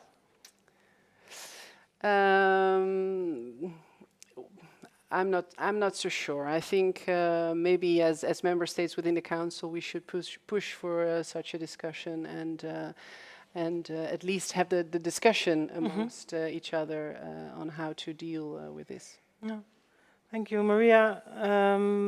We just said that it's not even, and not so much even the differences in the legislation, but it's really the living conditions in the first countries of entry that will matter if, for instance, a country like Poland will hold up and displaced people being in Poland will remain there. What is your assessment of how these countries like Poland, Czechia, who have taken in so many displaced people, will hold up in the month to come? Especially because of this reliance on civil society, like Vladimir also sketched. Well, I think that overall, if you just like stemming from the other voices that were just, other remarks that were made, I might say that first of all, Poland by itself had 1 million diaspora of Ukrainians, and also right before, people had opportunity to travel back and forth, and it was a lot of seasonal migration, which also contributed to the sort of social integration in Poland itself. Of course, and I think how we see and think about the displacement of Ukrainians, we see it as, or compare it to 2015, right? What we'll do, how we'll distribute, how we'll make it solidar to each other, what happened, but having such a close proximity to the EU also changes that. So basically, in many ways, Ukrainians were already integrated in the Eastern Europe. They have a very close ties with Eastern Europe. So the fact that they are there, it's not like you mentioned before about the aspiration to choose Germany as a final destination. Well, it doesn't mean people actually, when they got into Germany, want to stay there. And what we also see, people do come back. The question here is that with the Ukrainian situation is that apart from the factors of conditions, which actually we saw in Syrian refugees in Turkey and Lebanon, right, which was the biggest force. There is also the separated families situation. So you don't want to be very far from your husband who is at war. So you actually want to have opportunity to travel. And this, what I find the most impressive about temporary directive is the fact how it was implemented at this now, maybe because it was like a measure that I believe actually there was no other way. So with having like open borders and visa-free regime, like to not implement temporary directive, it was the only way to actually go about it. So it seems like a very generous offer, but I think it was also there was no way. So that's why when in the beginning of our group gathered, we translated it to Ukrainian before the EU had a session, because we were like, okay, there is no other way. So I think that, but this also brings us to the question of like how exactly we will navigate the situation of like coming back and forth, and also the free choice inside. And I think that part of free choice would also be crucial when you think about onward migration, of like people choosing where they go. And this is exactly what we didn't have with other normal or asylum seekers. But I think that's what we pretty much have with EU member states in the Eastern Europe, so who act from Romania and Poland. And I would, instead of maybe comparing it to the crisis of 2015, I would actually compare it with the integration of member states in Eastern Europe, especially market integration. That might be more productive than compare Ukrainians with Eritreans, which is in the end also my specialty, the Africa. But I see that it's just politically and policy making, in terms of policy making, it's just not the most productive way. Yeah. And also because of the patterns of already existing diaspora. And I think that's also the basis for the plea by Gerald Knaus to opt for the free movement intermediates plan. This brings me to a really important strategic discussion and what will happen after this temporary protection directive, because we are discussing a not so temporary protection and this scheme can only last for 3 years maximum. I've often been thinking, looking at the images from Ter Apel, our reception center in the Netherlands. Temporary protection is primarily about Ter Apel. It's a temporary protection directive protecting our reception center for another 80,000 procedures at this moment. Carlijn, how do you look ahead? How do you see the future in the Netherlands? How do we switch gears? How do you look at the capacity? It's a rhetorical question. Yeah, that's a very good question, and unfortunately, I don't have an answer. But it's one of the main questions I think we have to think about. And indeed, like you said, I think around 80,000 people have been granted temporary protection in the Netherlands at the moment. And the way the system works, because of the way how we transpose the directive, people have to also apply for asylum when registering for temporary protection. So we need to find a way to avoid overburdening our already very burdened national system. But this goes for many more member states. And we also need to think about questions. How do we deal with this group of people that have been living in the Union for such a long time already, by then, have been integrated into societies? How do we deal with these questions? And I think this is one of the main questions that we should at least start thinking about as well on a European level, on how to proceed together. What is the direction of thinking then? Are these people seen as a group? Or will we deal with them in the future as individuals, having to apply for asylum on an individual basis? To be honest, that's a good question. I think that's still open, and it's very much unpredictable. And like you said, it's still open whether the directive, how long it will be active. Like you said, a maximum of 3 years. Expectations now are that at least it will be for a longer term and not only until February. But these are the questions we need to discuss together. I agree. Vladimir, how do you look? How does Slovakia look ahead beyond the TPD? How is the TPD implemented in Slovakia? Is it also that you have to apply for asylum and then there's a moratorium on the decision? No, the registration takes, in practice, about 2 hours. Okay. So there are registration centers that have been opened specifically to accommodate the immediate needs of displaced Ukrainians, and one of those needs is to be registered for temporary protection, which results immediate in the issuance of a document which entitles the bearer to access the labor market, healthcare, education, etc. There is also a area where those who really are left for a few days in a limbo between arrival and the assignment to emergency accommodation can stay. So this is how it's organized. And beyond the temporary protection? Well, beyond, there is a basic discrepancy between the 3 years that, in theory, temporary protection should last, and the question mark years/months that the war is going to last, okay? So we are not very much focused on those 3 years, to be honest, because even if the war stopped right now, even if Russian forces went all the way back, the sheer devastation of the economy, of the housing stock, what have you, in Ukraine is going to leave that country, I think, for years, unable to accommodate all of the displaced people. Okay. Yeah, I agree, and I think it's also important, just as a small comment of the introduction by Mr. Knaus this morning, and this mass return of people early on, that was because of the Kiev region. With a different perspective, and what we are seeing now is that is permanently occupied territories, and the people that are remaining here are, to a large extent, coming from those regions where there's not an easy future. Well, I mean, if I may add, we actually had the experience of, it wasn't really individuals, it was small groups of people who before the summer tried to go back to their regions, to their home regions in Ukraine that had been liberated, found it difficult to impossible to reconstruct their lives there, so came back. Okay, and they put in the most effort you could ask of them. So this is something that we see realistically as, returns.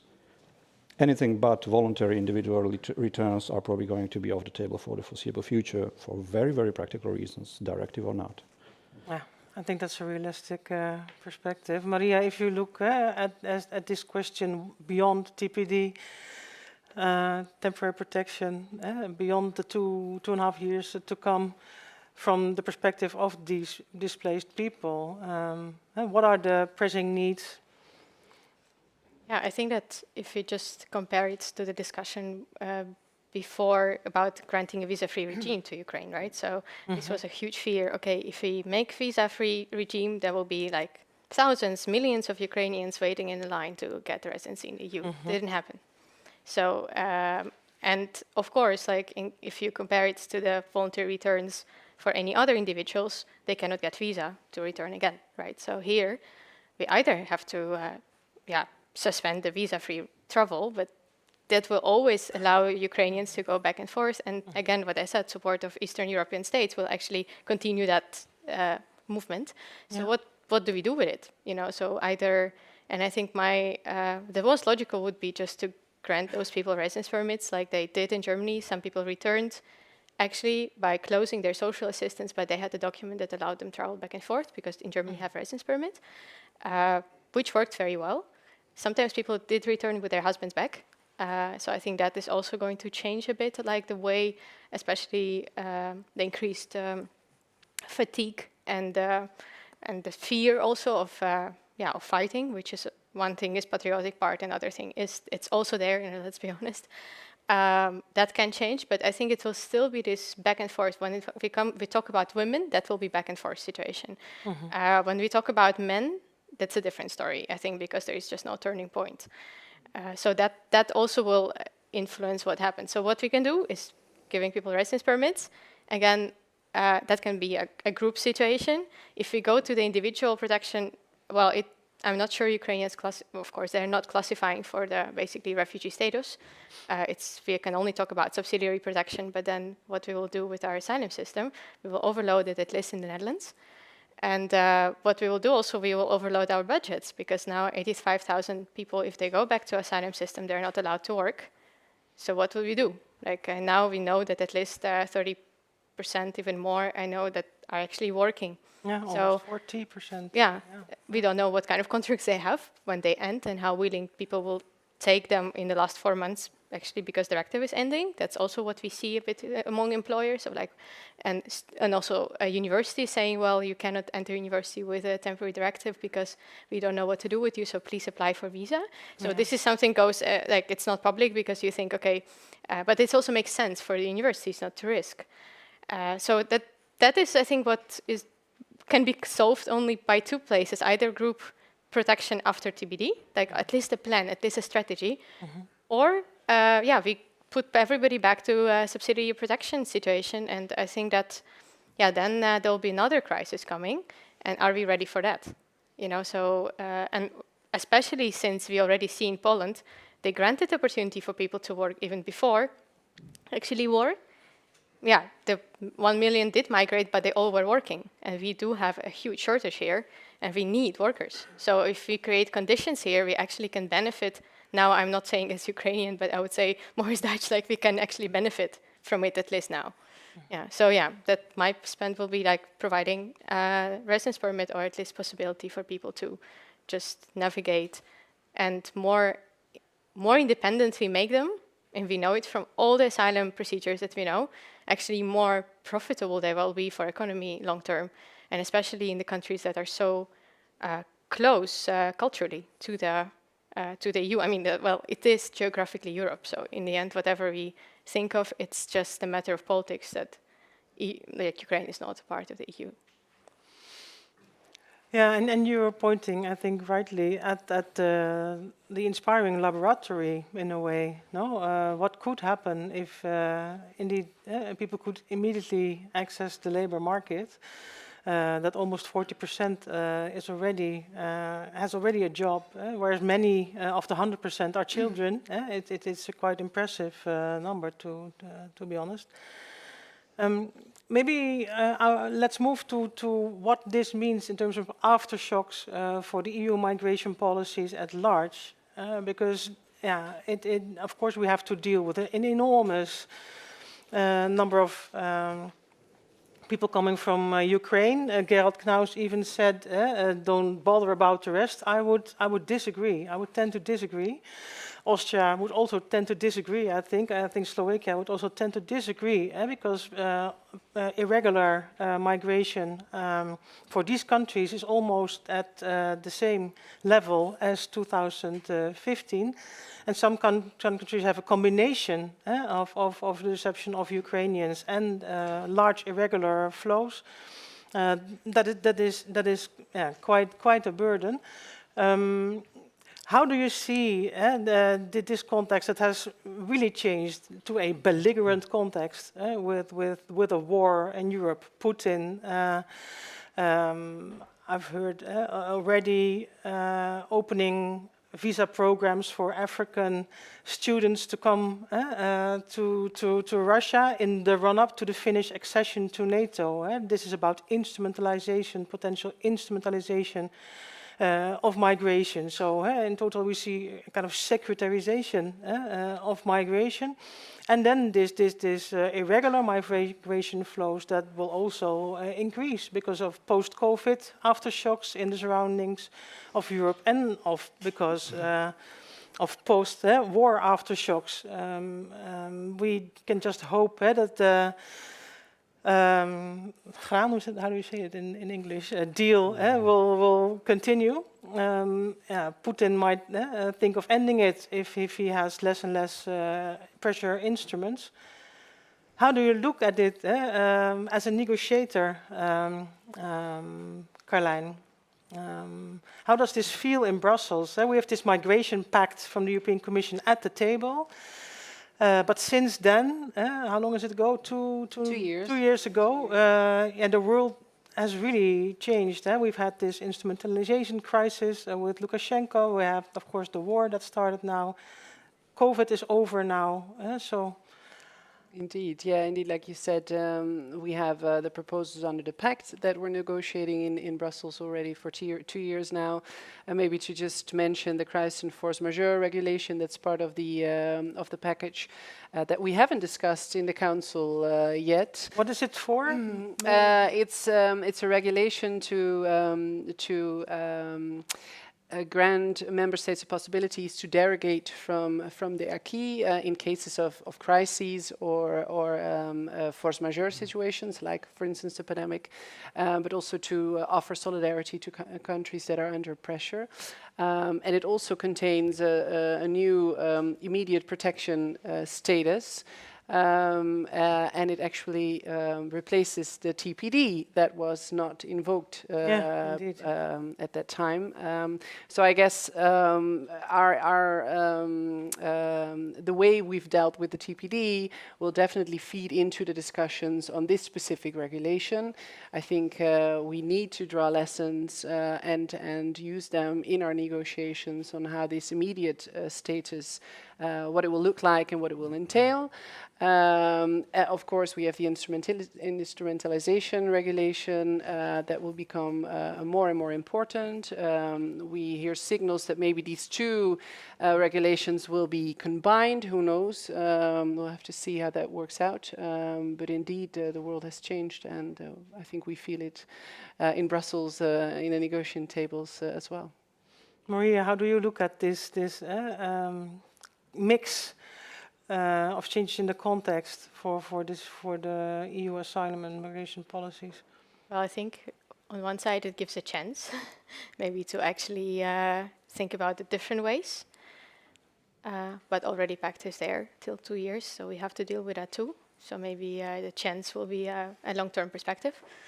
That's one thing. Another thing, I think that if Could you give an example how we could see it as a chance?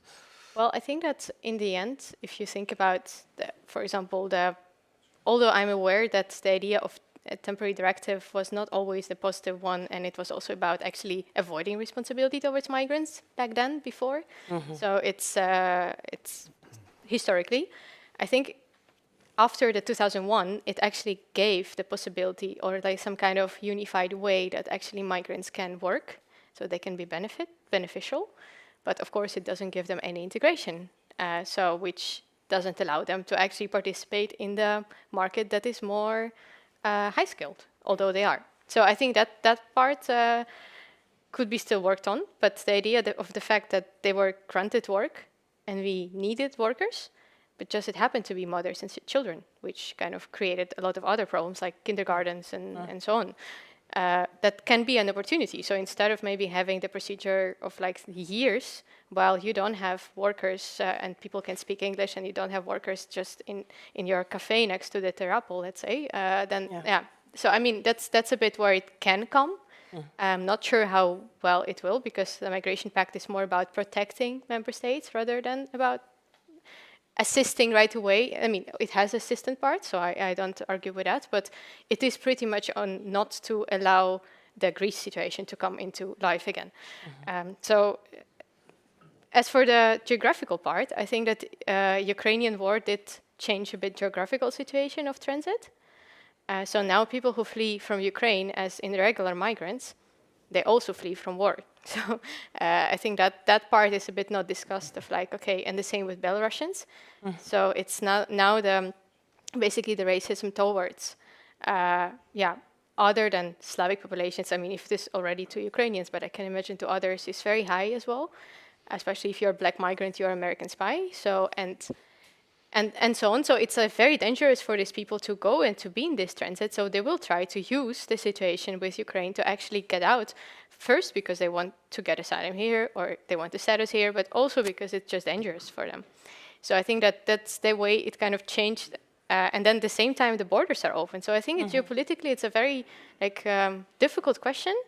Maybe not in Belarusian-Poland border, because nothing really changed. But like at least the Ukrainian border for sure. Although like there were a lot of investments to stop irregular migration in Ukraine years before, which was in a way successful, I think.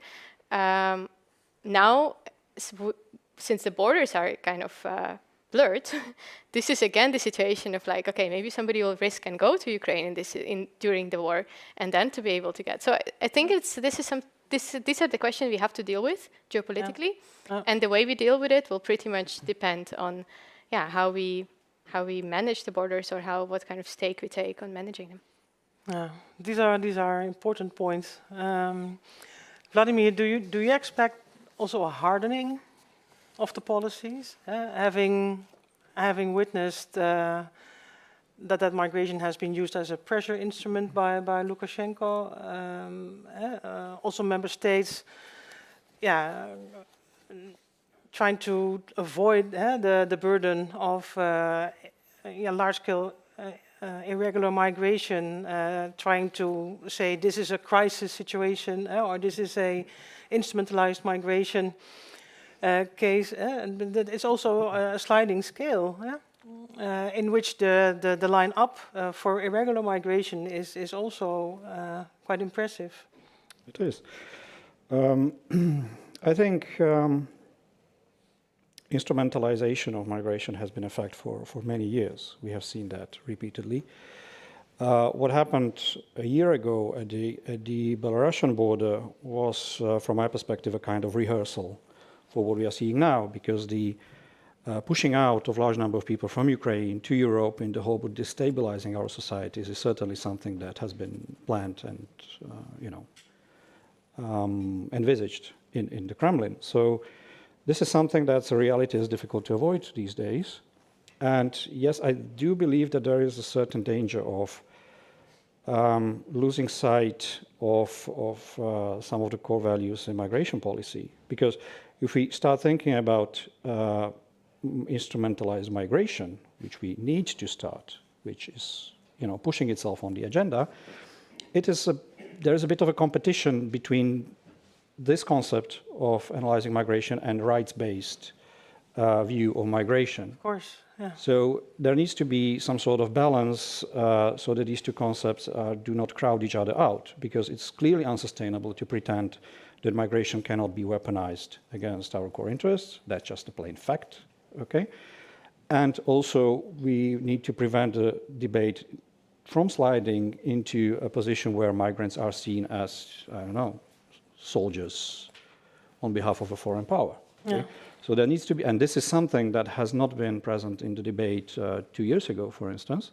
So we are broadly in a new area, I think. And the really big difficulty is what about Putin really bombing people and then becoming refugees to act as, in a way, hybrid weapons. Yes. So it's not bringing in people from Iraq to Minsk and then bringing them to the border like Lukashenko did, but it's really in a war using people, like Gerald in the beginning said, 20 million people should be bombed out of Ukraine. These kind of horror scenarios. Is that an instrumentalization of migration? Are they refugees or not? These are really difficult dilemmas. I want to open it up to you for questions. We have 20 minutes left, and if there are questions on the aftershocks in the field of asylum and migration, please be my guest. Is there? No, there are experts in the room. Maybe they already know all the answers to the dilemmas that have been sketched. Please, Geert-Jan Haan. Yes. I'm looking for Mr. Knaus. I don't know if he's still here or did he leave already the building? Oh, he has to finish his book. Okay. That is due last week. I met him a few weeks ago in Berlin, and he was explaining to me how, for instance, in the UK, we can call it the experiment of home care for Ukrainians was a pretty big success. They did a survey afterwards.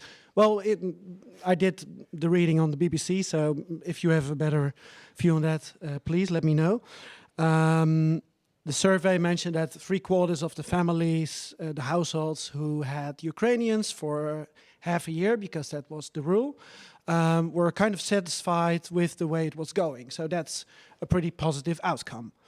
Mm-hmm. I was looking at the statistics in the Netherlands. We have like 10,000 people who registered at the Ministry of Justice and Security. Half of them is already scanned, as far as I know.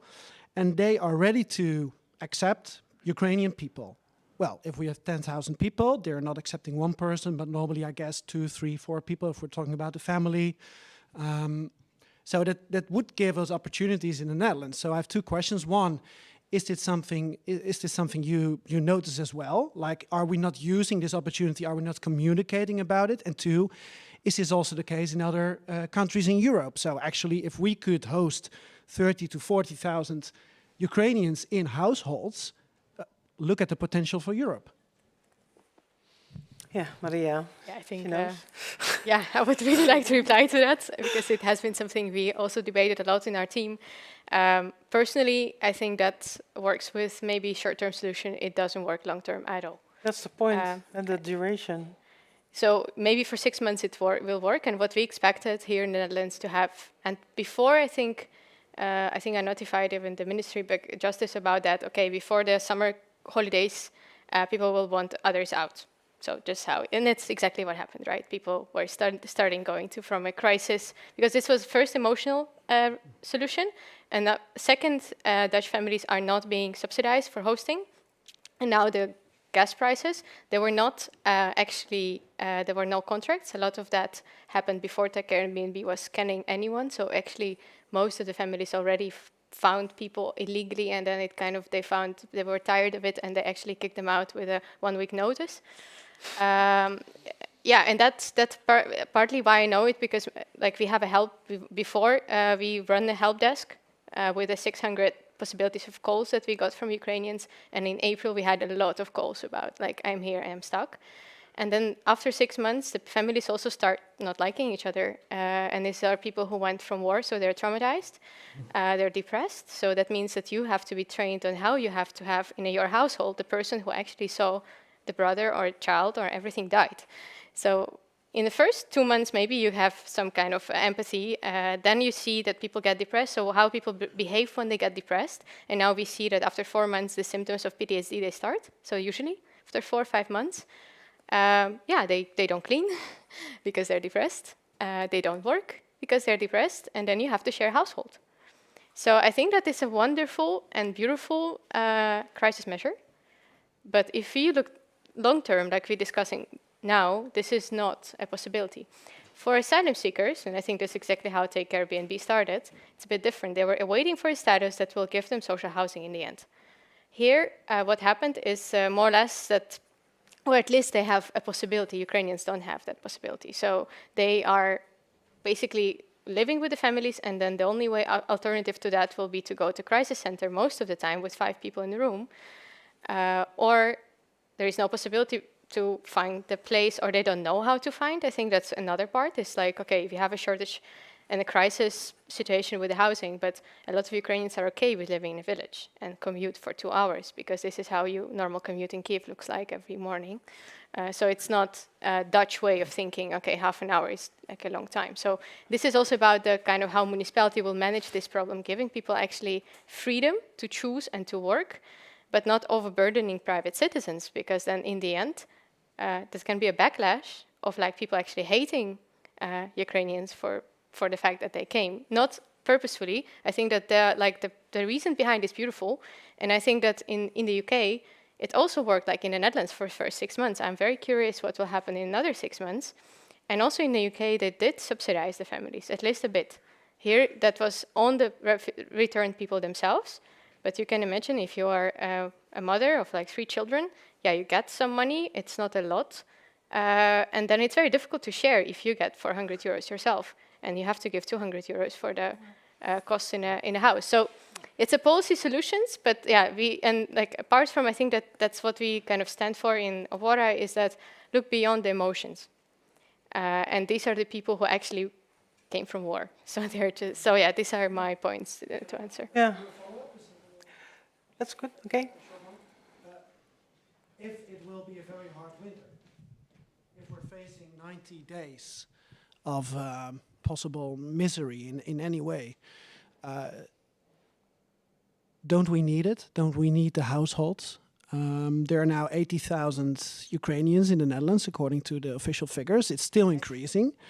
Don't we need it? And if so, according to you, we should change the conditions, of course, and pay people more. What are your thoughts on that? Do we need it? That's a good question. And I think here pretty much, are we actually ready to support this family so that they actually don't think of like getting understanding what responsibility is, considering the bills we all have now for the coming winter. Yeah, maybe that's a very interesting solution, but I'm not sure that everybody is. But I wouldn't expect that Dutch families would think about that argument. And I think I know, like, for living 8 years here, and I know how thoughtful Dutch people about spending. I don't think that it will be a part of consideration. I think at least we have to enter an honest conversation about how long this is going to take. So yes, households know what they embark on. So I agree with you that this is extra capacity, but then we need to enter an honest conversation. And also what the conditions, what the terms would be for them to take these people in. Bob? Yeah, sorry, not to take too much time on this, we'll be on the panel afterwards, but first there were even cases that people were cut on their AOW, on their social benefits, for having Ukrainians in their household. Yeah, so I think the Dutch should really do something about this. That's Netherlands. Exactly, welcome to the Netherlands. The second point, and I don't want to depress the panel any further, and we'll discuss this after the coffee break, but there is another country that is actually the largest country in the world with about 140 million citizens that has just given almost its entire male population a very credible reason to want to flee the country. 250,000 have done so in the space of one weekend. Now, this is an extremely political issue. I've seen several EU countries saying they should not be allowed in because they should fight Putin. I know quite a lot of Russian minorities from minority regions. You mentioned the Crimean Tatars, who have very credible reasons not to want to be mobilized, and they may well come to Europe. What are we going to do with another couple of 100,000 or maybe even more Russians coming to apply? Thank you. Thank you, Bob. Vladimir, you want to come in? Well, I think, this is a situation that, just for context, I would like to add that there, to my knowledge, have been 2 countries in the world who have officially and publicly promised to provide protection to Russians fleeing conscription. One of them, the United States, the second, Kazakhstan. Quite interestingly. Honestly, we have had, since the very beginning of the war, a certain number of Russians seeking asylum in Slovakia who are channeled into the usual asylum process, and from what I know, they have quite good reasons to seek asylum. We also have a program of relocating some of the mostly highly qualified specialists working in branches of multinational companies that are likely to close in Russia, who, for whatever reason, seem to prefer living in Slovakia, linguistic proximity, something like that. So it's not entirely without precedent that despite the relations that exist between our countries and Russia, there is this difference of perception towards individual Russians. And I think the demobilization order just expands that. I mean, I cannot honestly imagine, not even legally, that's beyond difficult, but also politically, it's quite difficult to say to someone that he should stay in Russia fighting the overwhelming. Can you imagine saying this to someone from North Korea or from some other country with an authoritarian regime? This would be extremely difficult to integrate with the basic concept of protection and asylum. So, Maria? Yeah, I think it's a very relevant question. I was expecting it, to be honest, even before this. Yeah, and we discussed it, like recently, me and Kostya, we actually wrote the opinion piece on it, and I think it has like 4 moments. So I think anti-mobilization doesn't equal anti-war, right? This is something that goes around, and you're probably aware of that. Then the question is, okay, we have thousands, but not on the border with the EU, except from Ukrainians who are in occupied territories that are also under mobilization. That's a different story. I would say that this is like something that we have to discuss separately. Others are not bordering with the EU. And then our question will be very political. Do we welcome them, like Germany said, right? So, and saying, oh, we make a safe passage, but then they are not qualified for temporary protection. So that means that every single asylum application has to be filed and has to be actually like very well evaluated. And this is exactly what was said in Germany in this debate, where I said, yeah, well, of course, if the person asks for asylum, we cannot say no.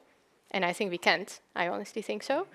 But how do we qualify whether the person is a political refugee? Because if you know from the beginning of war, 300,000 Russians left according to Russian NGOs.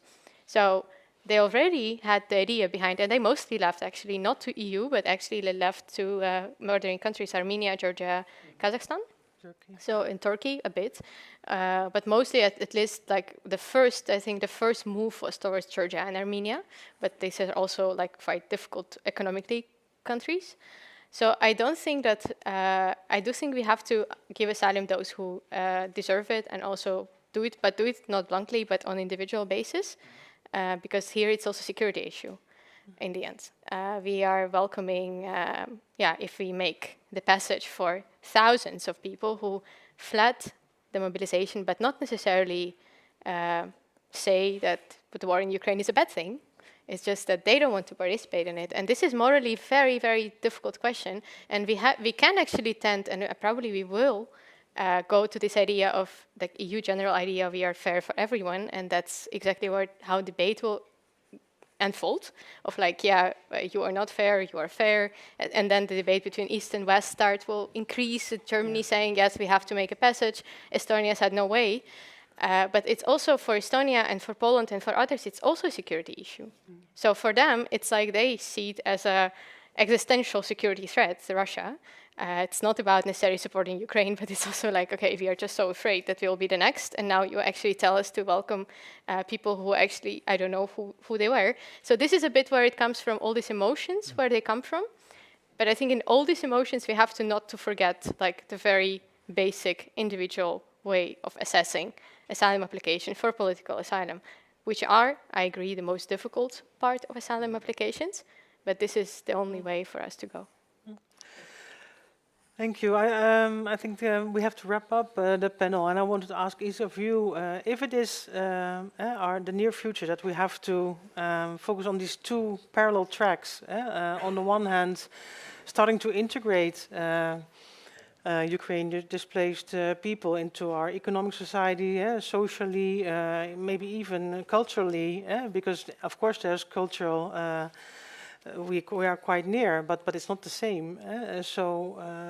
Starting to integrate and have them participate, and on the other hand, the window that they might return, and also they want to return to a certain extent. What would be your most pressing advice to the European institutions? Maria, do you want to start?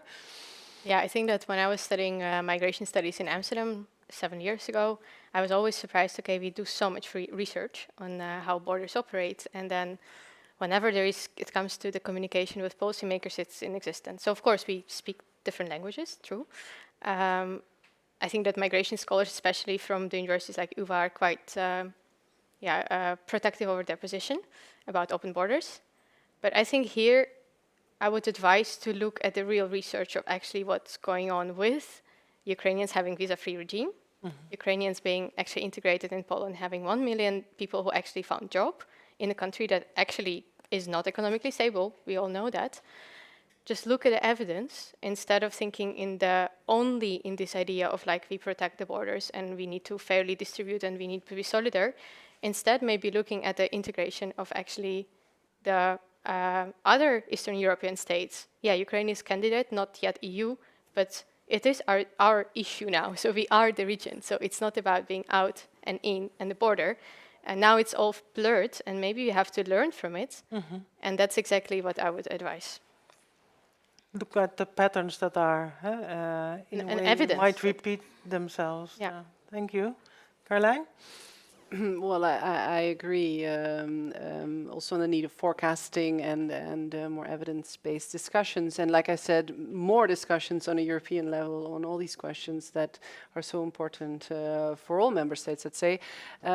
Maybe just to add also the importance of maintaining the solidarity also within the Union. Yeah. Because the longer the conflict lasts, cracks can appear. And I think it's in all our best interest to keep united as a union with the member states. This will also help towards the harmonization we touched upon before. And maybe. Yeah, I agree. Whatever the scenario is, large-scale onward migration or not, this solidarity will be key.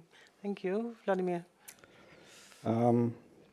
Maybe two things that I'd like to point out to any imaginary EU institution interlocutor. First, the Ukrainians that are now in the EU have already do have access to the labor market. Mhm.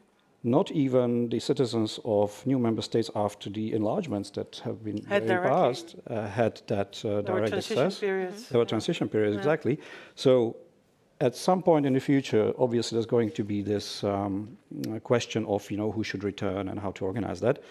One should bear in mind that these people will have integrated by then to a rather profound degree in our societies, and also their relatives who might very probably then join them. So this is a structurally very different situation from what we are used to imagining. Yeah.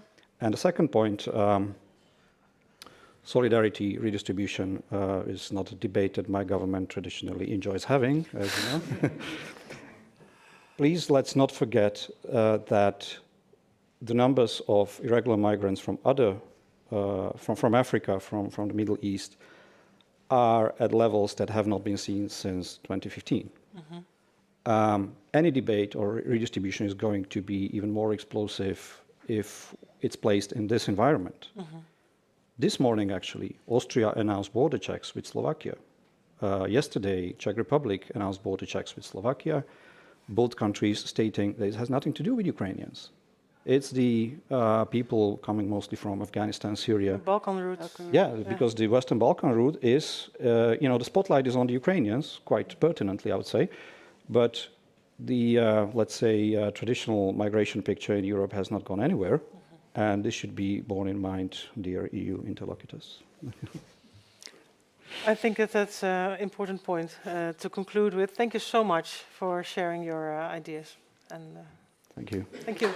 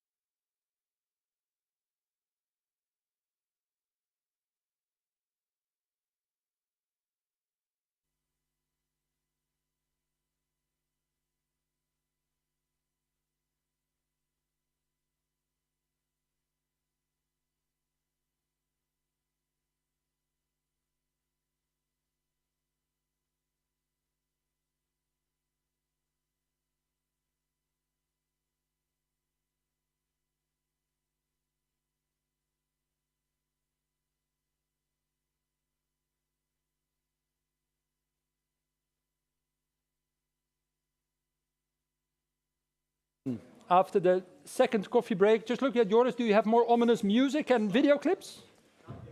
I can start straight away. All right. I think we've had enough ominous music, but we have more ominous topics to discuss. For this last panel discussion, I have an invisible panel with me, as you see. I'm here all by myself, but actually, due to the marvels of technology, I will have two keynote speakers appearing on the screen who unfortunately couldn't be with you in person today, but who were kind enough to join us online. And I'd like to ask my colleagues from the technology department to conjure up the image of Professor Sergey Radchenko, who can see me, I think, through the camera. I have him over here on the screen. That's why you see me looking at him. Professor Radchenko works at the Johns Hopkins School of Advanced International Studies, where he is a distinguished professor. But he's also a remarkably interesting person on Twitter, in case you don't follow him yet. I'm an avid follower. Sergey, we've had you in one of our webinars on the use and abuse of history. And I first encountered Sergey when he was actually giving Putin a history lesson, and he graded one of Putin's history essays, being not entirely up to academic standards, I think was your conclusion. But you often share with people little excerpts from your research, what you encounter in files about the Cold War, about exchanges between high-level officials. And it's remarkably interesting reading, but you're also somebody who brings nuance to Twitter and doubt to Twitter, which is something I really respect you for doing. But that's not why you're here on the screen, to instill more doubt in us. I was hoping that as a historian, you can help us in this panel that is called Back to the Future, to help us draw some lessons from Russia's rich and turbulent history about what we might expect next, because it's an absolute cliche that those who don't know history are doomed to repeat it. There's more cliches about history, including that it repeats itself or that it rhymes.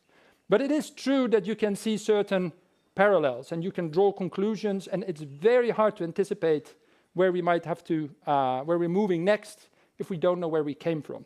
So Sergey asked you to prepare a couple of points for us on which parallels do you see in this incredibly complex period also in Russia's history, because so far we've been debating our Russia strategy, we've been debating European security, we've been debating Ukrainian refugees, but we've very carefully steered away from that incredibly complex question, what kind of Russia might we be dealing with in 5 years, or in 1 year even, or in half a year maybe, because Russia is remarkably difficult to predict and difficult to anticipate. But maybe you can give us some pointers. Do you see parallels with things like the Soviet invasion of Afghanistan, or the Russian Empire during the First World War, or the Russo-Japanese War, or other parallels from its history? Anything you can share with us to enlighten us a little bit about what we can expect next would be much appreciated. Sergey, you have the floor. Well, thank you very much, and I would like to just say how much I would like to be there in person. It would have been wonderful. Nevertheless, I'm excited to have this privilege, to have this honor to address such an esteemed audience. And thank you also for the very generous remarks, including about my Twitter, which I do not encourage that people follow necessarily, because I do say all kinds of nonsense there. But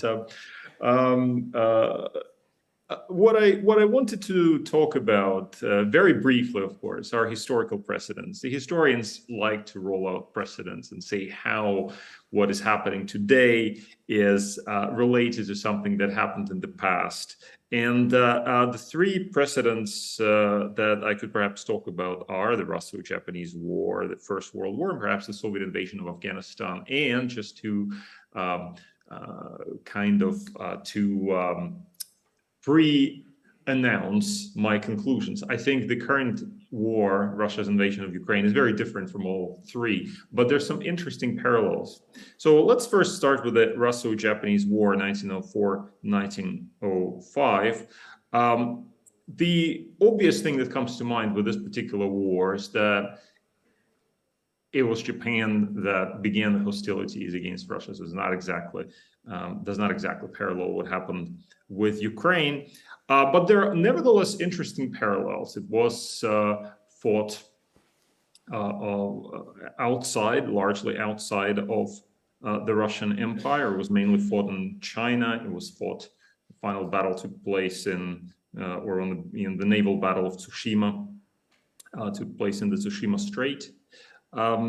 The war was supposed to be easy for Russia, for the Tsar, and that was his big mistake, one of his big mistakes. He underestimated the resilience of the Japanese. He looked down on Japan. He thought that Japan was an upstart Asian nation that simply could not stand up next to such a great power as Russia. How could they dare to do that? How could they dare attack Russia? How could they actually win over Russia? And that overconfidence translated into very, very bad strategy, which of course in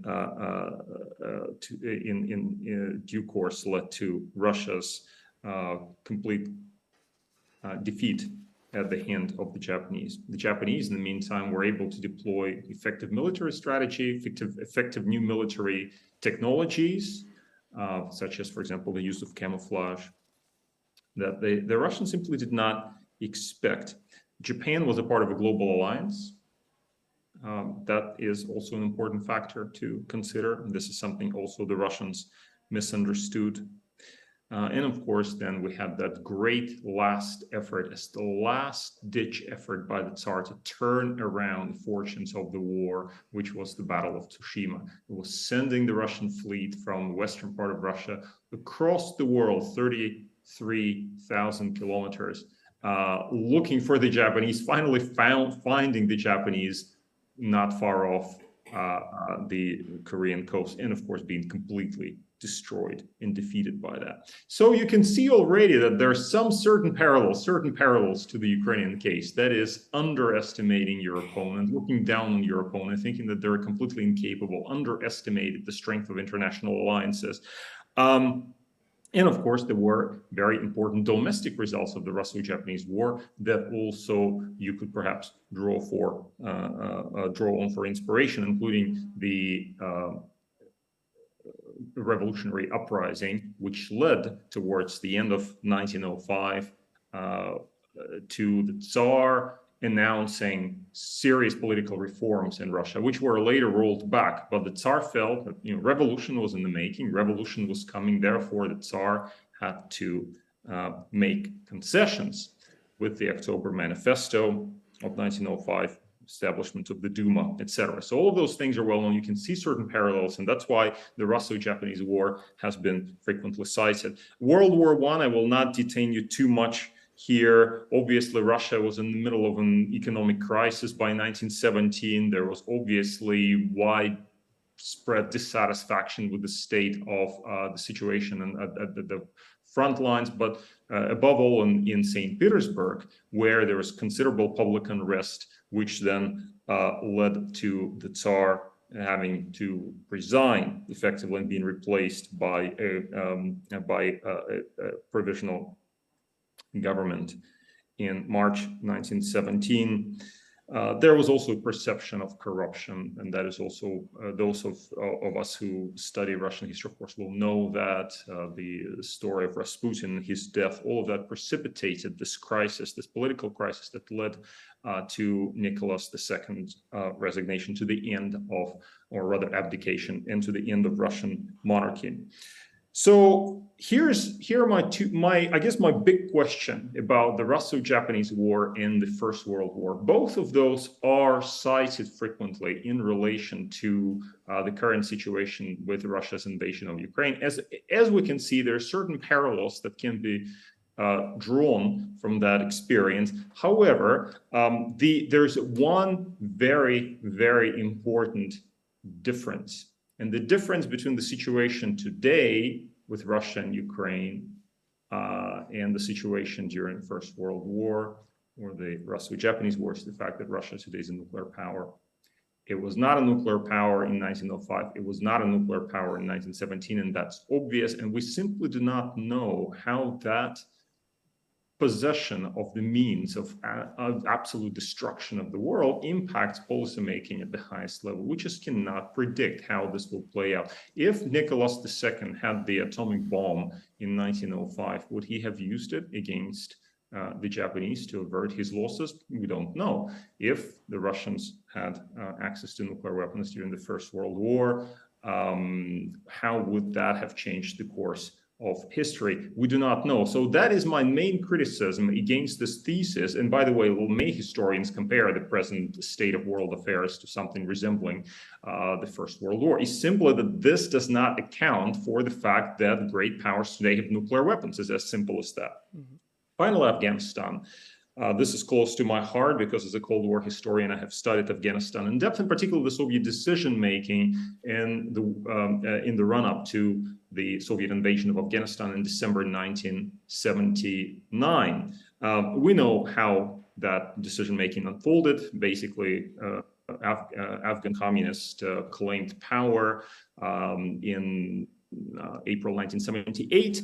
This was something of a surprise for the Soviets, but what really annoyed them was that inside the PDPA, Communist Party of Afghanistan, there were two factions, and one of the factions was really trying to destroy the other. And the Soviets were talking to them, saying, don't do this, don't do that, but they still did it. And of course, there was also an insurgency, and that actually led the Afghan communists, including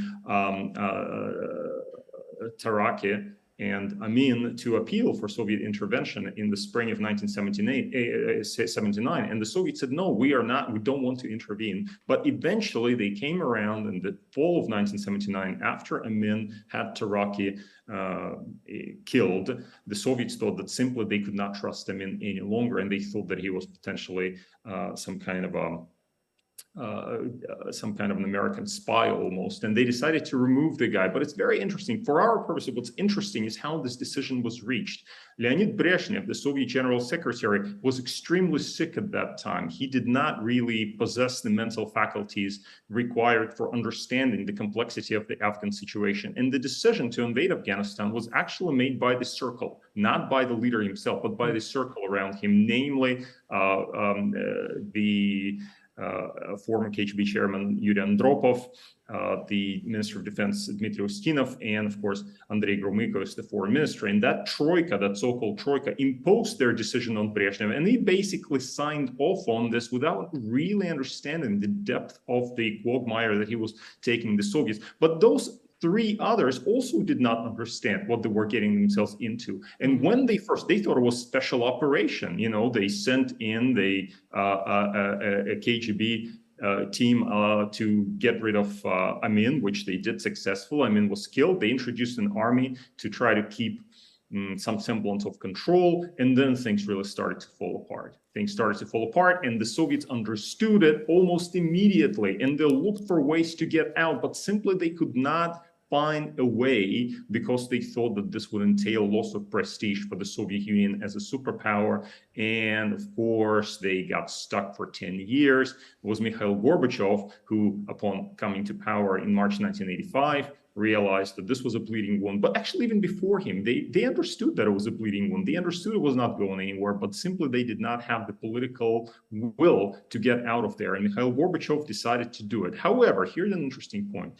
It is widely assumed that Afghanistan led somehow to the collapse of the Soviet Union. I don't think this is the case, actually. I think the Soviets could have fought the war in Afghanistan for a considerably longer period of time, except for the fact that, Mikhail Gorbachev came along. He said, I just don't want to do this. I don't want to do this. And so we have to understand here the importance of the human factor, the importance of one single personality, and how that can change the entire narrative. And even for Mikhail Gorbachev, it took him 4 years, right, since coming to power. The Soviets actually withdrew in February 1989. So it was a very long process. Why did it take so long?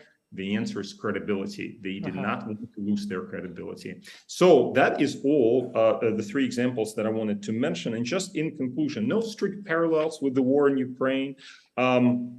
The one thing I was going to say is that Putin has declared mobilization. We have to be. I think there's a lot of euphoria about the fact that things are really falling apart in Russia at the moment, and they can't really pull this off. We have to remember that Russia still retains considerable capacity to inflict damage over a longer period of time. So I would not actually necessarily be euphoric about where we are now in this conflict. And with this, I will end my presentation. Thank you. Yeah, thank you very much, Sergey. I don't know if you can hear the applause, but I'd like to ask you for a few rounds. Also, thank you for alerting us. Parallels are interesting, but the conditions under which the current context is unfolding is so different. The nuclear weapons, of course, key factor. The fact that some of these other wars were defensive, and you see efforts by Putin to reframe this conflict as a defensive war, knowing that an offensive and an expeditionary war or a special military operation doesn't evoke the same sense of patriotism. But you also reminded us of the fact that there was a 10-year or maybe even longer time lag between the bad decision of a ruler for reasons that are really interesting to investigate, bad decision making, maybe arrogance, maybe lack of information in the top, and the longer term consequences inside Russia, which means that this lag, we may see the consequences of the Russian catastrophic mistakes, I would argue, to launch this operation against Ukraine and to mobilize, may take much longer than we think. But I'm also always reminded when looking at Russia, it's the same thing about bankruptcy. How did you go bankrupt? First gradually, then suddenly. Things could also unfold really quickly. If you could stay online for a bit longer, because I'd like to move on to our second speaker, Edward Lucas. Edward Lucas, who is actually a non-resident senior fellow at the Center for European Policy Analysis, so a fellow think tanker. He is also, and many of you will know him from his time as editor for The Economist, where he wrote for many years enlightening us about not only Eastern Europe, but also a lot about Eastern Europe. But I think we should also flag, because Mr. Knaus mentioned Garry Kasparov writing a book in 2015 warning us about Putin, that I think in 2008, Edward Lucas wrote a book, Putin's Russia and the Threat to the West. So, Mr. Lucas, you're someone who's been warning us consistently for years and years on end, and we still maybe didn't listen to you well enough. Could you share with us a couple of ideas, also drawing on Sergey's parallels, also about how we got Russia so wrong for all these years, what we need to do next, and what we can expect also from a possible, if that scenario emerges, post-Putin Russia? These are not easy questions, but I remember being on a panel when you asked me much worse questions, so I think this is my small revenge to you. Edward, floor is yours. Well, thanks very much indeed for inviting me, and I apologize for not being with you in person, and it was great hearing Sergey's historical insight. I think the first point we need to make, and it's a really big one and it's a humble one, is that it's not just that we got this wrong over many years, but that other people are paying a horrible price for our mistakes. Yes. There are tens of thousands of people just like us within a day or so's drive of where you're meeting now who have lost their lives, their limbs, their loved ones, their homes because of Russia's war on Ukraine. And that happened obviously partly because there is imperialist attitudes to Ukraine and wanted to prevent Ukraine from becoming a kind of rival alternative to its own kleptocratic model of development. But it really happened fundamentally because we allowed this to happen. We indulged Russia over many years and allowed it to gain the impression that it could do this with impunity, and to some extent it may even get away with it. So what are the origins of this mistake? I think we have to go back to 1991 and a fundamental misapprehension in the West about what happened when the Soviet Union broke up. We looked at the collapse of communism and we thought three things were happening. There was the end of the planned economy, really the disintegration of the planned economy. It wasn't that Gorbachev had a systematic reform plan. The planned economy just seized up and market economies grew in different parts of the industry and consumer goods and so on. And then Yeltsin came in, they liberalized prices, and we went through this long, chaotic, messy, quite corrupt transition to a sort of economy that's pretty much recognizable from our point of view, with stock exchange and property rights and so on. So we thought, that's great, that's the end of communism. And we also saw the end of the communist one-party state, with the end of censorship, of rigged elections, the leading role of the party entrenched in the constitution. And we went over to a multi-party system, which to some extent still is there in Russia. There are elections. We don't always know who's going to win. There are occasionally opposition politicians do quite well or even win in some elections in the regions. And there's a sort of separation of powers. You can sometimes sue the government and even win, even now in a Russian court.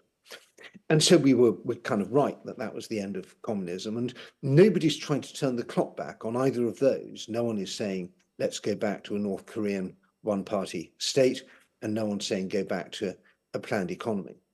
But the third thing, which we got really wrong, was to assume that the Russian Empire was over as well. As historians, Richard Pipes and others have made very clear over many years, there was actually a lot of continuity between the Tsarist Empire and the Soviet Empire, both in terms of linguistic, cultural chauvinism inside the Soviet Union, the idea that the Russian language deserved a very special place and that Russian culture was superior to everybody else's culture, and then also in the treatment of countries outside the Soviet Union, the idea that you need a buffer zone. The victory of 1945 means that you have bought in blood the right to dictate to other countries what their geopolitical orientation should be, something we saw in Hungary in 56, Czechoslovakia in 68, Poland with the imposition of martial law. And the big mistake that we made was we thought that was over in 1991. And it really wasn't. It had taken a big knock because of the economic and political weakness, but it wasn't. And I was living in the Baltic states in the early 90s, and I could see that this was still going on. I could see the Baltic states being bullied over questions of laws on language and citizenship. I could see Russia trying to hang on to its economic footholds. I could see Russian subversion, Russian intelligence at work, Russian propaganda, Russian dirty money. And I was really struck both by how potent these threats were. I was struck by how vigorously and effectively the Baltic states, starting from a very difficult position, were rebuilding their statehood and dealing with these threats. And I was struck most of all by the fact that the West just didn't want to listen. And I then moved to Moscow as the Moscow bureau chief for The Economist. And I was really shocked to see the overlap between Russian intelligence, Russian organized crime, Russian business, and Russian government. This was still in the Yeltsin years, and the way in which Russia was playing games in its neighbors, the way in which Russian intelligence was back on the front foot, trying to do things to us. And I was struck partly by the difficulty of getting Russians themselves really to worry about it, because many of them said, hey, look, we're just making money, and in the end, this is all just politics, doesn't matter. The thing that really annoyed me was the difficulty I had in getting the West to take it seriously, not so much among Western officials, but because of the center of gravity in our coverage of Russia had shifted towards people who are making money. It was the bankers, the lawyers, the accountants, the fixers, and the grifters who were making enormous amounts of money, whether it was in the Russian bond market or with trade and investment with Russia, who were saying again and again, shut up, this is not helpful. And I and a handful of other colleagues, including my friends at the FT and elsewhere, who were trying to get the message across that things are going badly wrong in Russia. This is heading towards corruption and repression at home, and it's heading towards aggression abroad. And we were given a pretty good kicking by people from our own side, trying to get us fired, trying to get us silenced, trying to tell our newspapers, if you carry on like that, you won't get any advertising from us, and also with libel suits. Now, I know the Netherlands is very different from Britain, but we face very tough libel laws in Britain. I spent a year of my life organizing The Economist defense against an extremely rich and powerful Russian, who I'm not allowed to mention for legal reasons. And I found trying to find witnesses to talk in our defense, that people were physically scared. They were scared for their lives of even talking to me, let alone providing a witness statement. We've had assassinations in the West, Litvinenko assassination, the attempted assassination in Salisbury. We've had assassinations in Vienna, in Berlin, in Sofia, in other places. We've seen striking episodes of political interference in our political systems by Russia using dirty money, cyber techniques, information warfare, and others. I might just mention, for example, the referendum you had in the Netherlands on Ukraine's association agreement, which had the fingerprints of Russian information operations all over it. We had abundant wake-up calls, the cyber attack on Estonia in 2007, the war in Georgia in 2008, so many other things. And again and again and again, we failed to draw the conclusions from this. We relativized them. We said, well, yes, this is bad, but, America bumps people off, the Israelis bump people off, government, the Saudis bump people off, this stuff happens. Yes, okay, the Russians using propaganda, but it doesn't really affect the mainstream of our political life. It's just out there on the fringes. We saw Russia intervening in with hacking and leaking attacks, first of all in Poland, then trying to do it with Macron leaks in France, trying to do it in Germany, and then of course with considerable success in the United States, the world's strongest democracy, hacking into the Democratic Party's computers and releasing emails which showed horror upon horror that politicians were committing politics behind the scenes. And I'm afraid my colleagues in the American media completely misunderstood what was going on. Instead of saying who is hacking into our politicians' emails in order to embarrass them, they said, oh my goodness, someone from the Democratic Party said a bad thing about another person from the Democratic Party. That must be front page news, and that shows that all politicians are untrustworthy. So it corroded trust in the system, it made the Democrats look bad, and it helped Donald Trump get elected. But Edward, maybe I could go on and on and on. Yes, I have an inkling you might, but we need to move to the now what question. Otherwise, exactly. So what we need to do to get serious is to, first of all, understand that the Russians are attacking our society and that we need to defend it. And dirty money is one thing, disinformation is another. And we obviously need to give more weapons to Ukraine. If we'd just given a fraction of what we're giving to Ukraine now, before the war started, there wouldn't be a war. There was a proposal to have a military exercise in Ukraine in December or January to show the Russians we were serious. We could have done that under Partnership for Peace. Well, we didn't do it because we were scared. Then we said we can't give them offensive weapons. Then we said, yes, we can give them offensive weapons, but not heavy weapons. And we're always doing everything too little and too late.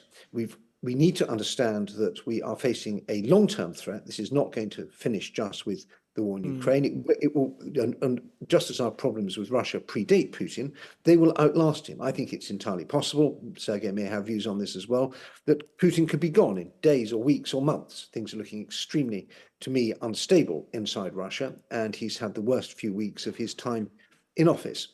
And we could easily see either a knock on the door, shots in the courtyard, and some new junta or something else take over. It could be a sort of Khrushchev-style departure, it could be a Gorbachev-style departure, it could be something else. But we need to understand that that won't change the regime. The regime will throw Putin overboard if he stops being an asset and starts being a liability. But that imperialism, that belief that they can dominate within Russia through internal colonization of the other nations and peoples of Russia, and that they have some kind of right to dominate other countries, that is baked in, and it's going to be there for many, many years to come.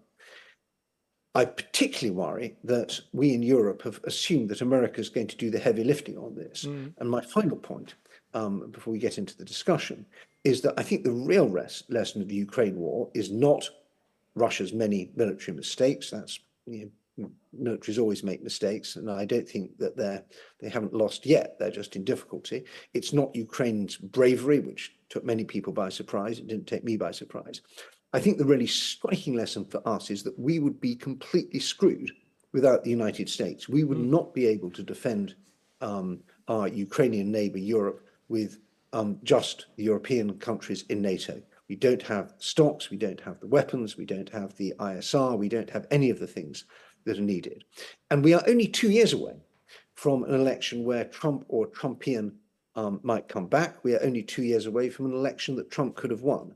So we are drinking at the last chance saloon for European security. And even if we start right now, we won't have time in the next 2 years to make up for the sort of losses that we would have if Trump wins the next election and then says in his inauguration speech, by the way, I think NATO is a waste of money and I'm pulling out. I'm withdrawing America's support for the Article 5 security guarantees. So please, guys, get going.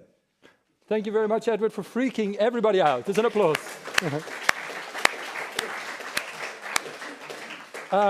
But it's not only a message that I think we needed to hear, it's even some of this was discussed in the earlier parts of the conference, a Belgian general warning us we don't maybe even have the power, the industry, the stamina to actually prepare for this sort of longer term confrontation that you mentioned. Now, in the interest of time, I hope you can stay with us for a bit and also watch what you've inflicted upon our panel with your much-deserved message. But I'd already like to invite the other members of the panel to come forward. We will actually, in order to make you not feel uncomfortable that the camera is on you all the time, we will go back to the regular background. But please stay with us for a while. And I'd like to invite over to the panel Erika Schouten from the Ministry of Foreign Affairs, Geert-Jan Haan, and Tony van der Tocht. And I'll introduce each of you in turn. I noticed I've shuffled places with the previous moderators because I needed the screen. Are you comfortable over there? Fine. Is this good for you? Okay. Because we now come to the really difficult part of this discussion, and that's what do we do next? I am aware that the Ministry of Foreign Affairs has been asked by Parliament to prepare a new Russia strategy. It's incredibly difficult to do that in times of uncertainty. But I think we're lucky to have with us on the panel Erika Schouten, who is currently the Deputy Director for Political Affairs, recently appointed. Congratulations. It's the first time I see you since the appointment. But before that, we knew each other when you were Director for European Affairs, the ministry, already responsible for all these difficult questions with Russia and Ukraine. But you've also served as Deputy Permanent Representative at NATO, and you're an ambassador for the Netherlands, among other things. So let's say you have many years of already dealing with these incredibly sensitive and difficult questions.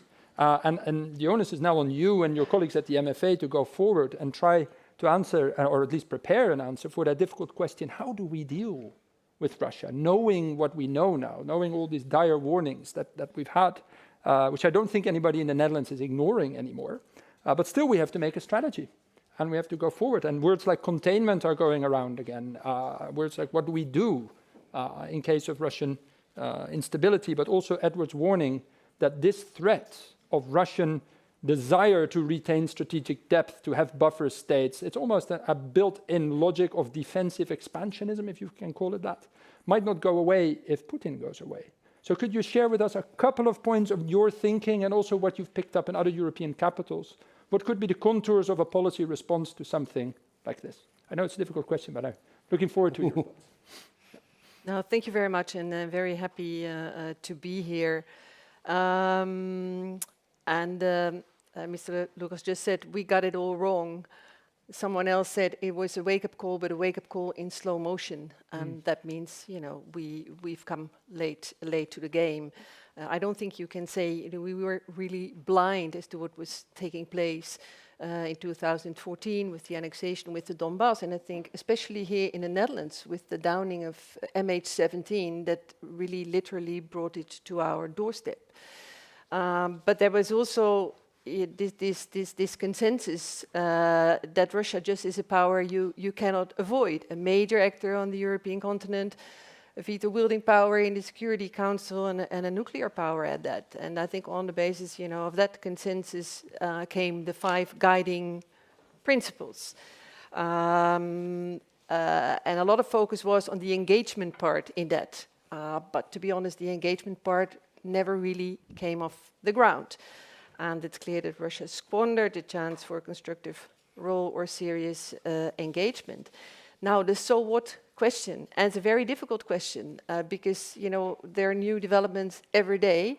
This is a moving target, and there are a lot of things that require our full attention right now, and I will come to that. But in terms of process, I think the most striking thing, or one of the very striking things so far has been how we have, with the EU partners and the NATO allies reacted in full unanimity.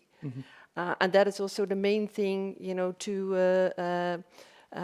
to retain. I think this is the most crucial thing that we have. So that always means within the EU, but also within NATO, that you have to listen to all the different points of view and come to a consensus.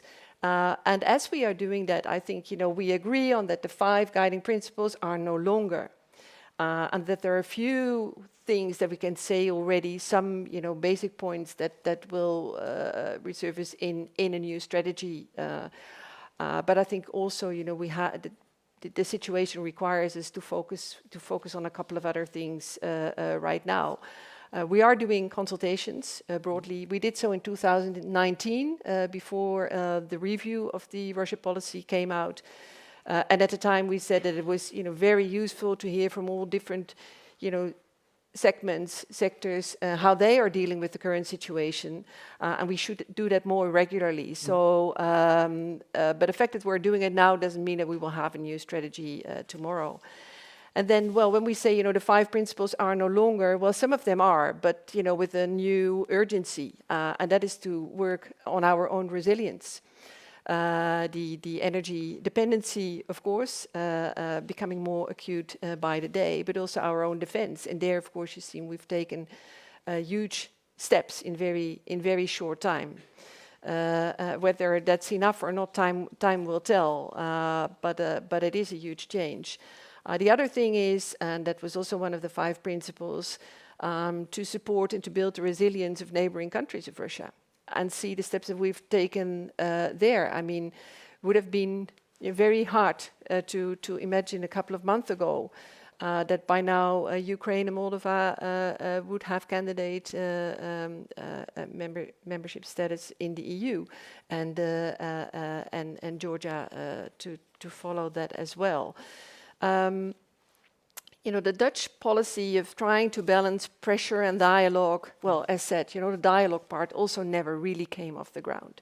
But the idea was that you always need to keep channels of communication open and to look for common interest and to build upon that.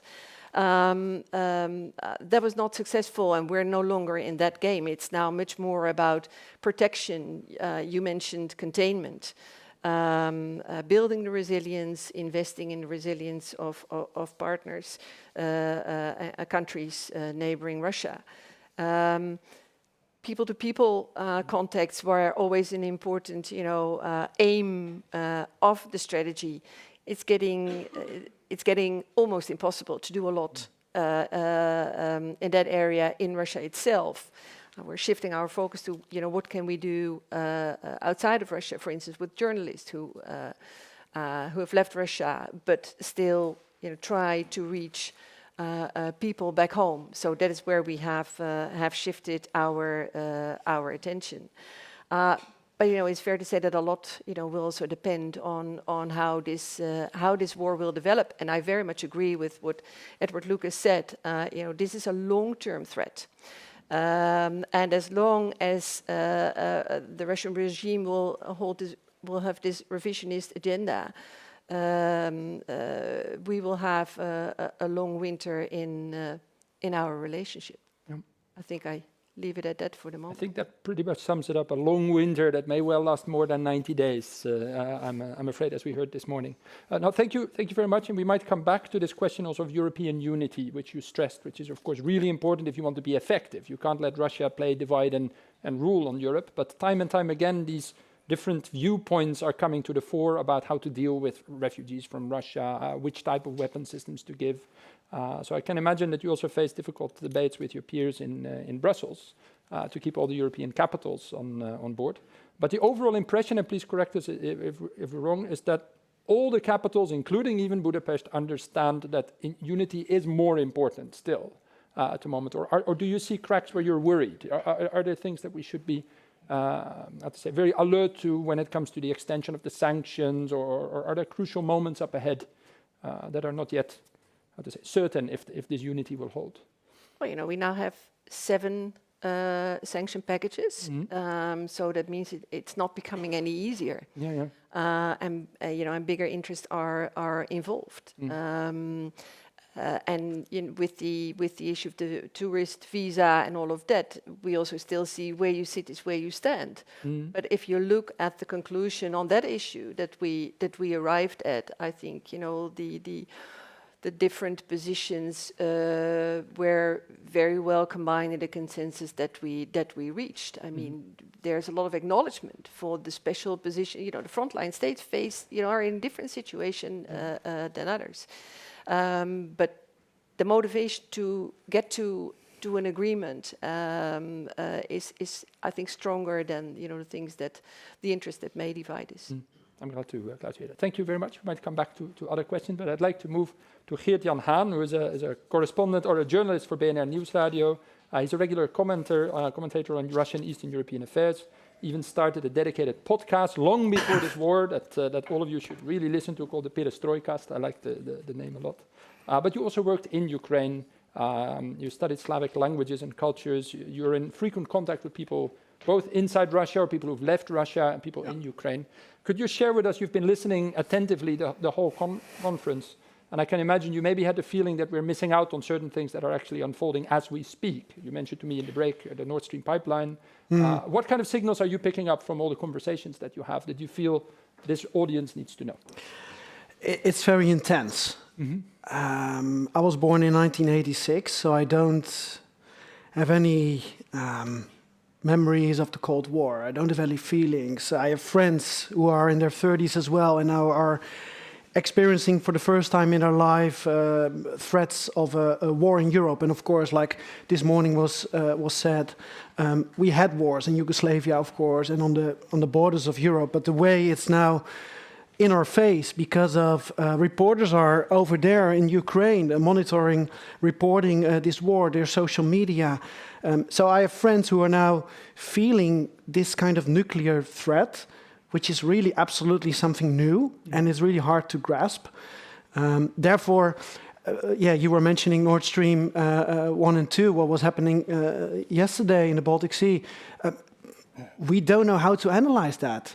We don't know if it was the Kremlin behind it. Okay, we know, and we have to share that if the Kremlin says something, they can act in another way. And we have to acknowledge that they always said, and Russians always said, nas tam niet. We are not there. They were not on a holiday in Crimea. They were not responsible or semi-responsible for downing MH17. So that's something I can add. I can share, I think we need to share some stories maybe. And to start with what your director of Clingendael was saying this morning, Monika was giving an example of a Dutch person we know whose wife is from Crimea. And I can actually give a status update on the situation right now because Monika was saying this morning that his son and his brother-in-law, so from this Dutch guy married to a Crimea Tatar woman, they were fleeing. And they arrived in the Netherlands, 4 a.m. last night. Yep. What did they do? They fled Crimea. They were afraid of the mobilization, fighting other Ukrainians. Went to the Crimea Bridge, went to Rostov, went around Russia, around Ukraine, entered another minivan in Poland, went to Germany, went to the Netherlands. 3.5 days of fleeing. And I think we need to share more personal stories. To keep solidarity and to make sure that this war is here. Talking yesterday to people in Kherson, in the occupied area, about the so-called referenda, telling me that they were paid a visit by someone from the polling station, a very nice woman, who brought over 2 friends who had guns. She entered the building, she entered the room of this woman, waving with a ballot. Yes, you want some tea, you want some coffee. And maybe your friends want something as well. And here's a paper, by the way. And you have 2 options, of course. You can sign yes or you can sign no. We all know how hard it is if someone brings 2 friends with a gun to the party to write no. Quite convincing yes. As an argument. Yeah. And so we also have other stories from Russia. I know a story from a soldier who was fighting in Donbass, got injured, went back to Moscow, got into the military hospital. And you know that there's compensation for wounded soldiers in Russia. I think it was 3 million rubles. And there was a doctor in this military hospital telling him, I will treat you, but only if you give me 1 million rubles. Otherwise, I will sign on your medical file. I will write down that you wounded yourself. That's corruption. So what's going on, to sum it up a bit in a more broader perspective, is, to my opinion, based on these individual stories, and I have way more to share, is that some elements of this, what we're seeing now in Russia, were already there. Corruption was already there. Some kind of reluctance was already there. But it got more intense. And especially now that Putin broke the pact with the people, there's also distrust to the authorities. Loyalty is under pressure. We see from the sanctions that there's a socio-economic backlash, or maybe more to come.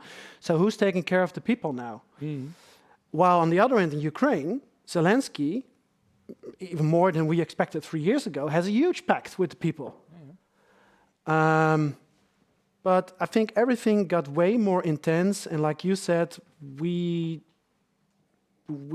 don't know where this will go. We have an idea, like Edward Lucas was saying, but I told you yesterday on the phone, this was a very bad week to organize this event, because in my opinion, it's a week full of new events that, I mean, Friday we've got a speech coming up.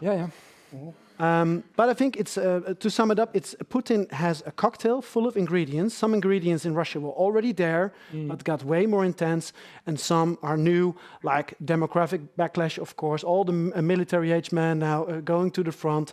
That will, of course, harm Russia on the long term, even more in demographic sense or socio-economic sense. We had the fear, we have the distrust, we have the corruption. It's all there, but it's more intense. It is quite a toxic cocktail, and if I can steal your metaphor, I hope it's not a Molotov cocktail, because there are definite elements also of instability in Russia, including along ethnic lines. Yes. The mobilization along ethnic lines is something I've long been concerned about. We both discussed what an idea it is to send Chechens into Dagestan to maintain order. There are really risky processes at work, and I'm, let's say, I'm not convinced Putin will manage to keep this genie into the bottle. I know Sergey reminded us that sometimes these processes take a long time, but everything does move faster in the current day and age. So thank you for sharing some of these personal stories. And then Tony, it is of course my pleasure to have a colleague from the Clingendael Institute, rejoined us actually on September 1st as a senior research fellow, previously working with the Ministry of Foreign Affairs in all kinds of positions, but often having to do with Russia or other countries from the region. Among others, I think you were the first in Kazakhstan to open an embassy office there. You were in St. Petersburg. You've done all kinds of things, usually inside or around Russia, but also dealing with fellow European diplomats. Could you pick up where Erika left us a bit about this importance of an EU strategy towards Russia? Because of course it's good for the Netherlands to have an EU strategy or a Russia strategy, but how can we do things on our own? Could you enlighten with us a little bit what you think are the contours of a European Russian strategy, or obstacles on the way to get one? Yeah, well, thank you very much. Thanks for this easy question. First of all, I think when we are trying to get to a strategy or a strategic approach, I think we should first basically have a number of scenarios, because at the moment what we are talking about is maybe different kinds of Russia coming out of this war, because this war has all kind of internal effects in Russia as well. And Sergey drew already some parallels from history, and one parallel which he left out, but which may be relevant as well, is the demise of the Soviet Union, the collapse of the Soviet Union. What if Russia collapses along similar lines, like the ethnic lines you were just mentioning? So we should be prepared for several kinds of Russia. In fact, I think before working on a real strategy. Well, in the EU, and I was part of numerous discussions for, I think, over 20 years, we have been discussing a strategic approach towards Russia. And basically, we never really got one.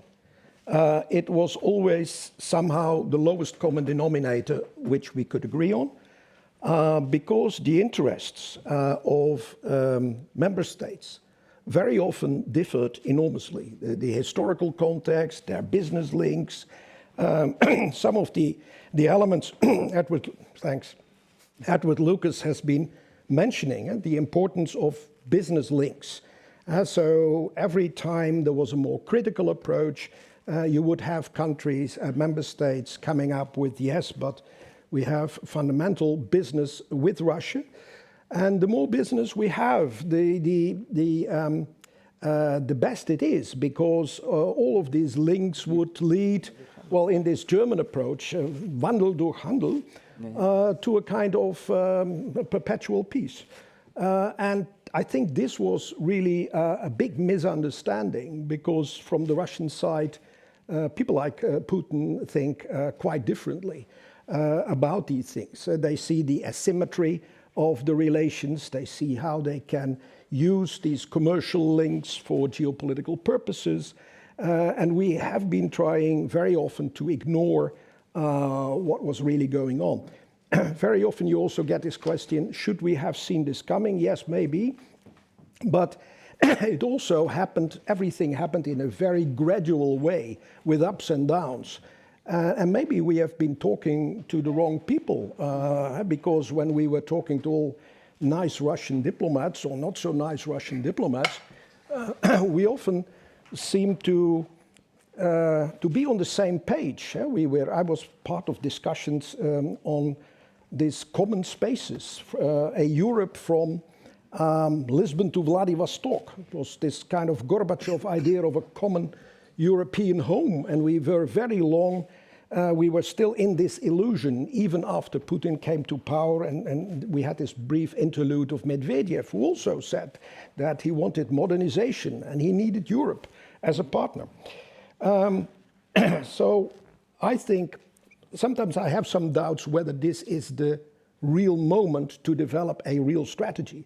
We need a more strategic approach, but I think we can hardly get any further than containment and resilience, not only in our own countries, but also a kind of rollback of Russian influence in the countries of the Eastern Partnership and assisting them in their resilience.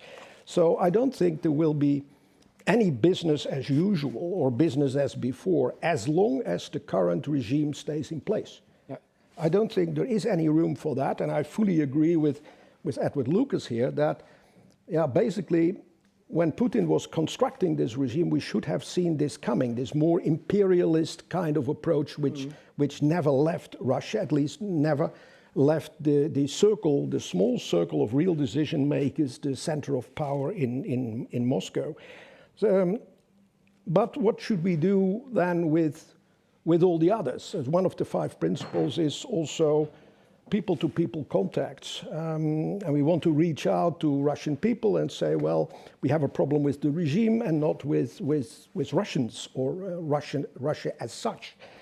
And there I think we should be at least welcoming to, let's say, Russian opposition, independent journalists who have no room at all to operate in Russia itself, to welcome them in on our side into Europe.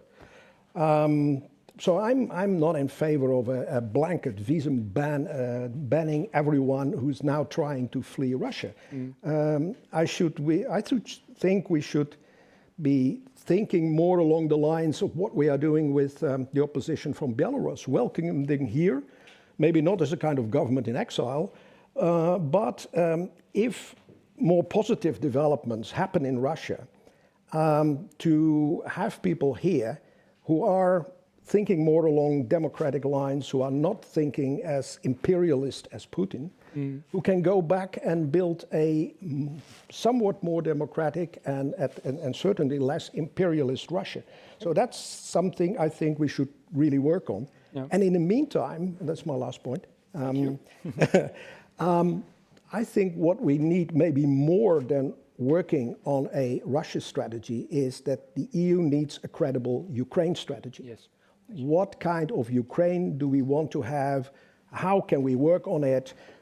Maybe that is more useful in the shorter term than now trying to come up with a comprehensive strategy on Russia where we will still have all these different member states and try to get them on one page.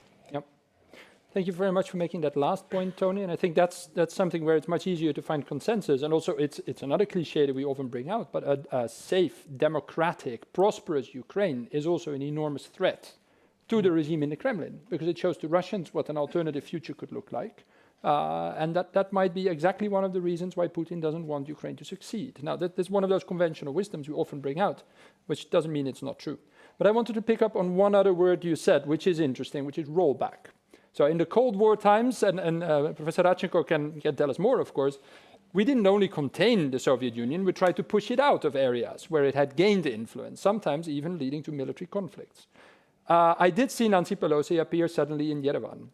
There are debates going on, shouldn't we offer Alexander Lukashenko an alternative to Putin?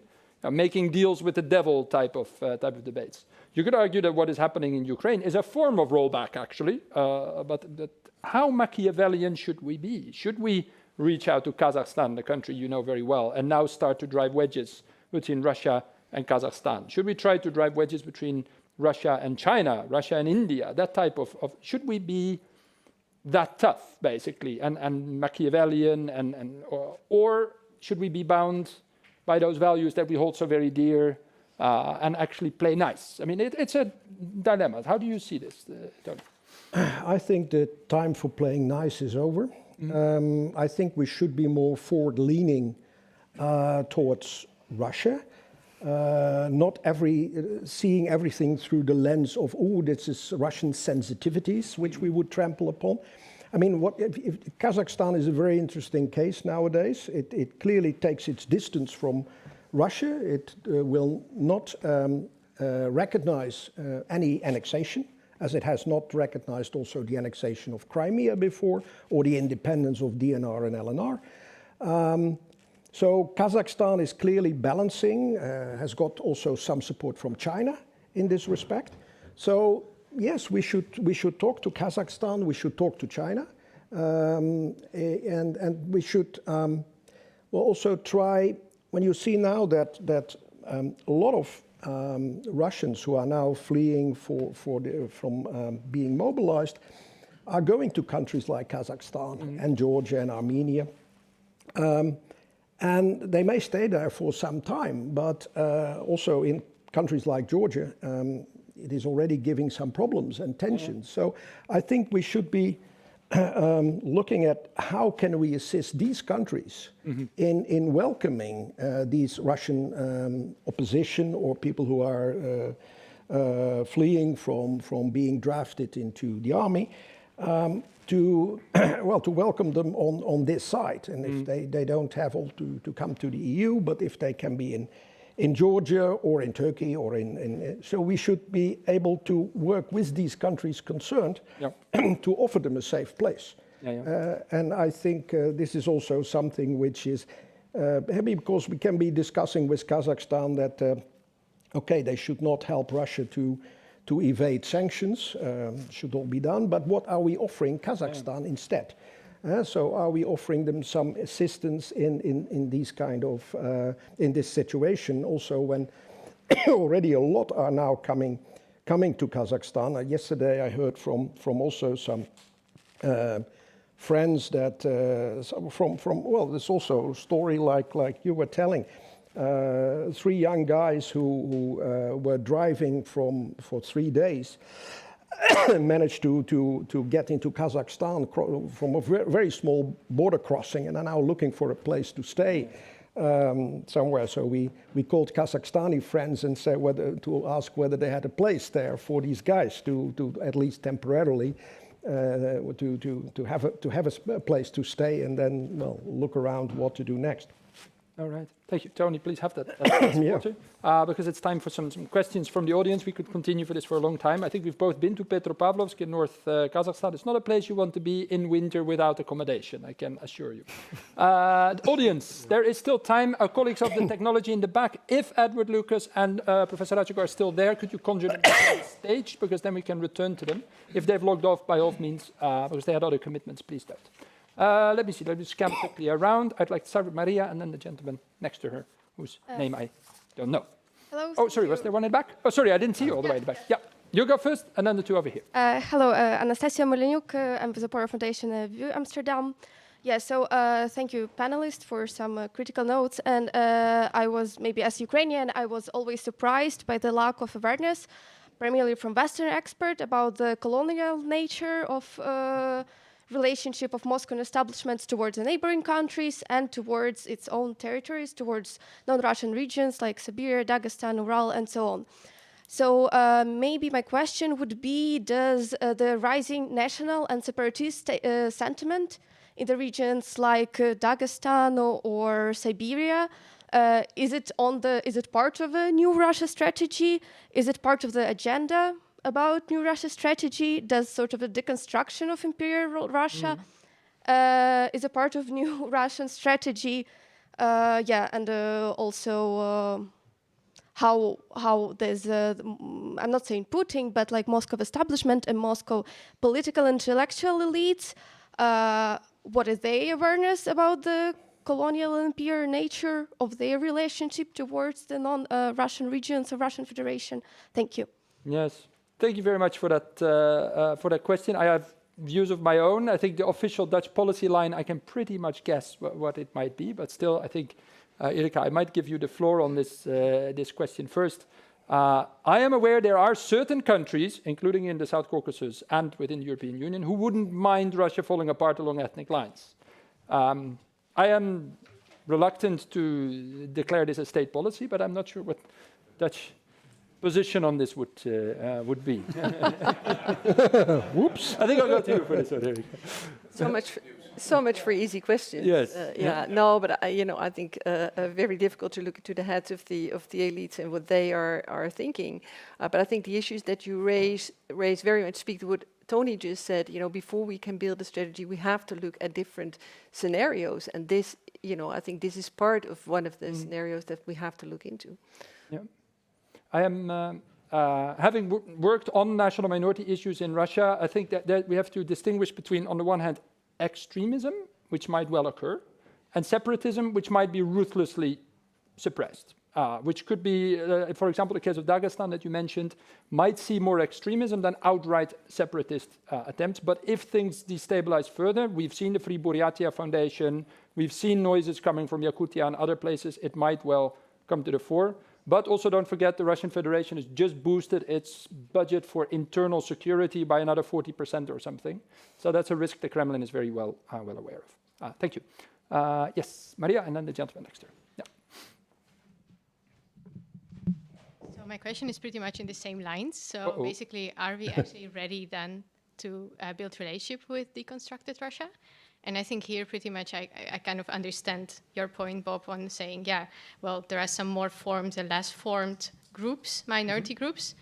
But if we're going towards actually deconstructing and the logic of like, okay, we decolonize in a way Russia, how we will politically approach that? Because now in what Tony has mentioned, it was the idea of like Russia as a state, military people who are actually fleeing conscription, they are one state in the way you phrased it. So, and you propose to give a passage to these people. Maybe it's a good thing to start thinking outside and start thinking about ethnic minorities as a potential change rather than actually people who are just fleeing conscription and we don't know what is going to happen. And this is, then there will be also my story part of it, is that a lot of people from eastern part of Ukraine, it's not a surprise that some people do support regime, especially older population. They also fled, and they came to Belarus, and I got a call from my Belarusian friends recently saying, yeah, I helped this person from the eastern part of the country of Russian origin to get some money in the ATM, and then I asked him, what are you doing? The person is answering, yeah, I was a volunteer. Yeah, for the Russian forces, I was just giving them all the locations of Ukrainian army in Mariupol. That was my function. So, yeah, I think that to underestimate that would be not maybe the most wise, by lobbying for the actually safe passage of these people here. Whereas I think that in Kazakhstan and other countries, yeah, it is possible for people to build lives. If it is a political refugee, it's different, but what do you do with such cases? Yeah, I think two elements. One is when we are looking about, thinking about, well, maybe Russia will fall apart like the Soviet Union. I think I'm not recommending actively stimulating regime change, only to be prepared if that happens because of internal forces in Russia itself, that we should be prepared. Like in 1991, we were totally unprepared. And if you remember, I think that will be the reflex in political circles, like what George the older Bush did when traveling to Kiev, when the Soviet Union was still there, with his famous Chicken Kiev speech, basically trying to stabilize the situation and to make sure that the country would not fall apart. But in the end, we don't have an influence on that. It's something which is happening, and you can see it in the framework of decolonization, but it's not for us to stimulate such things because it can be highly destabilizing if only for, well, where will all these nuclear weapons end up? This safe passaging, yes, it is very difficult to monitor these people, to know who is coming from where. I mean, the first wave of people leaving directly after the war started, mostly young people, IT people, opposition. There could be some ways to, because some of them are also closely connected to opposition networks in the West, in the US, in Europe. So there could be some way of screening. About all the other people who are leaving now just because of, well, fleeing from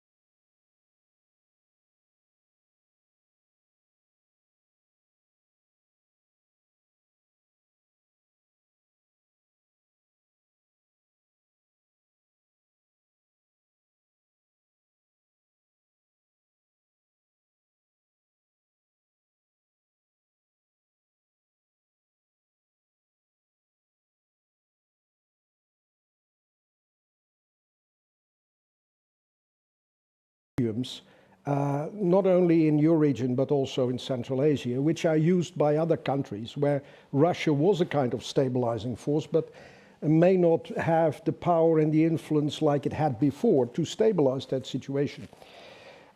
It could open up a way for the EU to be more prominently active on the region. But, I mean, with all the also here, with everything we are doing to support Ukraine in this, in the war, with, well, humanitarian, on migration, on, with armament, it is very difficult to have at this particular moment in time also a more active role in, for example, for the EU to play in the Southern Caucasus. Although I would love to see that, see a more active role, for example, in the Minsk group or in the South Caucasus as a whole. But also there, I mean, it is terribly difficult in this situation to also put your priorities on other regions. But we should definitely think about this. What as a fallout of this war, and nobody knows how long this will take, what the fallout is for other regions, especially the neighboring regions, and what the EU, how the EU should react to that. Thank you, Tony. As we are approaching the finish line of the time for this panel, I'd like to just ask the other panelists, starting, of course, with Deputy Director Schouten, if you have any closing remarks you want to share with the audience. Well, just one short remark following up on what Tony just said, and as the ambassador said, you know, we are having in-depth discussions about this. But I think, you know, in a way, it's hard to say that, you know, we can't say that the EU cannot walk and chew gum at the same time. We have to look into the impact on the region as well. And in a way, you can see that that is already happening. And for instance, when we're talking about your country and the involvement, you know, not just of Toivo Klaar, but also of Charles Michel, the EU has really stepped up the game. And just to illustrate that it's not that we cannot deal with, multiple crisis situations at the same time, because I don't think we have the luxury to do so. Yeah. Thank you very much. Dhian, last word for you.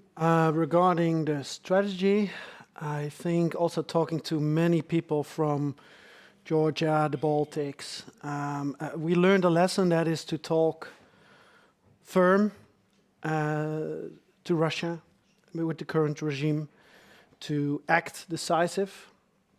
But I think we also need someone in Europe to get the chestnuts out of the fire. We're now relying on Mr. Erdogan, for instance, who is a NATO partner, but sometimes we have our own issues with Mr. Erdogan.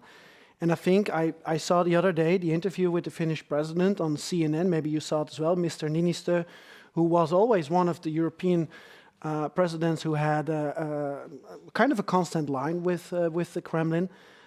He said he wasn't in touch since last October, so that's kind of a deadline now. But I still believe that we need diplomacy, so maybe we need one person in Europe who can say, okay, this is me, this is my phone number, this is my answering machine. If Mr. Putin wants to talk to someone, you can call me.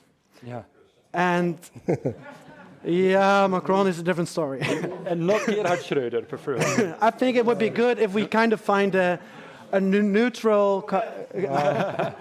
No, but I'm serious. For my final remark, I'm serious because what happened yesterday, for instance, with Nord Stream 1 and 2, and we don't know yet if it was an attack from Russia. We don't know if the explosions came from Russia, but we need some kind of diplomacy to kind of prevent those things to happen, because we're not strong enough in Europe to defend ourselves against attack on critical infrastructure. Yep.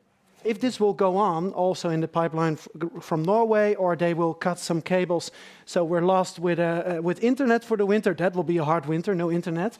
I mean, we need diplomacy. That's true, and it's a pity. I mean, it's this old joke, if I want to speak to Europe, who do I call? It would be a pity if Putin's answer to that would be, I'll just call Washington.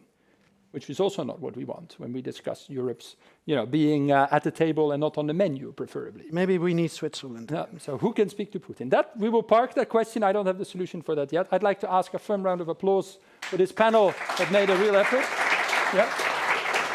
And I'd like to ask you to take your seats as we prepare for the closing speech. We need about a minute or two to set up for a final speaker. Thank you all, Tony. Yep.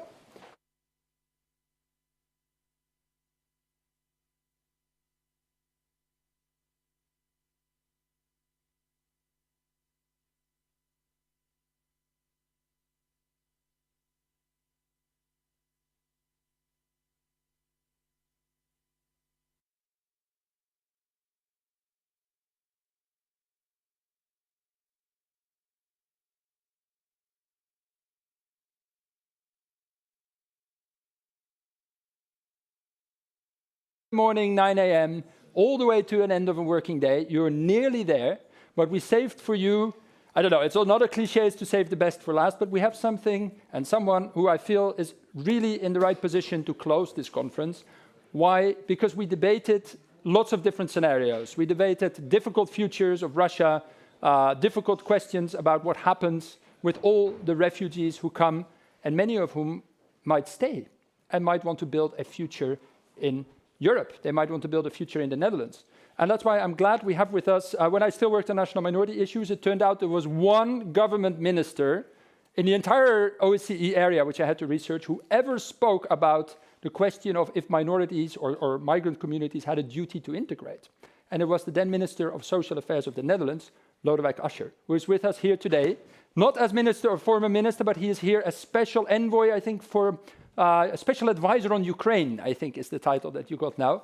You got yourself into something quite challenging, but knowing your experience in trying to negotiate with other ministers of social affairs, these difficult questions of labor market, integration issues, you really, and also in your past experience as a politician in the Netherlands, you know how fragile the fabric of our societies are. And I'm very much looking forward to your thoughts on what we can do in the future. Mr. Asscher, you have the floor.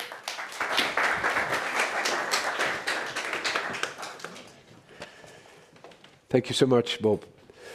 And thanks for inviting me and helping me to learn so much by listening into everything that has been said. I would like to begin with describing you a meeting I had last Monday. A young blonde woman, she was from Mariupol. I think one of the speakers or one of the interventionists was also from Mariupol. And she asked me how she could help me when I walked into the Bratislava reception center near the old bus station this Monday. She had arrived in the Slovak Republic with her mother in April of this year of war, and we spoke about her hopes for the future. She was trying to learn the language now. It was not that difficult, as she told me.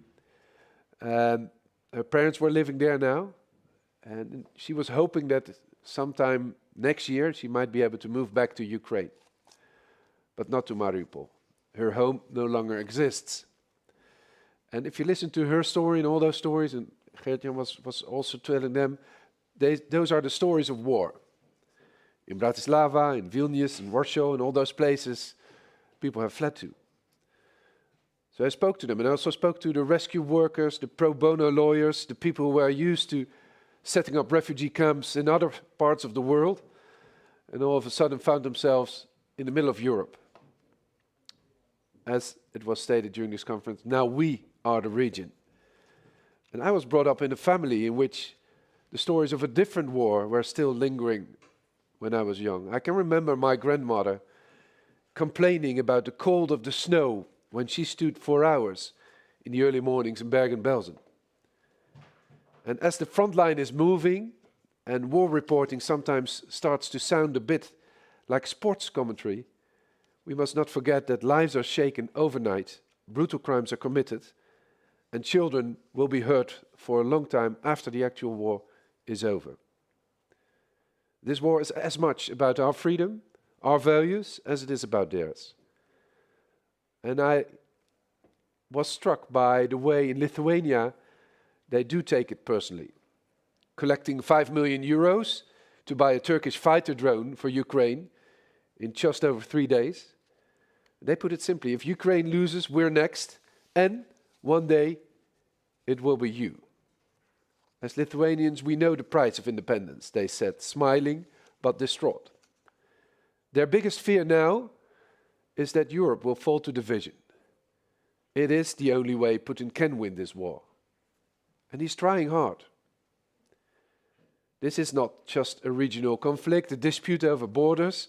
It is indeed a brutal confrontation between autocracy and democracy, between values of democracy and the addiction of power. And as Putin is weaponizing energy, sponsoring discontent and disinformation, and maybe also sabotaging our infrastructure, he tries to take the war to us. And we must admit that, entering a rather dangerous phase now. The combination of inflation, rising energy prices, and the prospect of a winter wave of new refugees, this time the poorest and the most vulnerable people fleeing the cold, will put Europe to the test this winter. Yes, it is our duty to protect those fleeing the war. Millions of displaced people turn to us for a future. As it is also our duty to protect the European societies that are receiving them. So what then is the meaning of solidarity? And do we think it's the same meaning here as over there? As one Lithuanian put it to me, the further you get west from the front line, the less responsible you feel. The debate over here is completely different to yours over there. But let me first explain why I was traveling there in the first place. I was asked by the European Commission to act as a special advisor for Ukraine. Commissioner Schmid for Jobs and Social Rights has asked me to help coordinate, promote and stimulate the integration of Ukrainian refugees in our societies, in our social protection systems, in our labor markets. In order to fulfill this mission to the European Commission, I will combine talks to national governments with visits to city administrations, civil society and Ukrainian refugees themselves, as I firmly believe that the work on the ground that defines the success or failure of our integration effort is done by the latter groups rather than the further. I will directly involve Ukrainian displaced people, acknowledging their experience as a measuring stick of how well their integration is going. And I will advocate for the need to acknowledge and harness existing social capital. Solidarity is taking shape not so much in debate as it is in civil society and municipalities throughout Europe. I see it as my duty actually to present a realistic perspective on how long this may take. I see it as my duty to share successful examples of integration as it is to discuss the problems we're facing. I think it's important to catalyze political energy, societal creativity and solidarity in this work in Europe right now. Because there is, of course, a fierce urgency to be successful this time.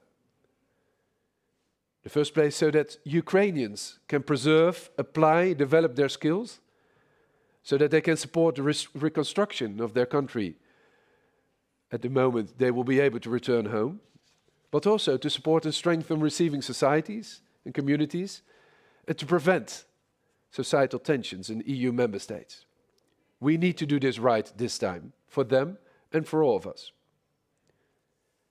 And like Monika mentioned in her introductory remarks, we have been calling ourselves a European community for decades now, but you cannot take the development of community for granted. An economic community and a declaration of values do not automatically spill over into a social community in which people actually feel solidarity with each other. And a declaration of values in a European treaty does not automatically spill over into a community of values, a cultural community. Historian Timothy Snyder warned us for what he calls a politics of inevitability, the prevalent notion that somehow values like freedom and democracy are brought about automatically over time, since there are no alternatives, to quote Thatcher, or because we are at the end of history, to once again quote Fukuyama. A direct result of the politics of inevitability is that we no longer need to think about values at all, as they are brought about automatically. A grave mistake. And if anything, this war belies the politics of inevitability and painfully lays bare how it clouded our judgment and lulled us to sleep. This war firmly prompts the necessity to re-examine and redefine the values that will define the European community moving forward, especially when we as Europeans are facing the largest refugee protection assignment since World War II. And yes, fortunately, that work has already begun. These values are being redefined and affirmed right now by numerous civil society initiatives all through Europe. For example, by the Warsaw and Bratislava reception centers, close to the main stations, where dignity is a driving value. By local leaders, like the impressive Iva Dirmaite in Vilnius or Mirka Wolanska in Bratislava. You can see it, as so many refugees have found jobs by themselves, as so many public employment services are adapting quickly and efficiently to the new situation. In Warsaw, a government or city employment agency geared towards Ukrainians only, providing targeted support and advice, and working with employers to match them with job seekers. In the countries I visited, we heard how women started entering jobs previously marketed as male jobs. Now you can see them operating forklifts and conducting cranes in shipyards. This goes to show how we can shape a new, empowering reality, also on the employment front. The brand new European Labour Authority is taking up a new role informing displaced Ukrainians of their rights and possibilities and working together with local police and inspectorates to prevent undeclared work and human trafficking. But as I mentioned before, this is also a war on values and how we perceive them, how we speak about those values, in what words, in what language. In Lithuania, people are fiercely battling misinformation. 2 days before I was there, 2 Ukrainian refugees, employed by the Ministry of Social Affairs, had started a campaign to debunk Russian propaganda.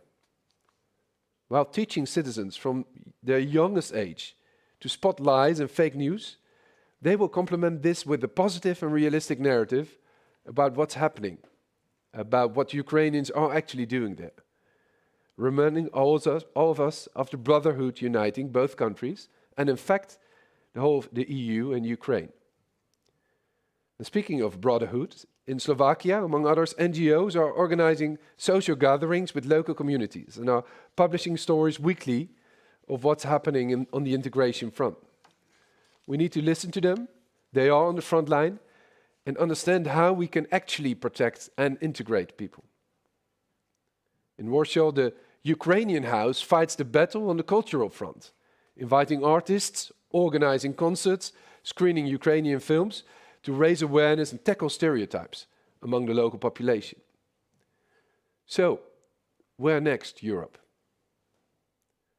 Granting temporary protection was a dramatic and courageous decision, enabling millions of Ukrainians to find shelter, apply for jobs, and think of rebuilding, first of their lives, then of their country. They were received with a moving show of solidarity and humanity by neighboring countries, and especially by the well-known frontline states. But now, half a year later, fatigue is setting in. Adrenaline will drop, and as the cost of living crisis is raging through Europe, we are really at the crossroads. We have a duty, all of us, to actively engage in redefining and affirming what it means to be a European community. We have to commit political energy, societal creativity, solidarity, and financial resources to do this. Catalyzing this is so important.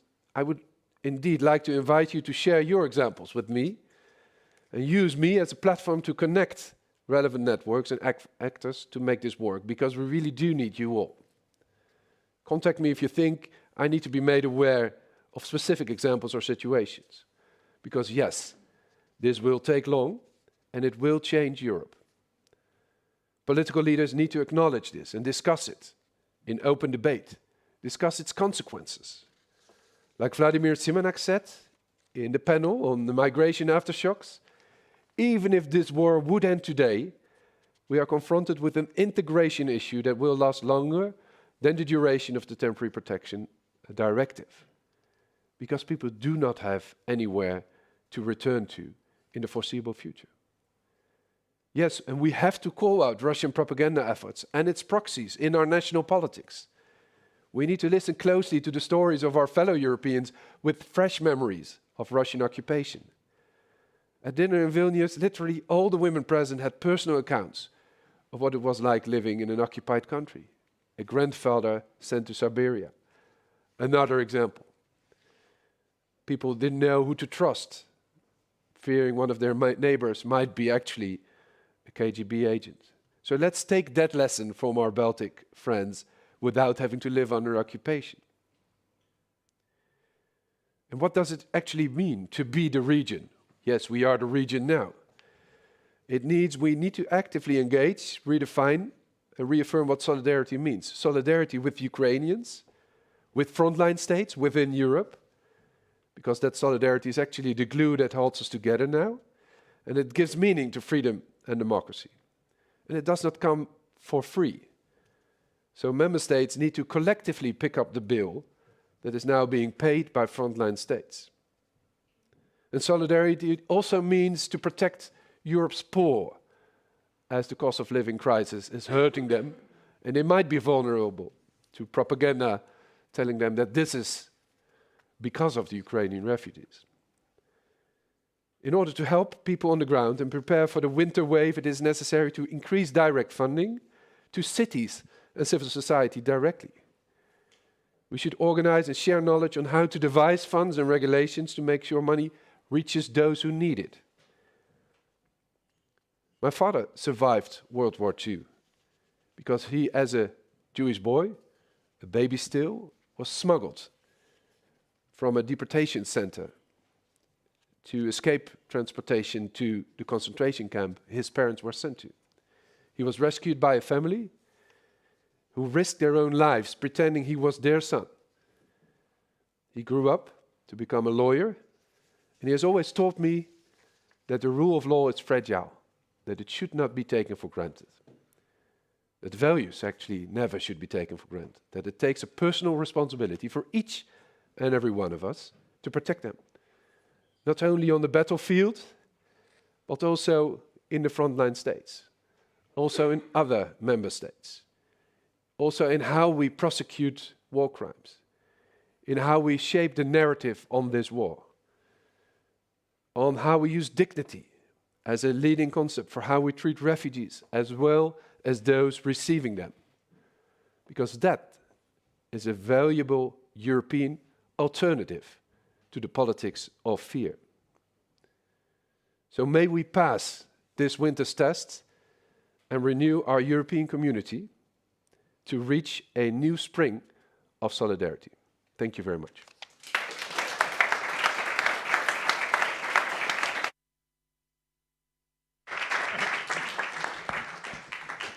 Thank you so much, Lodewijk. You did so much more than concluding the conference. You brought your own stories, fresh from early this week to the conference. And it strikes me how you interpret your assignment from the European Commission, not to make a Brussels plan, but to thoroughly represent.